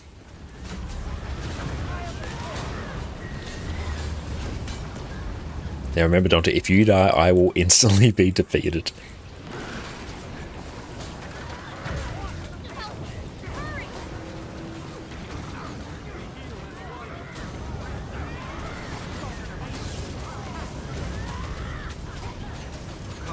My eyes just completely unfocused there. Next, and the first time you saw a meta train running for you, leveling was crazy. The flood of people following a mark and killing all in its way. Oh, it's a very fun experience the first time you see it.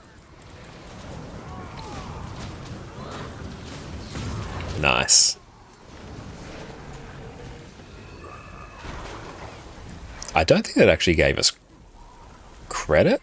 I don't think. Very sad. AB meta can be crazy. Oh, absolutely, yeah. That's okay. That is unfortunate. I think it's because like we're literally just way too leveled. We can't actually get any. Complete events applying conditions. It's something that applies conditions. Defeating enemies. That's alright. We go through the start of the map. It's because like we're so hideously underleveled that we're just not getting any bonuses from it. No, that's all good, Dante. That's not your fault. That's my fault for being in an area where I shouldn't be.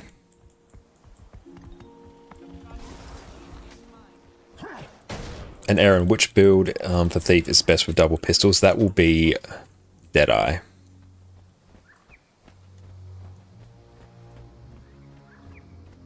Let's go through and just deal with all these.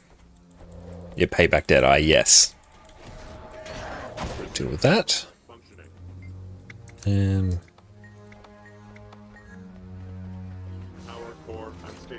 Oh, if we can defend this while it deals with energy, that's good.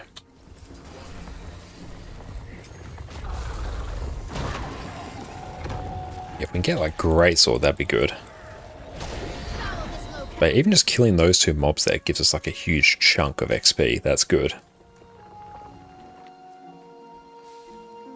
Now, how many tomes do I have? Not that many, I think. Payback Dead, is that the one on Snowcrows? No, it'll be a slightly different one. Like, Pistol Deadeye is not great. It does the job. It does like 28k DPS, but it's basically AFK. So that's the best thing about it.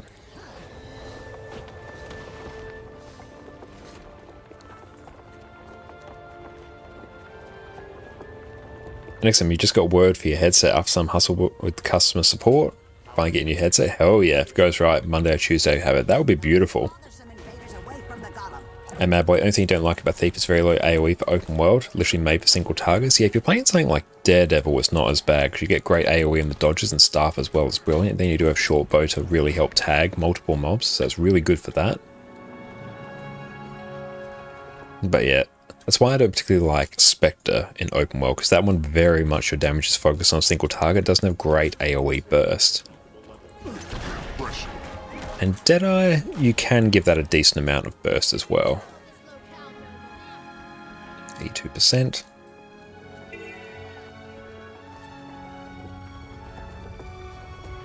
But I really enjoy Daredevil. Staff Daredevil was one of my favourite builds.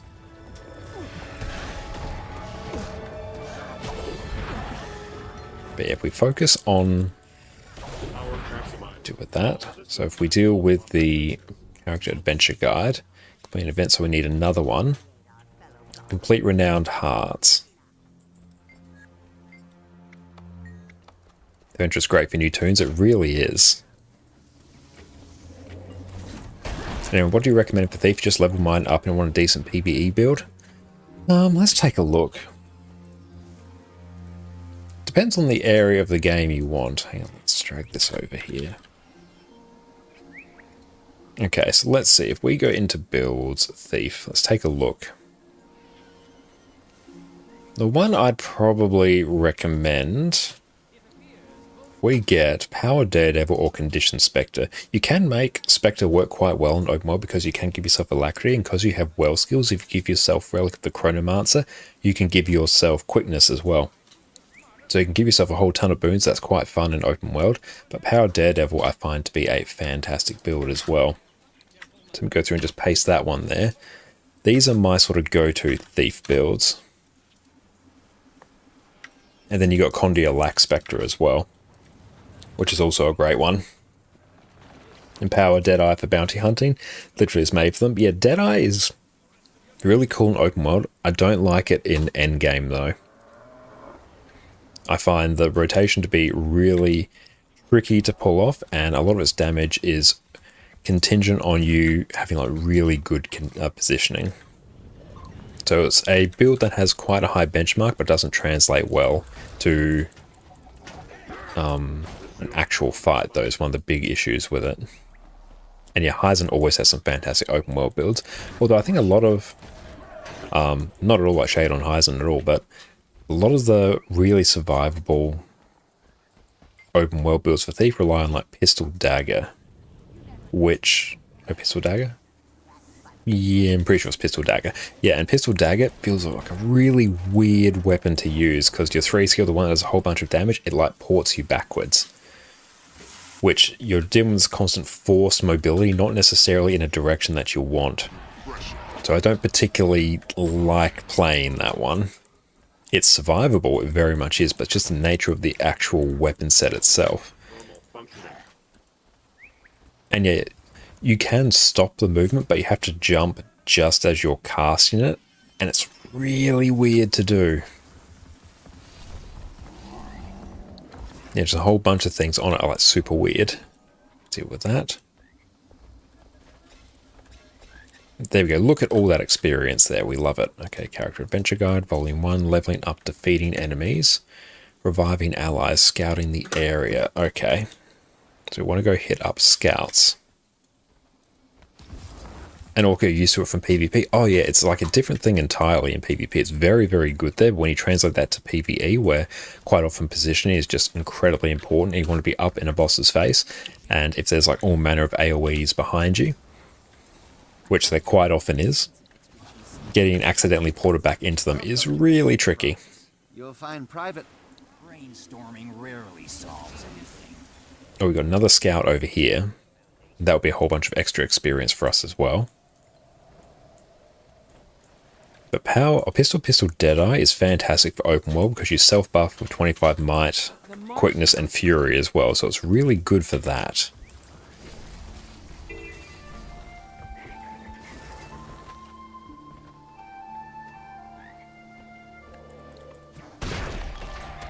Hey my boy, after all, Thief doesn't feel to you like an assassin. It's like a redneck couldn't decide what to do with Thief. There used to be like builds that relied on Dagger, which were fantastic. Oh, you really missed out when Dagger, Quickness, Deadeye was benching like 40k. That was a good couple weeks. Pistol and the Staff. Pistol is just there for when you're not in melee. You'll be on Staff most of the time. Now we'll grab all these data crystals as well. But yeah, that was a fun build. It was incredibly easy to play. And yeah, you did Might, Fury, Quickness. And you were benching 40k. It was absolutely insane. Which pistol's better? It just feels so cool. I feel like if the pistol build did like 32, 34k or something, I feel like then they'd be in a pretty good spot for it. But just the fact that, yeah, it's completely AFK, you just set your 3 skill to autocast, then walk away. It's still not quite there.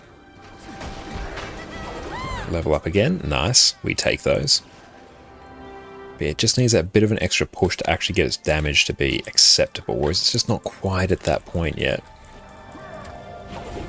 I did contemplate covering it, but I'm like, it's not good. And the thing I really want to do with the builds that I make videos about is give you a build that's just like good. A build that you're going to get value on, a build that's going to get you through all different areas of content. And also, I very much enjoy simplified builds, but I enjoy simplified builds that give you the option to grow. To give you a bit of a transition into the proper, full version of the build. Like, say you could do Scourge that just camps on Scepter, Torch, and that could be a bit more lower intensity than the one with Pistol on there as well, but that gives you a very smooth path through which you can actually transition to the proper version of the build. Whereas Pistol, Thief, it doesn't transition to anything. You just set your 3 skill to autocast and do 28k DPS. Like, that's really it. There's no room to grow on that build.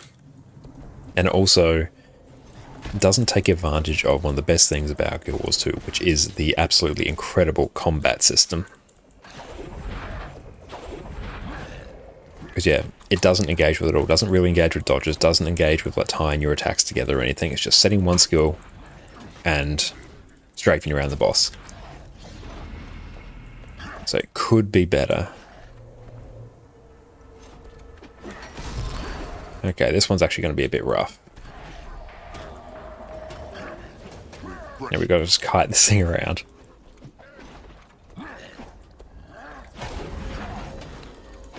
Yeah, we actually need somewhat better gear. Oh, we need a offhand as well, actually. It's like Grenade NG. That was a 1-button chain for ages. Oh, yeah. It's very much the same as that, but that and even easier.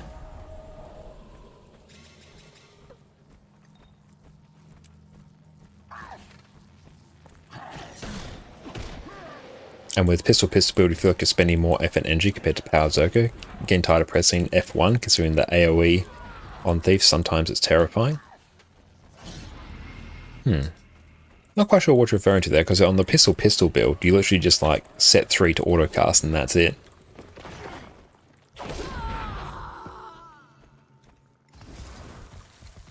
Oh, you can get a shield from the 4th heart in the Char starter areas, and it's good. Yeah, we were able to just like drop one as well. Or we did get a great sword. That's pretty good.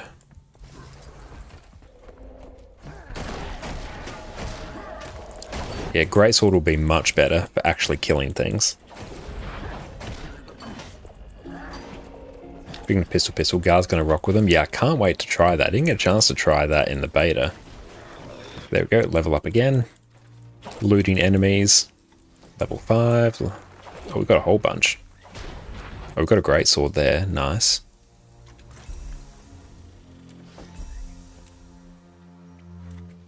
Okay, so we got a box of lab equipment.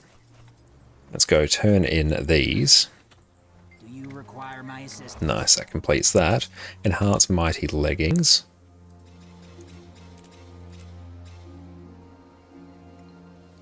Customize. Just give us some hunters ones. Equip. And what's that one? That's precision. Equip. Perfect. And that's all we need there. Outstanding. Yeah, it's completely personal, by the way. Use Shift 1 instead of F1. And your hand moves a lot due to the size of the keyboard. Ah, nice. I do have Shift 1 as well, but I have the Razor Naga, so it's very easy for me to do. But your keybinds are a very personal thing. There we go. That's better. That's what we want. Okay, so what else? Adventure guide, points of interest, dodge attacks, use profession mechanic, use healing skills. There we go. We'll literally, there we go. Huge chunk of experience just by doing that. Oh, if you get to move while pressing Shift 1, 3. Oh yeah, doing it that way. Yep. Having to use your number pad buttons, that's going to be tricky. That. Customize. Hunters. And equip. Perfect. There we go. We're getting better every time we go. Need some more points of interest. We'll grab some more waypoints as well.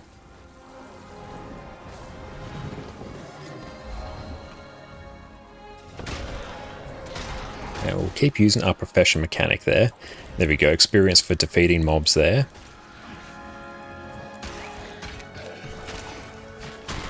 Level up again.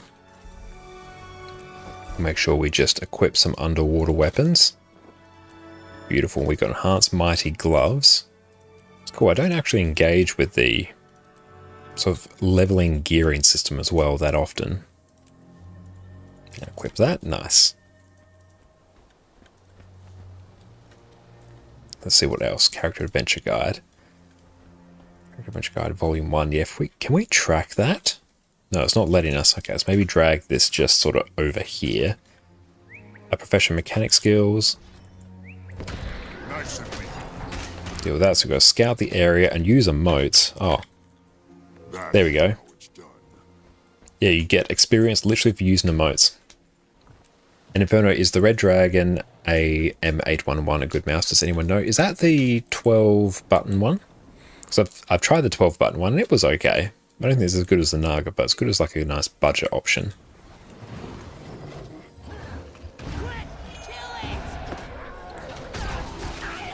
Oh, Greatsword's brilliant. Deal with that. We've got a dodge attacks. If we find the dodging tutorial.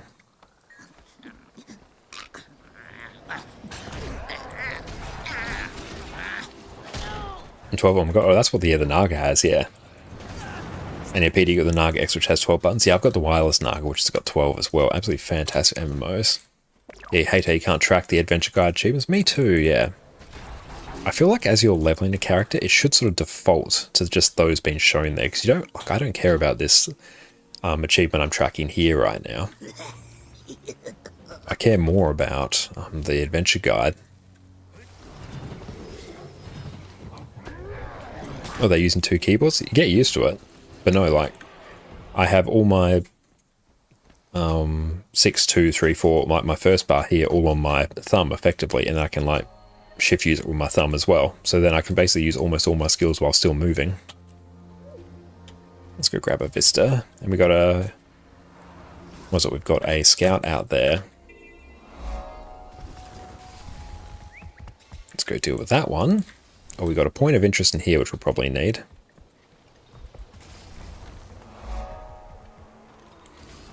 But yeah, having the 12 keys just gives you so much more flexibility, I find. Beautiful, we got that. Now, there's probably one for gathering as well, isn't there? Viewing vistas, point of interest, dodging attacks, profession mechanics. And deal with that. Just viewing vistas, reviving allies. That's a super easy one to do in Gendaran Fields. So I need another point of interest, which will live here. Yeah, and you got 2 buttons on mine sometimes if you get them. Another video I'm planning to do at some point is a, not like optimized keybind guide, but like an improved one over what the game gives you, just by using like a normal mouse, not requiring like a Naga or anything like that. There we go.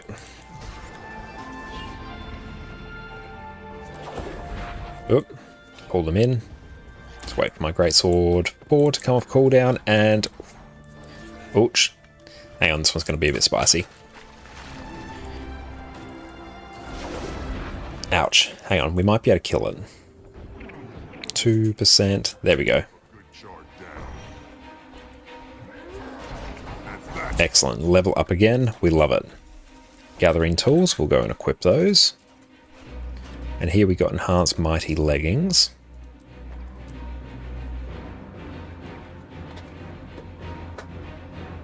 Use the 6-button one on your Nug usually at the moment. 6-button's good as well. Yeah, I use 1 through 6 very regularly. And I use the bottom ones less regularly. 8 is my interact, which is basically where my thumb rests. 7 is mount. Don't know what I'm using 9 for. 11's my special action key. I think I used 10 and 12 for something. I don't remember it though. Okay, so what else do we have here? Dodging attacks, viewing vistas, points of interest. We've got a point of interest over here. Yeah, before we had a 6-button mobile mouse, you really like the setup, just the right amount. Yeah, 6 is like a good amount, I find. Because yeah, I have like some wasted ones here, but it gives me options to tie like very obscure things to. Cool, points of interest is done. Now I need to try and not die here.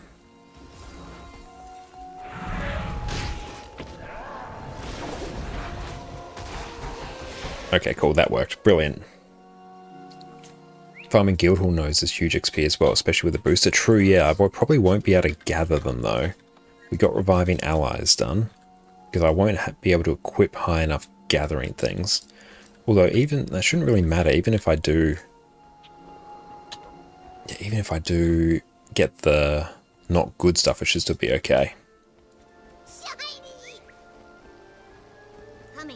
I know, we're leveling a different one here, Gossett. We'll go through and level yours eventually as well. I'll work my way through everything gradually. But this one will be our world versus world one. I think yours will be our PvE one. Yeah, we're in a bit of an out-leveled section here, but it's workable.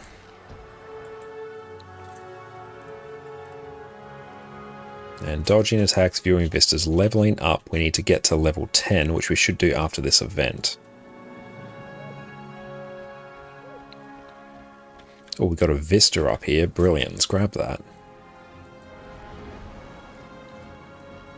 No, you can't. Okay, good. Yeah, we'll do that.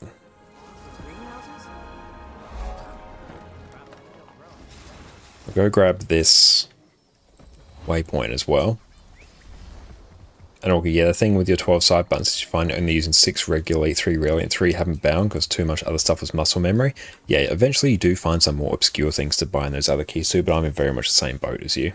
6 is like a good amount. I think that's like the optimal amount if I was to hazard a guess.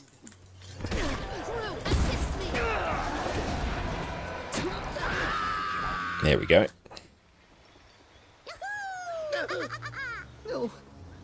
What's 12? Oh, my 12 is about face.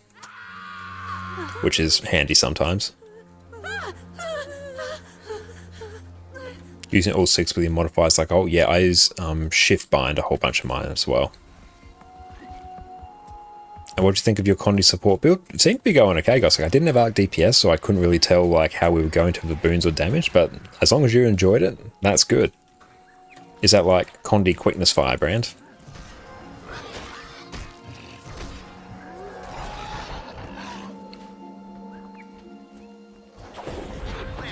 And I'll just find the dodging tutorial, then I'll be able to very easily do that. Oh, we got some mighty boots. We got enhanced mighty helm. Run away.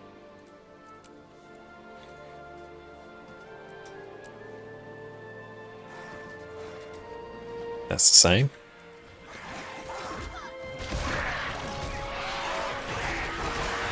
Great AoE cleave on Greatsword, always is. Oh, nice. That's a whole bunch of experience there. Nice. We take those.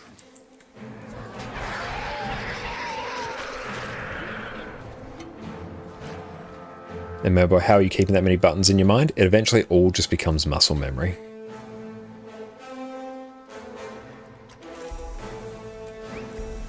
Bring me the eggs, but try to avoid their mother's teeth. Or any other part. Okay, chest piece as well is good value. Get some gloves. I think I already have gloves, do I? I do, yes. Perfect, that's some extra defense there. I think it still needs work. It's a core with a bow. Yeah, might still need a bit of tweaking there.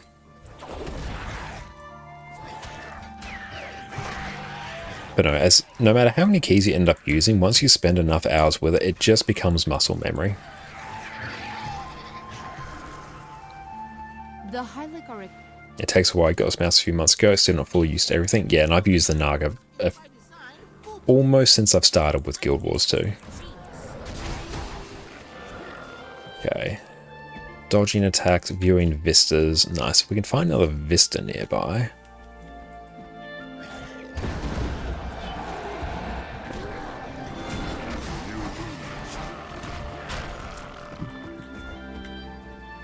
Thanks for the correction, Manny. You keep that in your mind. That's all good.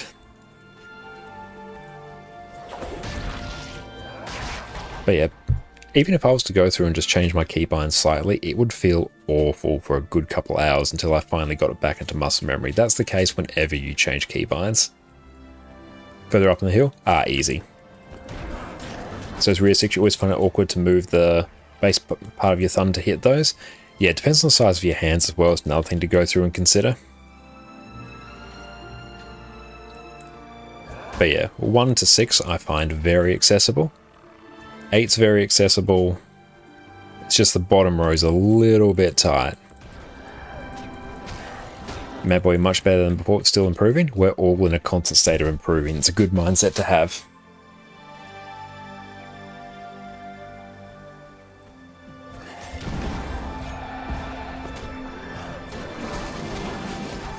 And I think that does a blind. Yeah, it does. And beautiful, we're appropriately leveled now, which is good. Yeah, we must be very close now. Oh, we still got this one.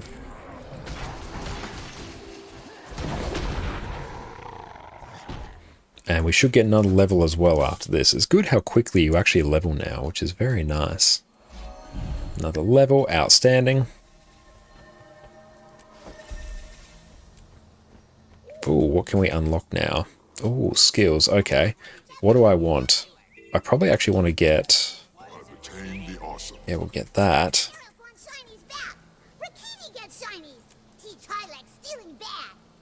Okay, so now we want using the bank, completing events, crafting items, earning crafting levels, world bosses, story chapters, gathering materials, excellent. Dodging attacks too. Oh, we can deposit materials and get experience. Just a whole bunch of experience for doing nothing there. We take that. And probably one for salvaging. There is. We level for salvaging.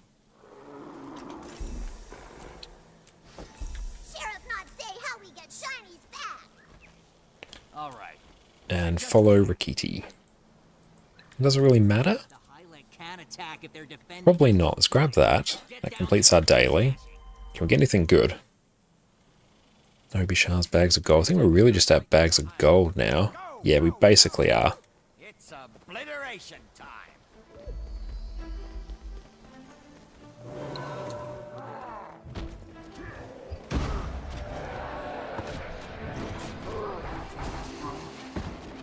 Yeah, having some extra AoE cleave is going to be good. Bam, just experience there. It's not even as much as it can.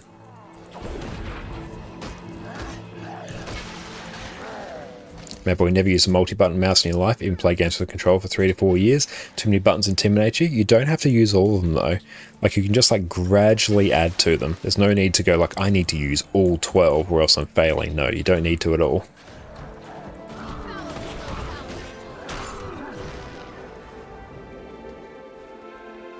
We like to have a keyboard with a row of macro keys on the left, but also can't get a new one because current one's working great. Yeah, I've had one of those before as well. It's very handy. You can even... If you're a bit cheeky, you can get like a really cheap number pad. Just like a separate side number pad. And through maybe something like auto hotkey, you could set that up as a macro like keyboard. You can even do it with just a second random keyboard. You can assign all different commands and stuff like that. So you could make that work. Which I have done before. Maybe with current mouse only has 2 extra buttons. Always good to make use of them if they're there. PD only using 5. Yeah, I feel like 5's a pretty good amount to use.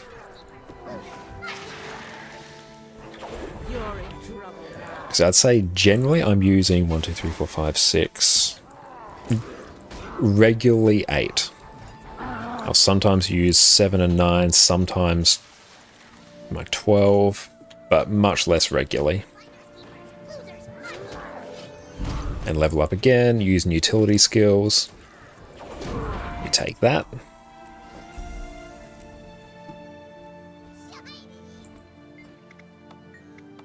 Take that.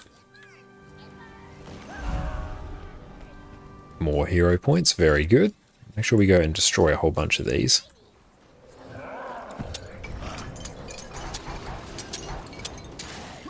That's good, our build's no longer completely scuffed. Oh, thank you, Gossek. Go Stream Deck from Elgaard and go all that. Stream Decks are very good for that. Are on the pricier side, though. As someone who has one, it's very handy to have.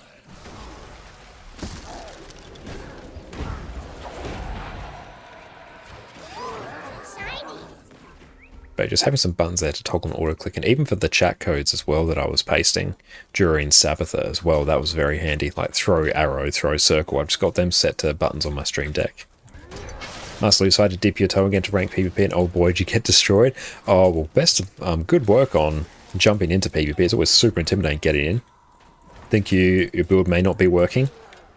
Whenever I do, I'll always just go grab like a decent build from my like Valen or Meta Battle or something like that.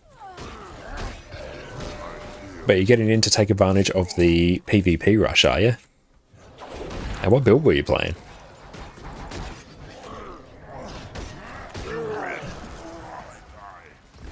And that's your guardian build there.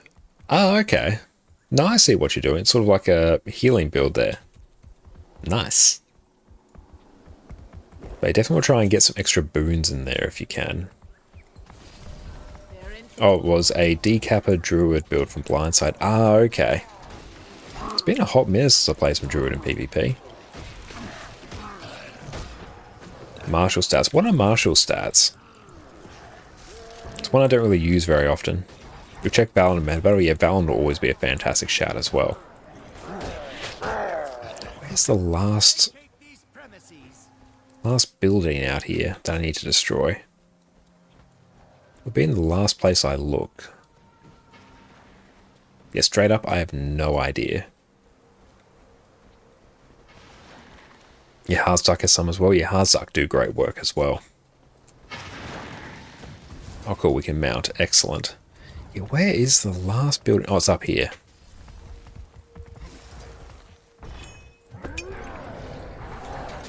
It's genocide and destruction of infrastructure just because a Scourge wants shinies. Love some of the lore behind all the events in the game. This is a much like a PvP Druid build out there. He only plays Druid in PvP. Yeah, he may well have one. That wouldn't surprise me at all. Okay, we'll deposit some mats. Grab that. Okay, so what else can we do? Utility skills. Applying dye. Brilliant. Oh, this will be good. Hang on. Wardrobe. No one dies. Randomize. Apply. Randomize. Apply. There we go. Experience. We take it. Got another event popping off here. We'll use the bank in a little bit.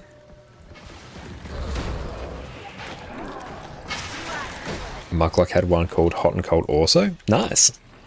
Not sure if it's viable still. Yeah, I would not be able to tell you. What's that? Defeating enemies. Cool. Another one done. We've leveled up once again.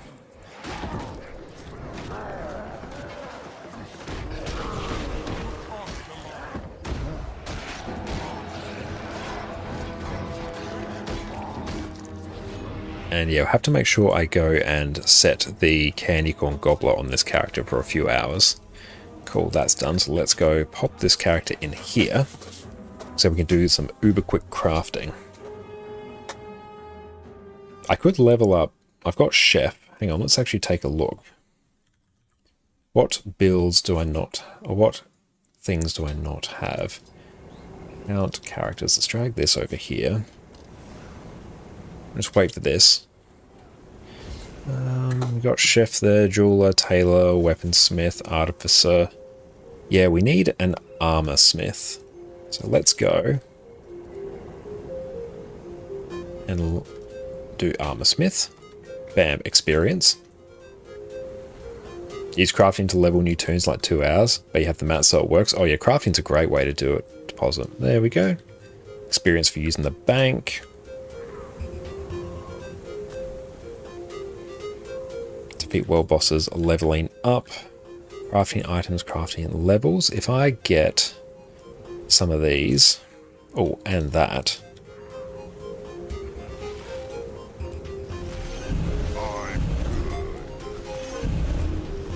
Beautiful, we got a little bit there.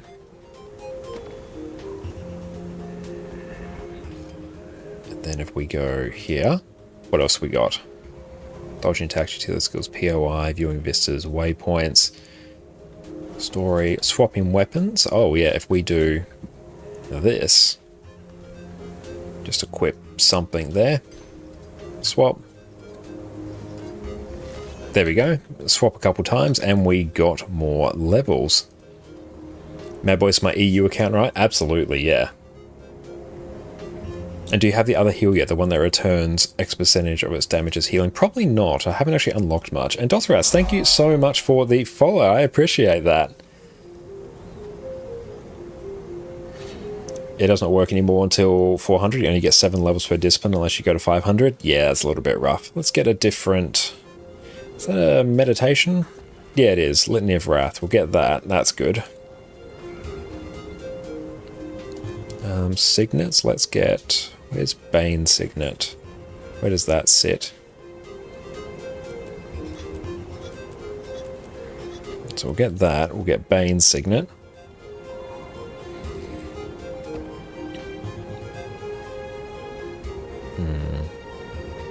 Consecration, Sank, no. Spirit Weapon, nothing really good here. Is anything else good in meditations? Yeah, probably Smite Condition's pretty good. Yeah, we'll run that. Perfect. And then if we are now an Armor Smith, so let's go here.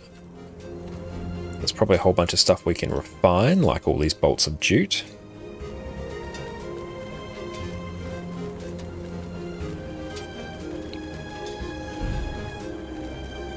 And level up again. Beautiful, so that takes care of that. We'll do some linseed oil as well while they're there. Actually utilizes some things we had on hand. Story journal.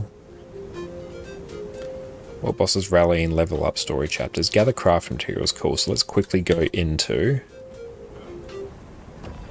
the guild hall. And yes, make sure you go check out my YouTube channel as well if you want some top tier Guild Wars 2 build guides. And right there, you've got the complete Guild Wars 2 gearing guide, the last gearing guide that you will ever need.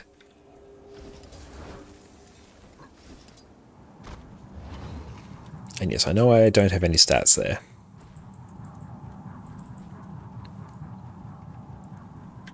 Yeah, it's not bad in terms of experience.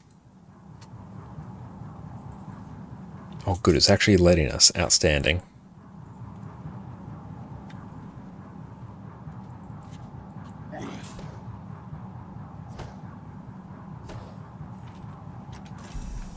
Just get a random hammer.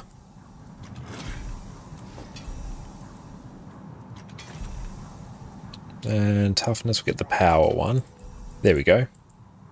We have leveled up once again. If you focus on doing the adventure guide, you level up obscenely quickly. Get a power ring. Just load up on as much power as we can.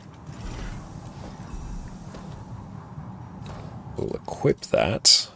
And equip that. That's an upgrade, equip. That's an upgrade, equip. Perfect. Okay, so let's take a look and see who else is online today.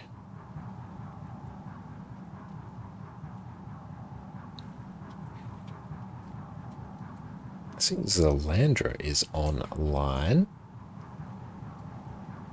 Perfect, we have made some outstanding progress here today so far. Let's go and actually park our character in here, so then we can very easily go and just spam the candy corn gobbler for quite some time, which will be fantastic. We'll just leave that running for a while, so this character will be significantly boosted by the time we come back to it. And Dante, does Hammer on Guard feel better since the latest adjustments? I honestly have barely tried it. We'll spend a bit of time actually using it. I suspect it probably does. Mighty Blow. Yeah, I was doing like the AFK auto attack hammer build the other day, so I can't quite tell you whether or not it's good, because I was just auto attacking and walking away from my computer. But it might be okay. But we'll have to go through and give that a bit of a test at some other time. Yeah, we'll level up this character some more tomorrow, along with some Harvest Temple challenge mode. And Joxa, Hammer Guard got some buffs. It's not bad now. Awesome, that's good to know.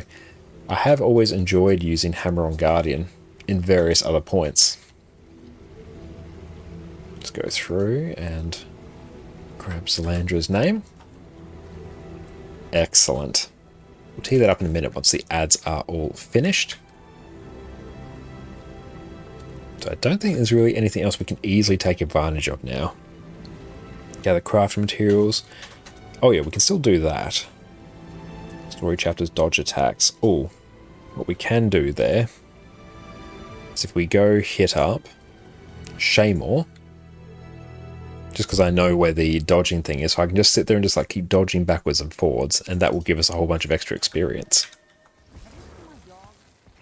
Now I know something doesn't have stats. I don't know what it is. Oh, it's because it doesn't have upgrades. That's fine. Use a legendary rune in there.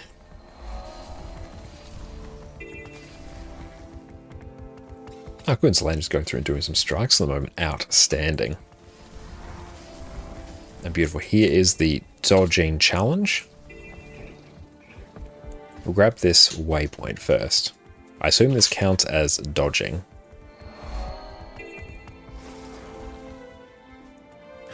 It does. There you go. Look at all that experience.